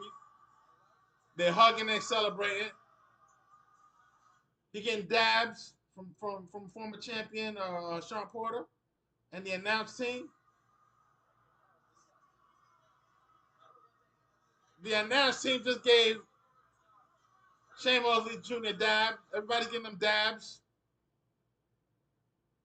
So that's just a sign of I won.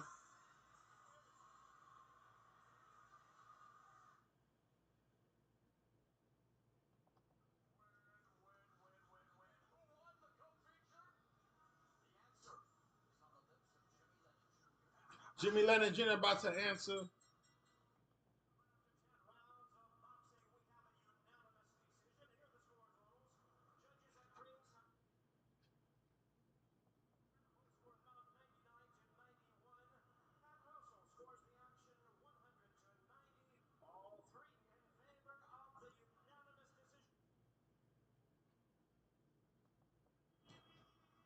Shane Mosley Jr. won, as expected. There is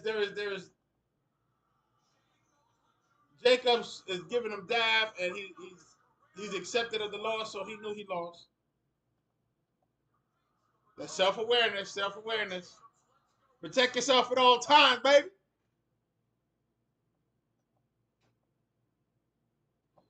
So Shane Mosley Jr. won.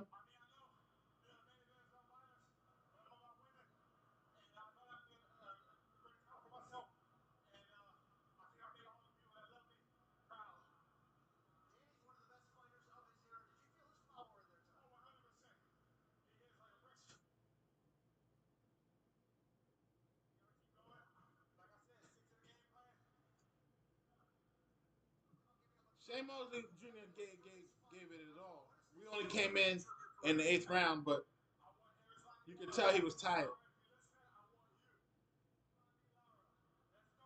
He's calling somebody out.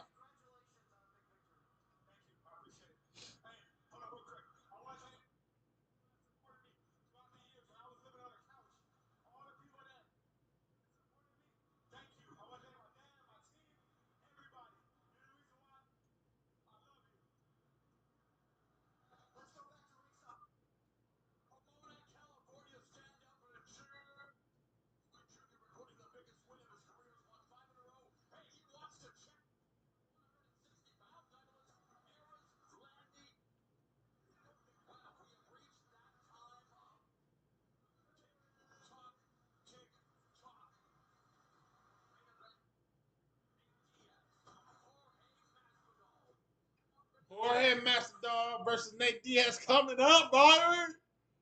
And we're gonna see some boxing tonight. Finally. Top Rank, do better, man. Ain't nobody walking out here.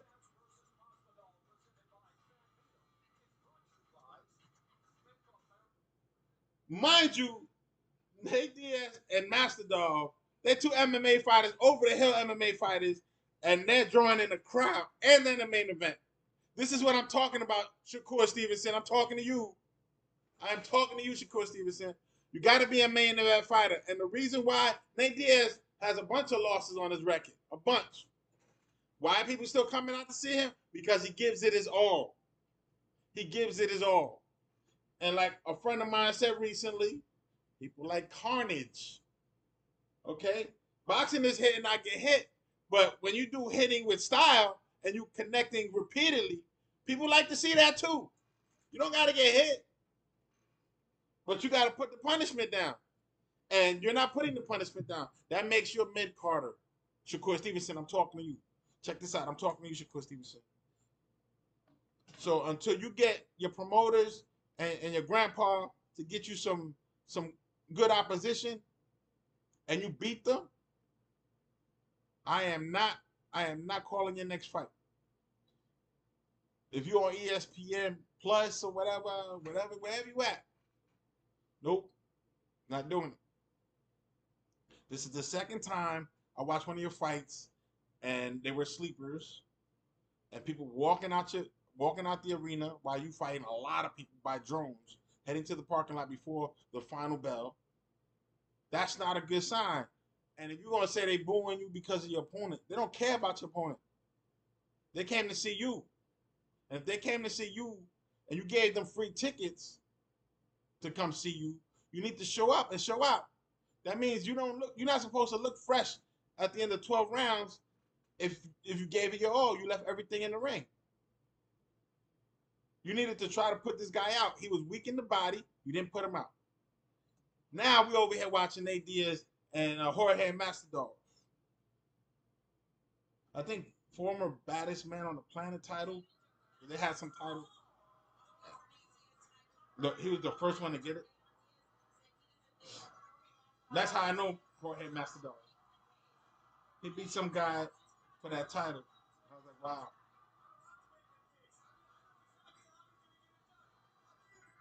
Nate Diaz might lose again. But again, these two are over the hill. Remember, Nate Diaz lost to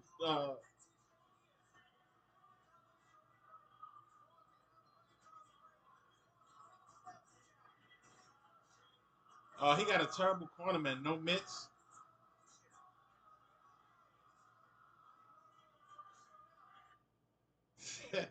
They're showing Nate Diaz with some really old man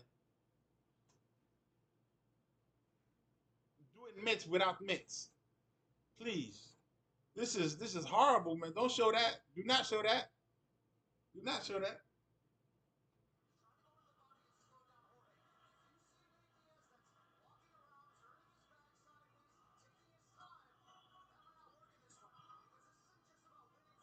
And Nate Diaz punches are not clean. I don't know what he learned in MMA, but his boxing is horrible.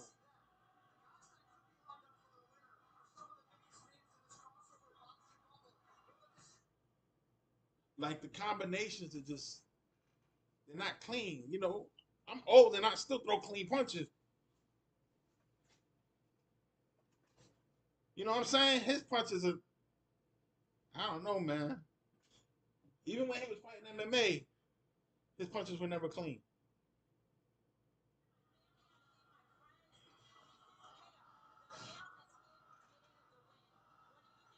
It ain't over. It ain't over. The party's not over. Yo, we made it. Freaking Top Rank cut their feet off before before that Nate Diaz fight even started. So we lucked out. I'm calling the Nate Diaz fight right now. Right now. Thank you for sticking around, baby. Let's go. Let's go. Hit the like button. Hit the like button. Subscribe, subscribe, subscribe. Hit the like button. Subscribe, subscribe, subscribe. Hit the bell to get notifications on my upcoming videos so you don't miss out next time we surprise and move on to the next thing. I didn't know this was happening. This is flying.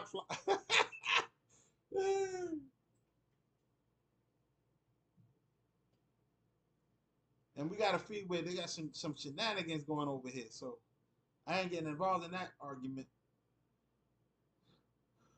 Some MMA fighters over here. Oh, they laughing. Some people saying it's hilarious. Ninja this, ninja that. Forget it, man. I'm not getting involved in that. Okay, bud. Keep lying. You did this yourself. Oh, they're gonna do the Star Spangled Banner. Jimmy Lennon Jr. is in the center of the ring.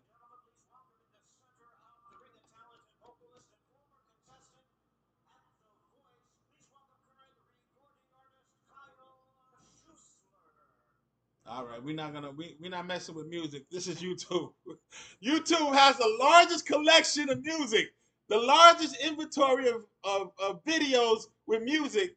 They got a large library with corny music that they give YouTubers, and they got the largest collection, largest archive of music since the inception of YouTube that YouTubers can't use, or they get copyright violations and stuff. This is crazy. Where if you're on TikTok or on Instagram or on Facebook, whatever, you can play your music. You can choose through their catalog. Even even TikTok that lost Universal's music still got better music. How is it possible that YouTube has the largest collection of music? All their artists put their videos on this platform, yet and still we can't touch their music. Their music is untouchable. Their videos are playing in every other movie and whatever, but this platform can't afford to pay for their music when their music is on this platform. They should be able to get a discount or something.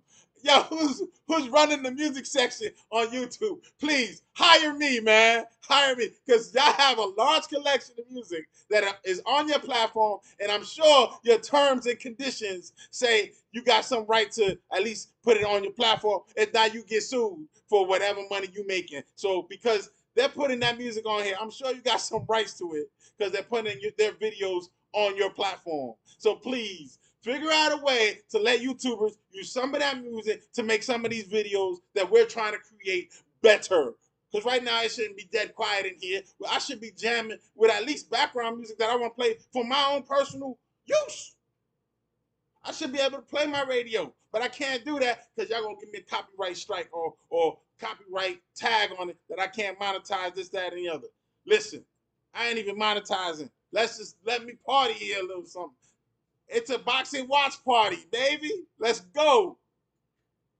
Let's go. Nate Diaz about to fight Jorge Masvidal. Two MMA fighters. I'm not sure why they doing this because they should be in the octagon where they can throw kicks and elbows and whatever else they want to do. There's rules now in MMA. When I first started watching UFC as a young adult, it was the real UFC.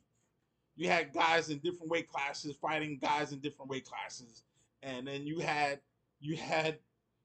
Gracies teaching everybody. It don't matter how big you are, how fast you are, how strong you are.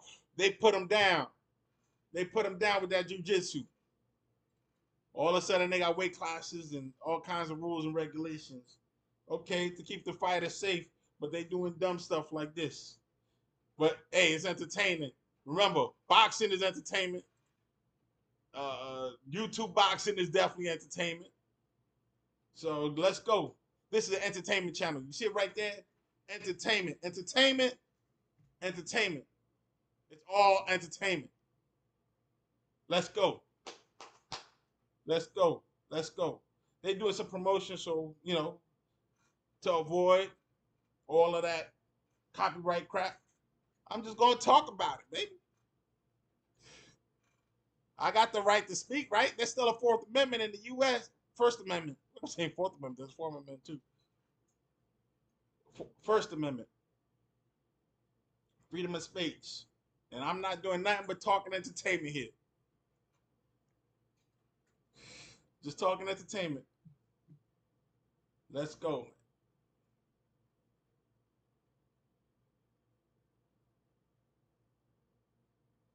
And these guys are in my field of view. This is my realm. Got MMA fighters and the boxers in the main event. If you're still here watching after the boring fight over a top rank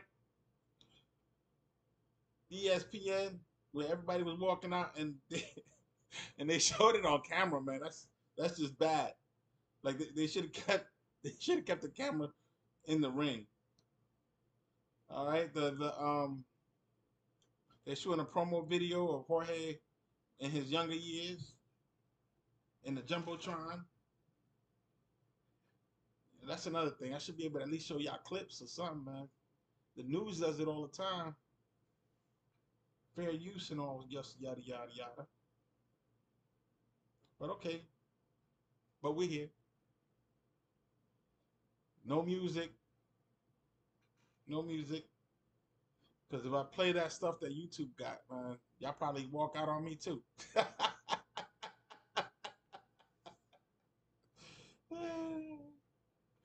Large crowd that we're pulling in here. Let's go.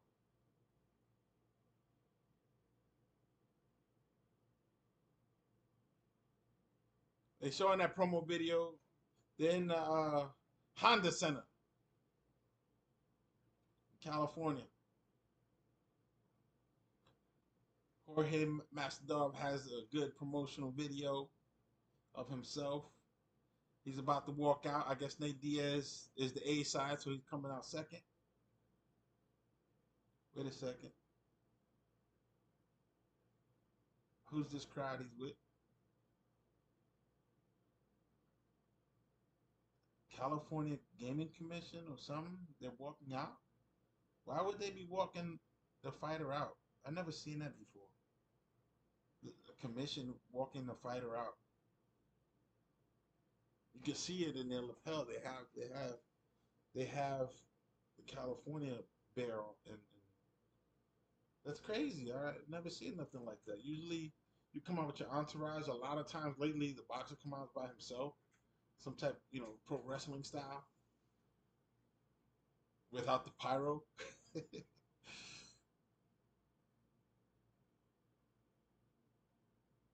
They're hiding their credentials. One is hiding it behind his tie, and the other one's hiding it in his lapel. That's funny.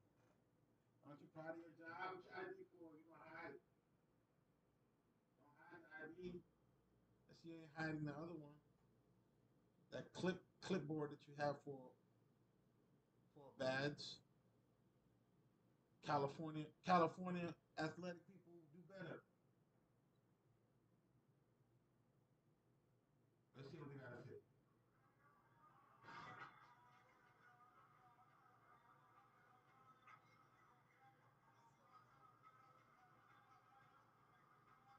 I don't know who this guy is.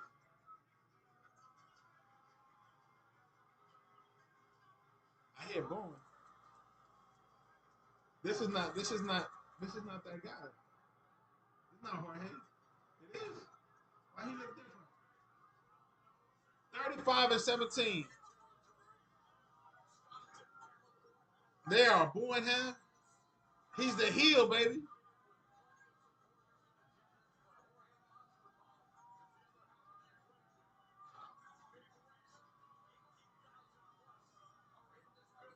Yo, they talk about 50,000 plus. Top rank, what you got? Top rank, what you got? 50,000 plus. I know the Prudential Center don't have 50,000 seats.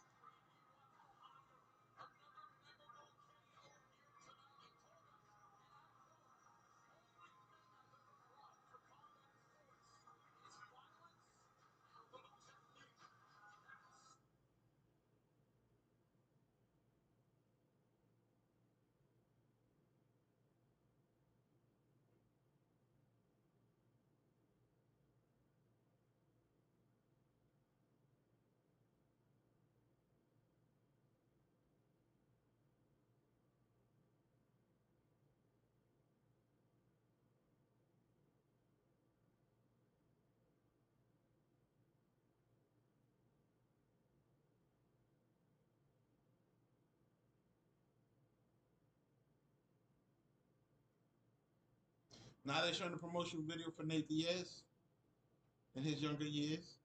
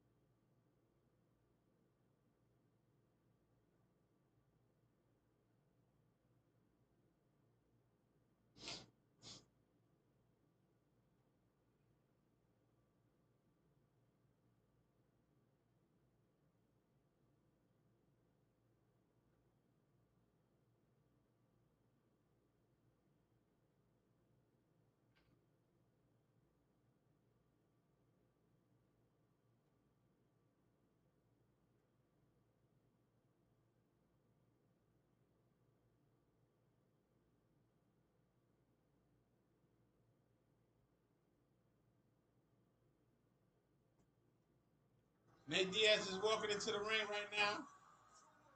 21-3, I believe, was his record. That's not a boxing record, mind you, because he's like 0-1 in boxing. They're using his MMA record, I guess. The same thing with Master Dog. Nate Diaz has a losing record in boxing.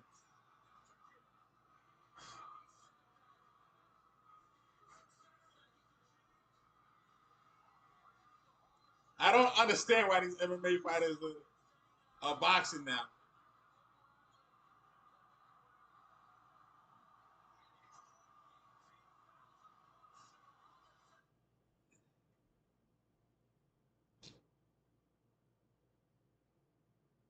Man, I'm not even gonna tell you what's going on in that chat that I'm looking at.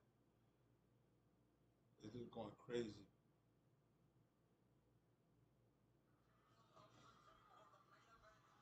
Tail of the tape of the main event, 39-39.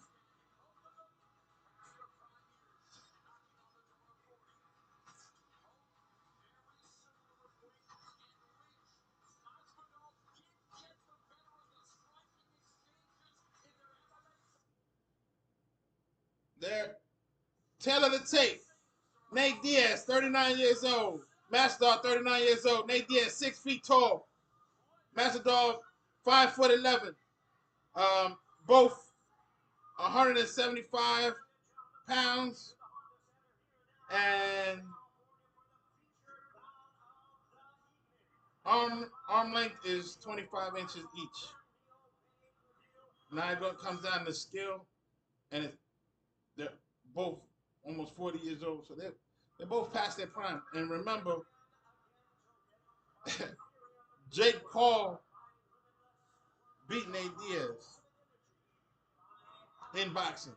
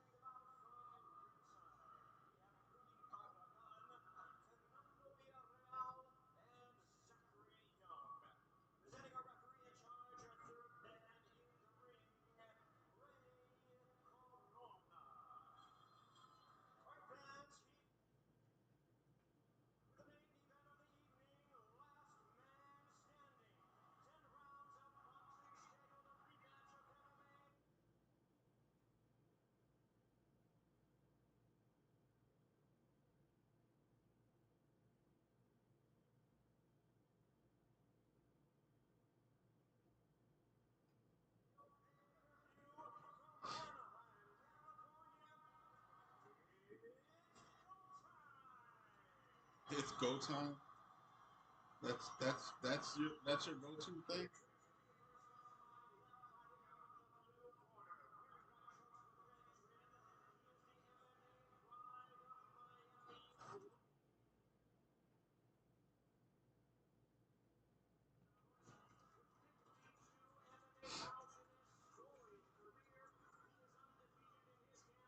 Yo, they are booing him. California does not like him.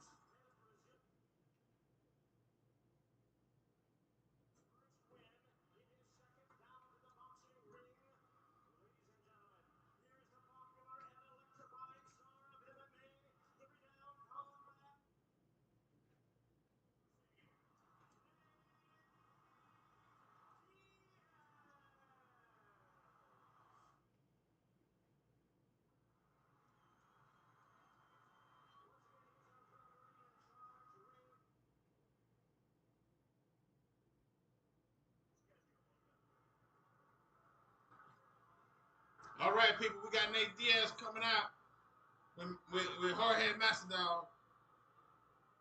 I don't know what this mess is gonna be like, man. This is new territory for me. Two MMA fighters with terrible boxing skills. Striking and boxing are two different things, man.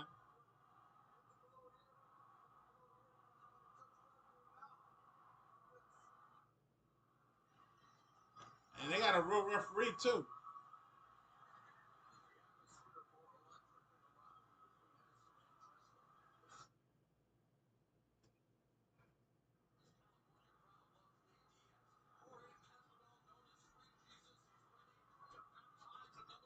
Round one, let's go.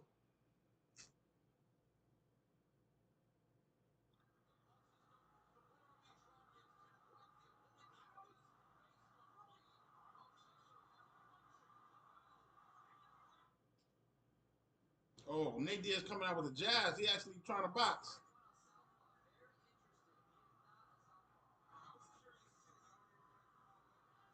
Nate Diaz came out of southpaw, but he came out jabbing. It's a slow jab, but it's a jab. Masvidal don't know what he's doing.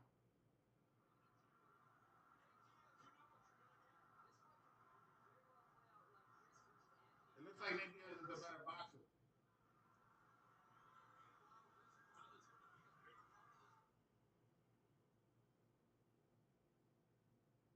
It looks like Nate Diaz is the better boxer.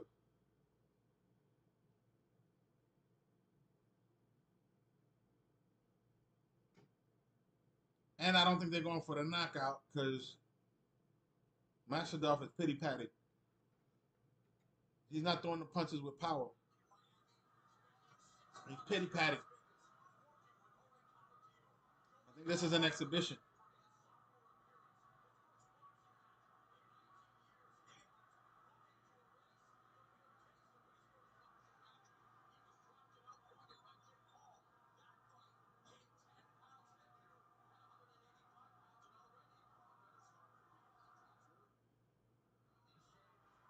Nate Diaz is throwing the jab to the head and the jab to the body, which is connecting. Masvidal, I'm not sure his like again his punches are weird. They're coming at a funny angle. There's a lot of pity patting. Uh, he's not throwing punches with conviction. Like his jab is not really like a jab. It's like a paw to the forehead.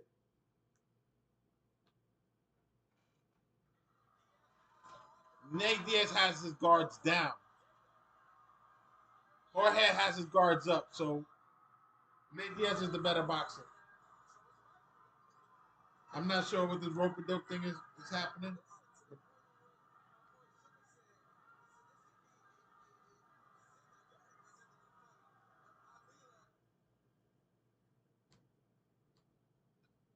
Come on.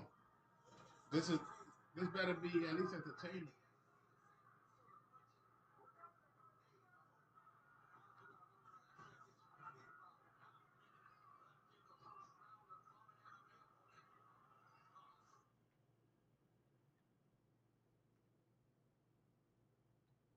Man, Nate Diaz is just throwing whatever he wants and landing.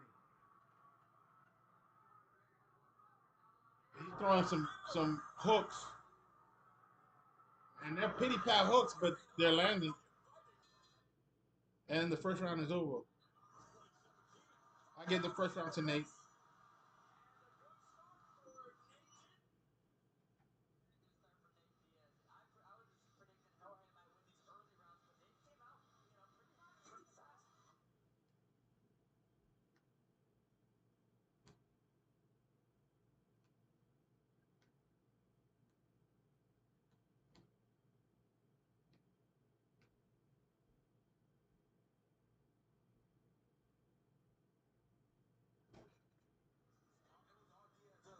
Like he threw a slap. Nate Diaz threw a slap that looks. It's like a hook, but it's a slap. And then he threw a straight a straight right from the southpaw position. So he like slapped and then through the jab. He's back to orthodox.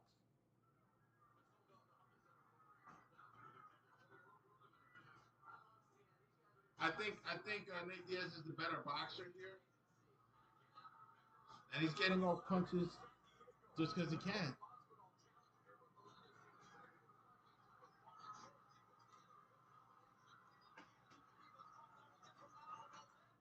I don't know. Master has a little slight lazy jab, but I mean, it was he threw three of them and it was pretty repetitive. That was pretty good.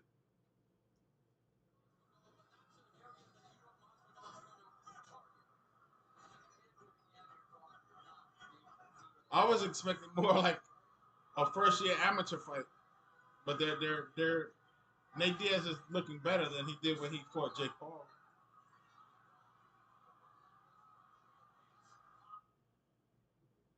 And Master is throwing hands, but it's pity pat. Like they have no power behind them. So I'm not sure what's going on.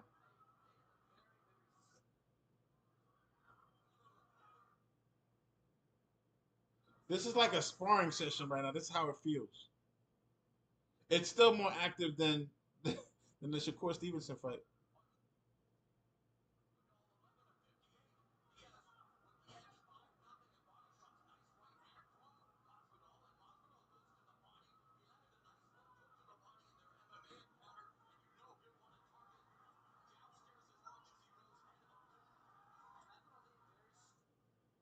And his hook is more of a slap, like type of thing. Like I don't know, it's a slap. He's not hooking. He's not turning his body into it. He's just slapping him. You know, you slap box. That's what it's like. Like I said, this is more like a sparring session. Like I seen him go harder in the MMA ring. Nate Diaz could finish this fight, believe it or not. Oh, he's catching an overhand right. Whoa. Oh, maybe it's not a sparring session no more. Somebody broke the rule or something. They're coming in with both of them came in with overhand rights and landed. Those are knockout punches. He did it again, but I mean, there's no power behind it. There's no power. It's just the punch is coming from the shoulder and not from the legs.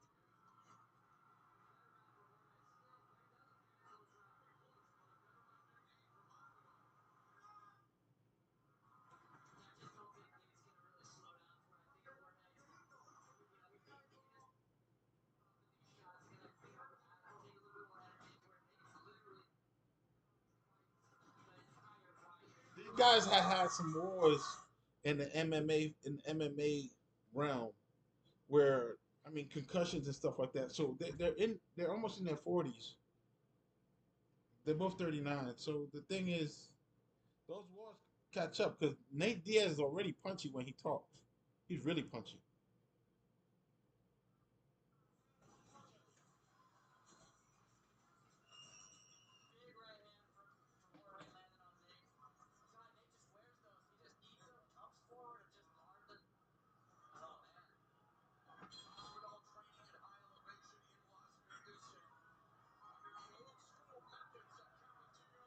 Round three, Nate Diaz is teeing off with one twos.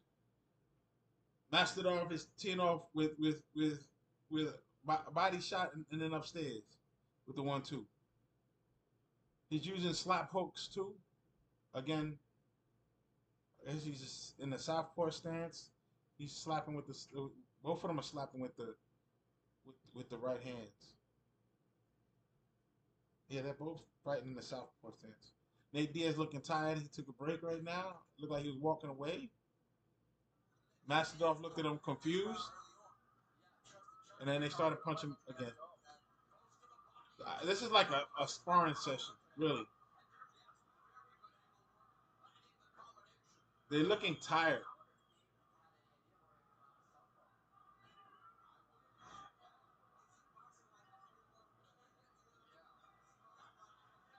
Nate Diaz don't care if he's southpaw or whatever. He's just throwing punches.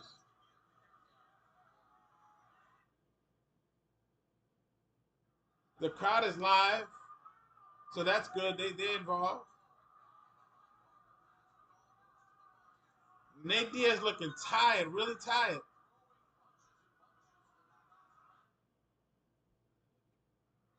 It's only round 3. He's looking tired.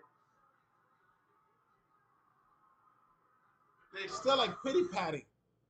Every now and again, it seems like there's a hard punch, but it seems like a sparring session. I swear to God, it's still more action than the fight we spoke about earlier. Top Rank do better.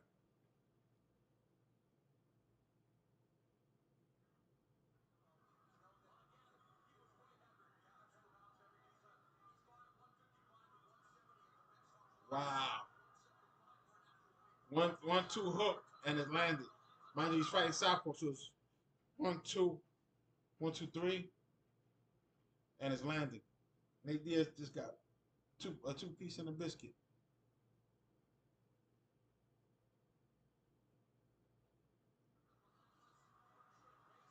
In the same space, Nate Diaz is throwing punches with him and landing. The crowd is going crazy with every punch. California, what's going on? Nate Diaz turned southpaw, and he's slapping with those hooks. Pop, pop. He's not really throwing hooks. He's slapping with them like. But it connected, so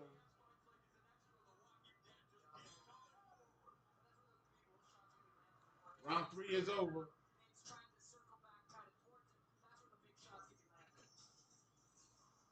This is an exhibition here. This is not. This is a sparring session.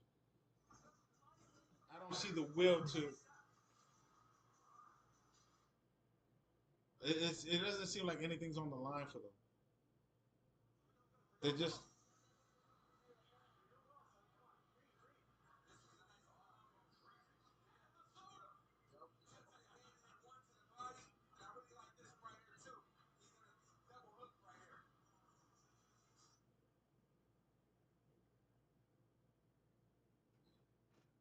both of them are landing hooks.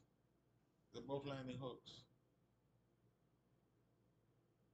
Masterdorf hook was cleaner in one of these repeats.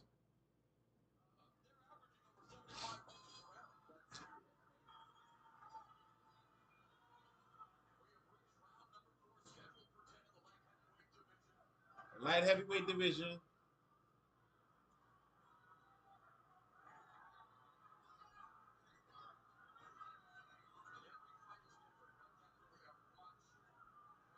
Who put this fight together? Top Rank do better. Yeah, they got a lot of logos on the all over this canvas and all over the ring. I don't know who's in charge here. We got a lot of promotions.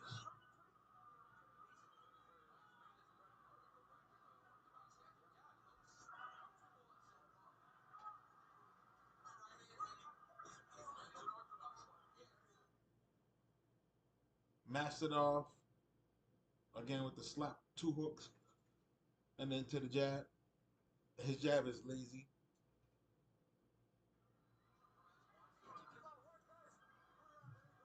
They're not trying to knock each other out. They're just throwing punches to tap each other.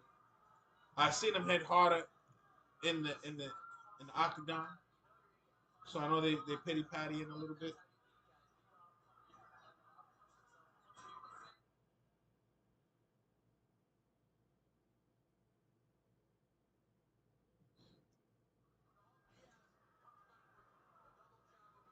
Yeah, it's a lot of pity patty. It seems like a sparring session. And don't get it twisted. Sparring sessions could be really violent, but a lot of times you pity pat. You throw it out there. You don't try to. Good night. Like he's not turning. He's not turning to hit that body. He's just slapping at the body, connecting.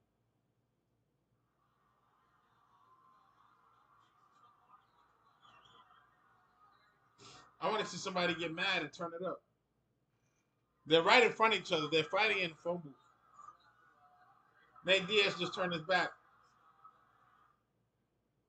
And he was laughing. He turned his back, walked away towards the blue corner, and then threw the 1-2 when the guy got close. Nate Diaz is going crazy. I'm surprised he's not trying to flip him and throw him on the ground.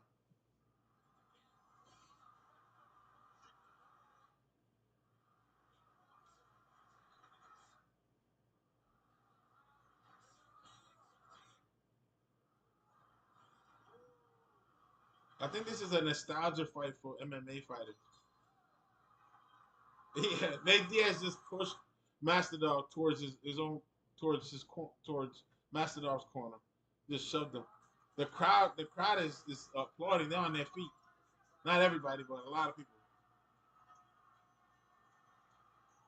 Nate Diaz got some followers. That's a main eventer. That's a main eventer. Nate Diaz is the main eventer. He did what he had to do in the MMA ring, and now he's just making money because he needs. I guess he needs it.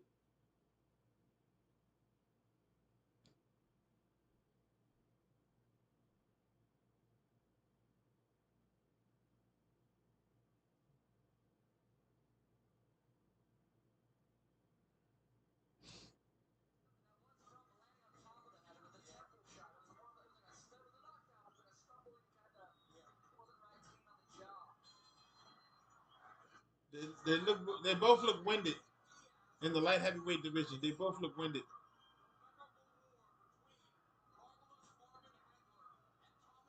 They're comparing this to Marvelous Marvin Hagler and Tommy Hearns. No, no, this is not it. No. The answer is no.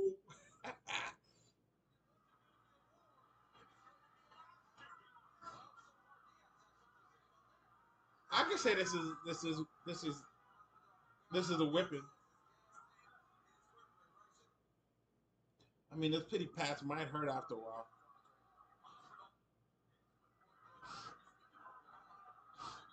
They're not throwing anything with power. There's no power behind the punches. It's like from their elbow. The punches are coming from their elbow. Maybe a slap.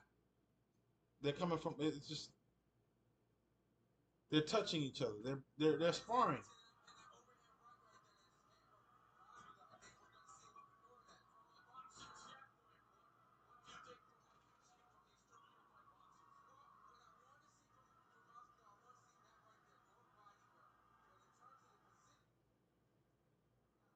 Sean Porter says he wants to see more body work, but it looked like they did got stunned. It's only the fifth round. We're halfway through the fight, and it looked like Nate Diaz got hurt. It looked like it. He could be faking. He does that sometimes. But I know he's looking tired. He's looking tired. They're both looking tired. Oh man. Let's go.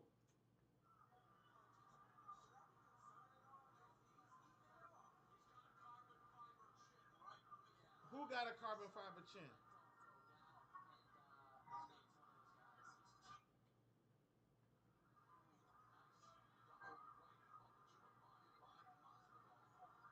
Masadov is landing punches, but he's the one backing up. Nate Diaz is throwing combinations. Believe it or not. 1-2 hook, double jab hook, uppercut hook. Masadov fires back with his own jab and and right hook that did not land. Nate Diaz is doing weird stuff and then comes back punching. He got chin check. Again, he got chin check with a hook and a straight and a straight left. They both raised their hands. It's only the fifth round. I don't know. Masvidal might have won that round. They're pity pattying, so I mean, I can't really decide. Masvidal threw some hard punches that time. I don't think he meant to.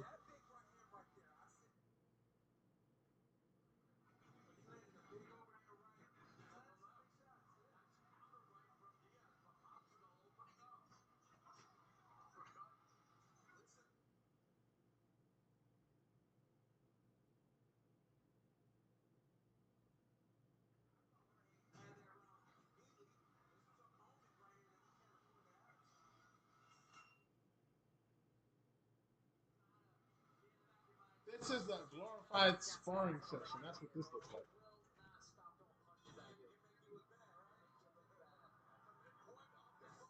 I he just stumbled and Jorge just let him walk towards the ropes.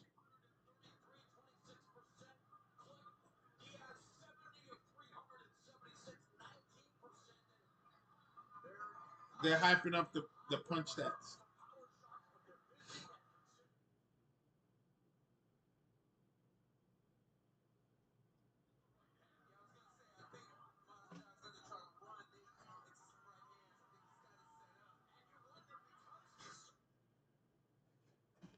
What are we watching here, man? What is going on? What is going on?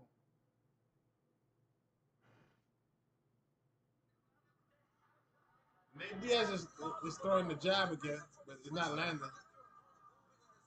Their biggest punches are slap hooks.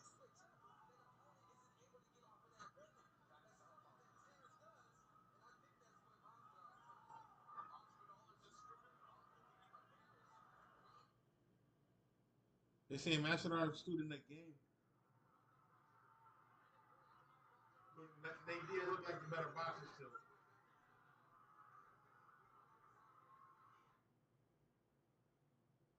It's not that bad.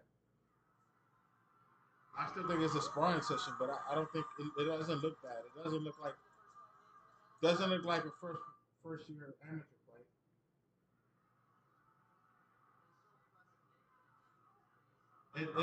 It looks like a sparring session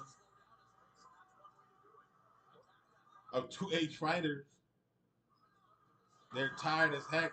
It's the sixth round. Nate Diaz is backing him up with the hooks, slap hooks. Masvidal is actually going to the body.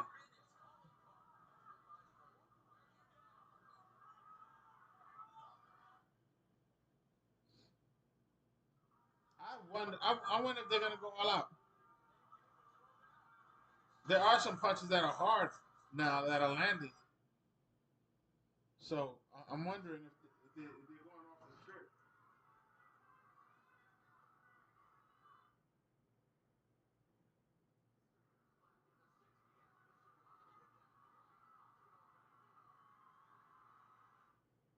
Yeah, Masvidal hit him in the chest and backed him up.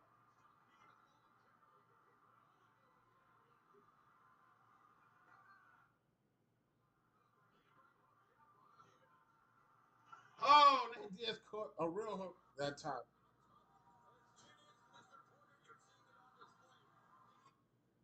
Diaz took a wild left hook. Oh man, Diaz took some punches there at the final second.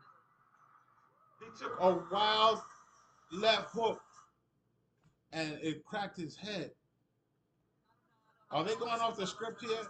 I don't think they're supposed to be throwing hard punches like that. The way they've been doing it, this whole fight has been pity pattying.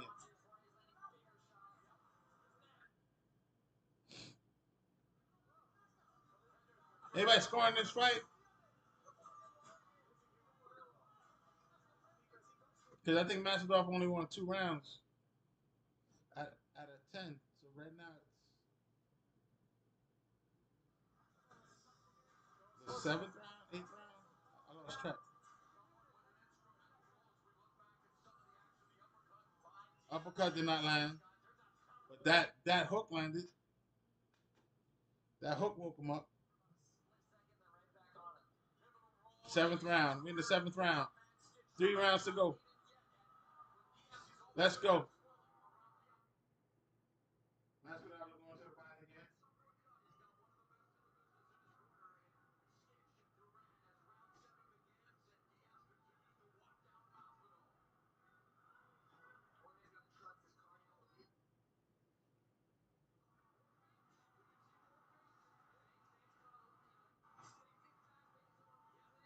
There's a lot of pity pattying, but these combinations are landing for Nate Diaz.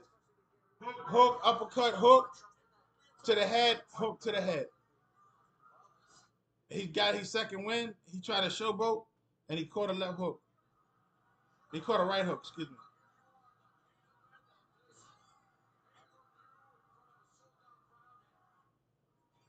Nate Diaz is the main eventer.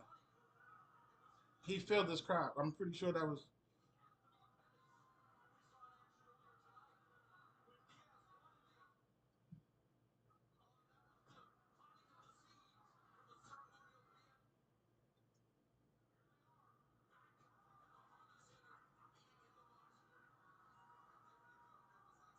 Who promoted this fight? Like, who said this was a good idea? My lord. It's entertaining. Don't get it twisted.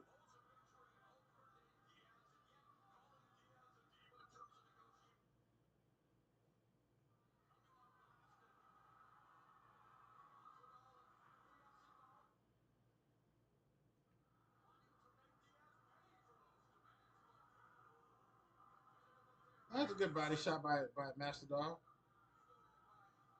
And Diaz is jab, jab, hook, hook. Double jab and uh, right hook, left hook, and they landing. Mind you, he's looking kind of tired because he's not balanced. Nate Diaz is not balanced on his feet, but he's landing with the hook, hook. They slap hooks, but they hooks and the straight jab. Oh, another overhand right, another overhand. Excuse me, another overhand left landed on Nate Diaz, and he shook his head, so he got hurt. Nate Diaz better bring his guards up, man. His guards are way down. Oh, he threw a right hand of his own. The crowd is going crazy.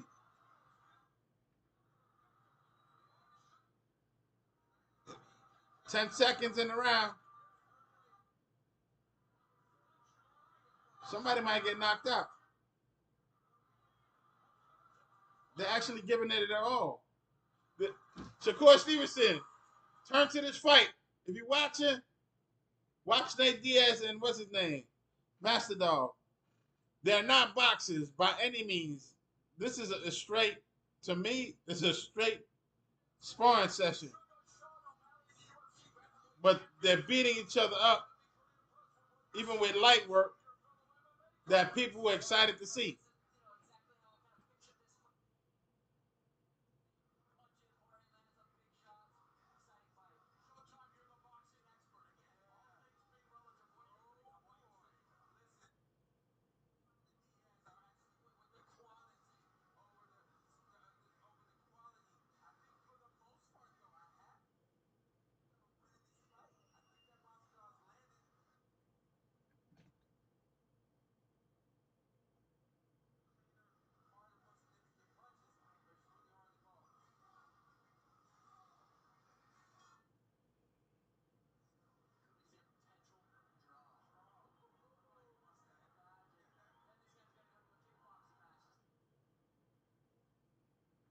Master Dog threw a jab and cracked the heck out of him. They have Diaz winning by one point.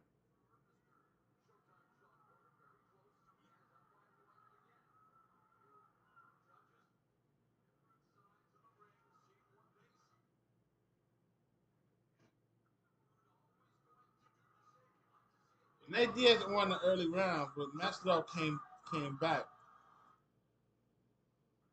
After 8, I have it a draw.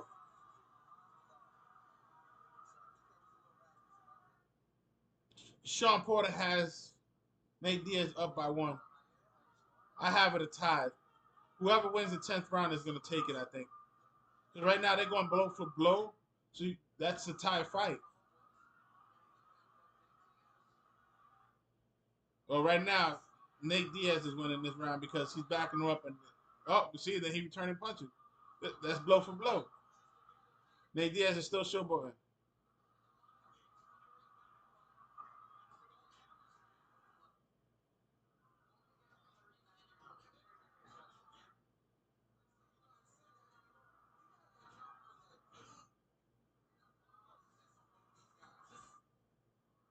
The mileage is the thing.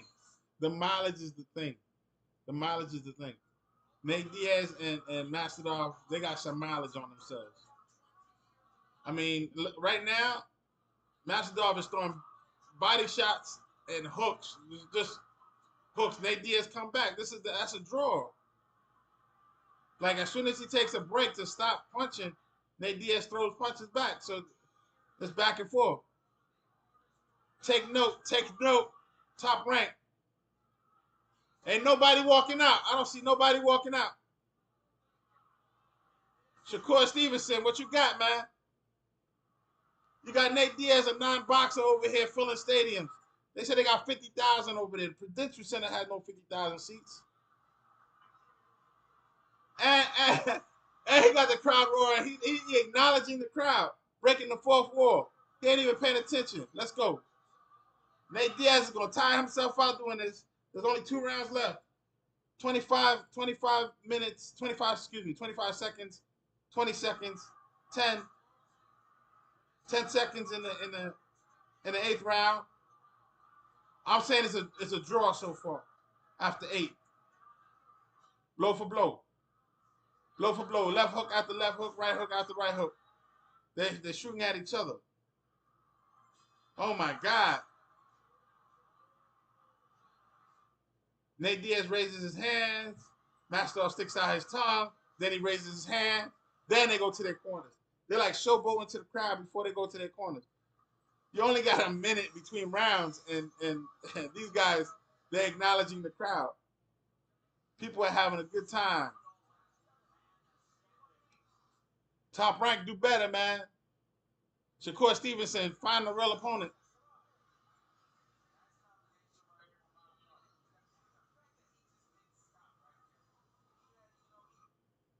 This is crazy. Oh my God. I'm telling you, them hooks are going in. And that time, the hook wasn't a pity pat. It was actually a real hook from Mastodov to Nate Diaz. I have it a draw at this point. The problem is this is not, there's no odd rounds. It should have been 11 rounds. So whoever wins these 2 rounds back to back or whatever wins the fight. Or they can walk away with a draw on my book. Because you can't, no one's dominating. It's like you hit me, I hit you. Sean Porter got Mastodov winning now by 2 points after that last fight, after that last round. He had Diaz up, so he's flip-flopping. I have it a draw after 8.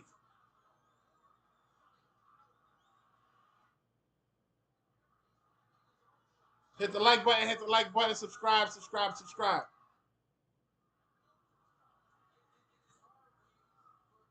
Help the channel out. Let's go. YouTube.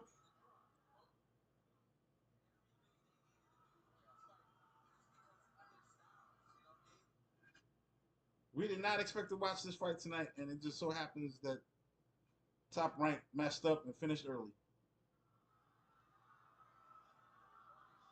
Nate Diaz and Mastodov, they're leaving everything in the ring. It's like a sparring session, but they're working. It's like a glorified sparring session. Every now and again, they throw a hard punch. They're like, okay, you hit me with a hard punch, and then they go back. Right now, Nate Diaz is throwing the 1-2s. Mastodov went for a bolo punch and missed. It landed on his shoulder, on Nate Diaz's shoulder. Nate Diaz is throwing 1-2s and those slap hooks I was telling you about. Master Dog getting teed off on him. Oh, Master Dog came back with three straight jabs. Oh, Nate Diaz came with the 1-2 straight down the middle. Slap hooks again, uppercut, slap hooks. They're not hard punches, so that's why I'm calling it a sparring session. But they're enough to, wake the Joker up.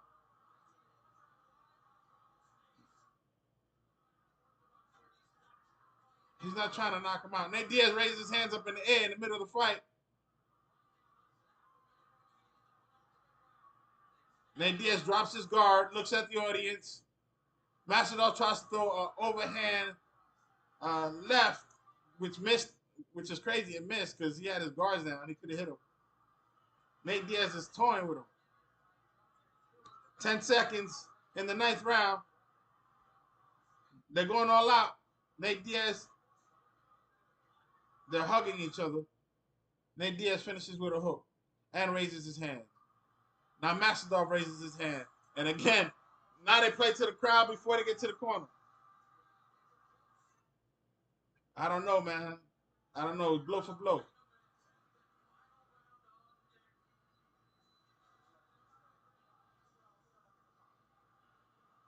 If Nate Diaz got this on the scorecard, then Masvidal needs to turn it up in the last round, and vice versa. I had it a draw after 8. I would have to give Nate Diaz the 9th round. So right now, Nate Diaz wins. If Masvidal finishes strong, then Masvidal could win. Or it would be a draw, excuse me, my card.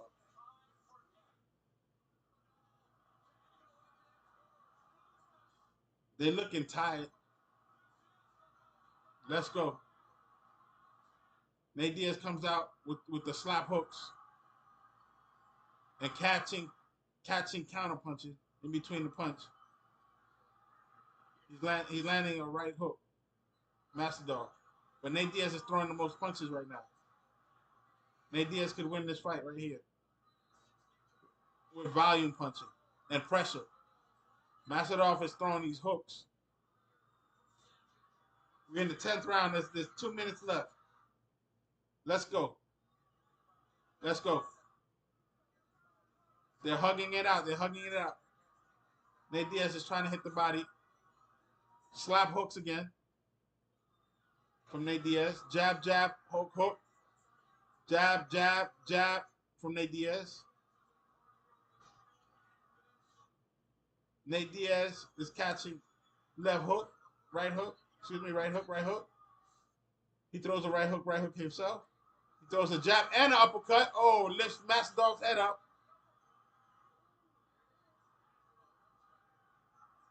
Nate Diaz is throwing a lot of combinations. They're slow, but he's throwing combinations. They're not looking for a knockout. I don't see a knockout coming. They're going to go to the 10th round. Nate Diaz just caught a mean right hook. A mean left hook. Jab, jab, jab. Hook, hook, hook. Jab, jab, jab. That all came from Nate Diaz just now. Now Masvidal is letting go.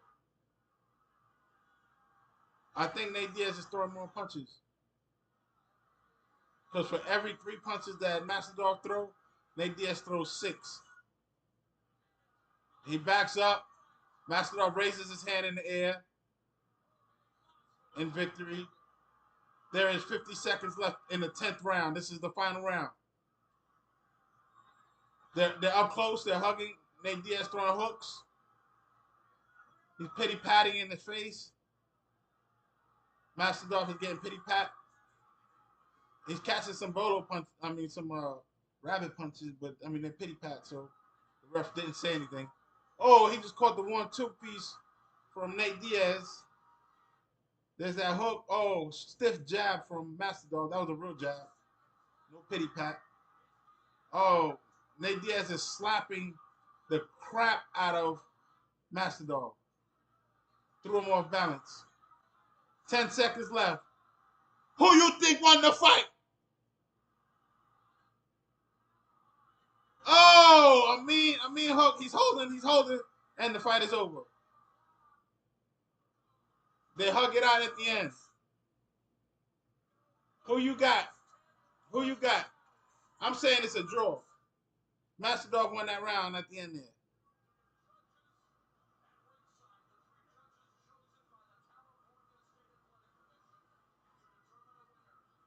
Because they were pity patty, I'm making it a draw on my card. They pity patty. It was like a glorified sparring session. But they went all out. They gave a lot. They gave a lot.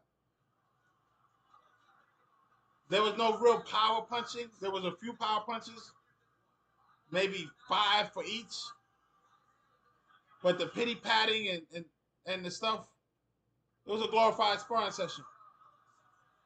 I'm gonna say it's a draw. Let them do it again, right? Let them do it again. Let them do it again. It's a draw. Make them fight again.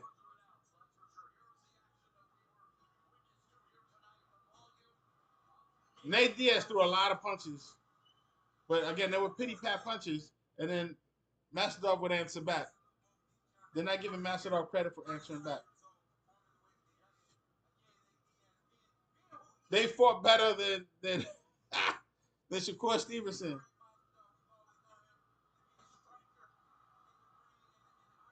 Mind you, these are 2 MMA guys, man. This should not be happening right now. They should not be making money off of boxing. And that's just what is happening. They got 50,000 people in that arena where Top Rank, that's a boxing promotion. I think there's 19,000 people in the Prudential Center if it's sold out. But they gave away tickets, so I'm pretty sure they weren't sold out. And I couldn't see the whole arena like I'm looking at this arena. This arena is packed and nobody's still leaving. Whereas the Shakur Stevenson fight earlier tonight, everybody was hitting the road before the last round.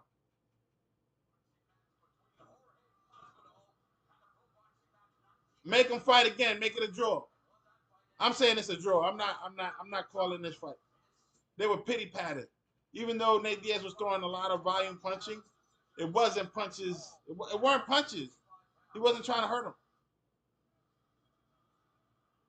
And then they hugged it out at the end. So it might have been in the contract, like, don't kill me. But I give it to them. They did their little thing.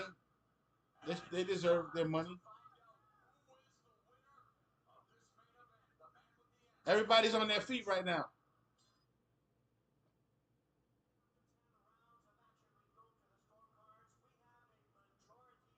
Majority decision. Majority decision. It's not unanimous. That means somebody went the other way. A draw, you see? That's how I had it.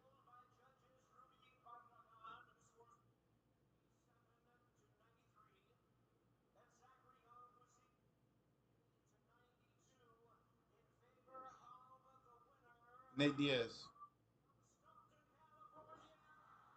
Told you. He threw the most punches. But I had it like that one judge as a draw. I would have made him fight again.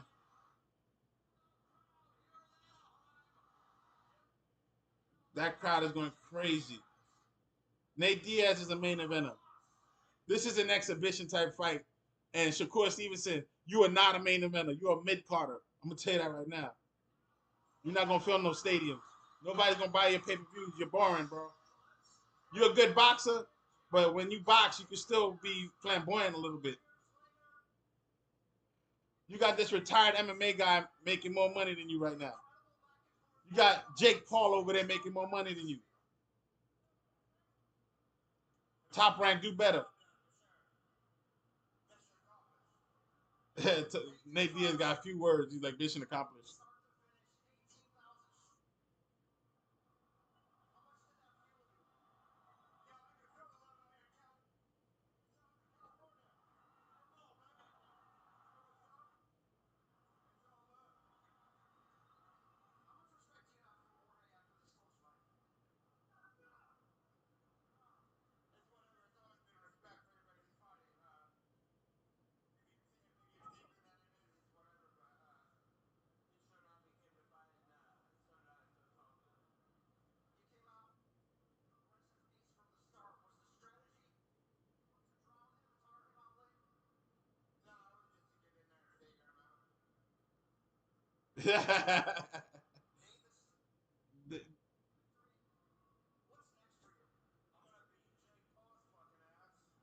He wants a rematch with Jake Paul. I knew it.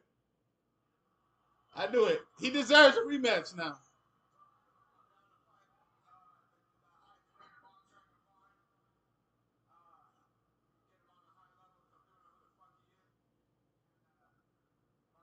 Excuse the language. If you can hear that, I hope. I don't know. He wants to go back to UFC.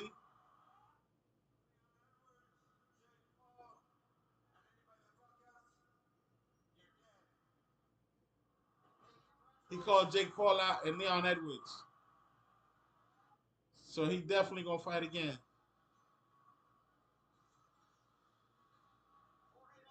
I don't think UFC is gonna sign him again. So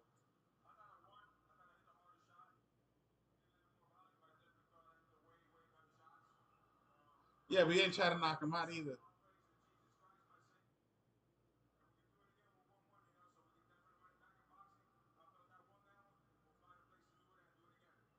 He wants a rematch.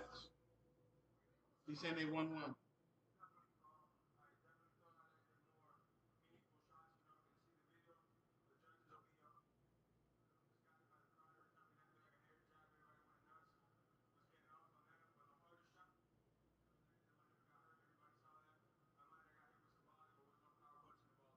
That's what I said. It's pretty bad.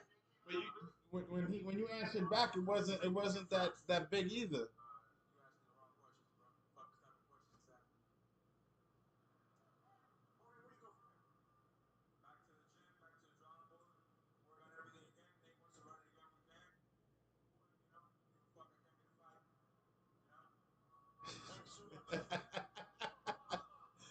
Yo, he wants to run it back with Nate Diaz. They look like they're about to fight in the ring now. Somebody said something. Somebody told Macedon something in the ring, and the bodyguard wants to fight him, or somebody over there wants to fight Macedon. They're trying to get Macedon outside the ring. I mean, his interview is over, so and Nate Diaz is gone, so I don't know who he's fighting, who he's arguing with. No, Nate Diaz still in the ring. Somebody said something. It wasn't Nate Diaz.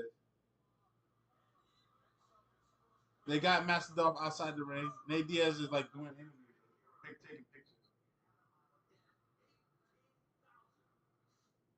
Okay, 18,000, so it's not 50,000, but still, for non boxers to fill a stadium with 18,000 people, Top Rank do better. Macedon leaving with some blonde, so he's not losing totally. He left with a blonde. Jorge left with a blonde. Nate Diaz is still in the ring.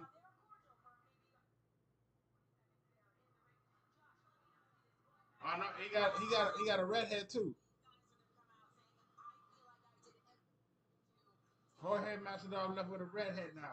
I thought the blonde was his, but she was just in the way, I guess. I saw him grab a redhead by the hand.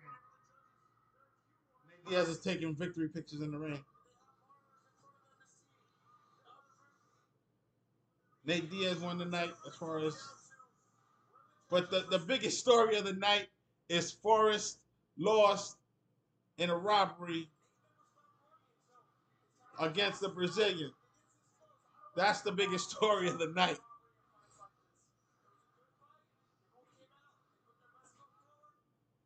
Shea Mosley Jr. won against a former champion, so that's a decent story too. I don't know if he's gonna fight bigger names later, but it'll behoove him to do so. His father is a former champion, so Shea Mosley Jr. had got good hands. This is crazy. All right, guys, that's it for us tonight. Thank you for tuning in to the Jab Entertainment Channel, doing boxing. Um, Thank you for the privilege of your time. Take a moment to subscribe if you haven't so already. hit the like button, help the channel out, and hit the bell so next time we upload a video, you don't miss out. Thank you and good night. Keep your hands up and protect your chin down and protect yourself at all times.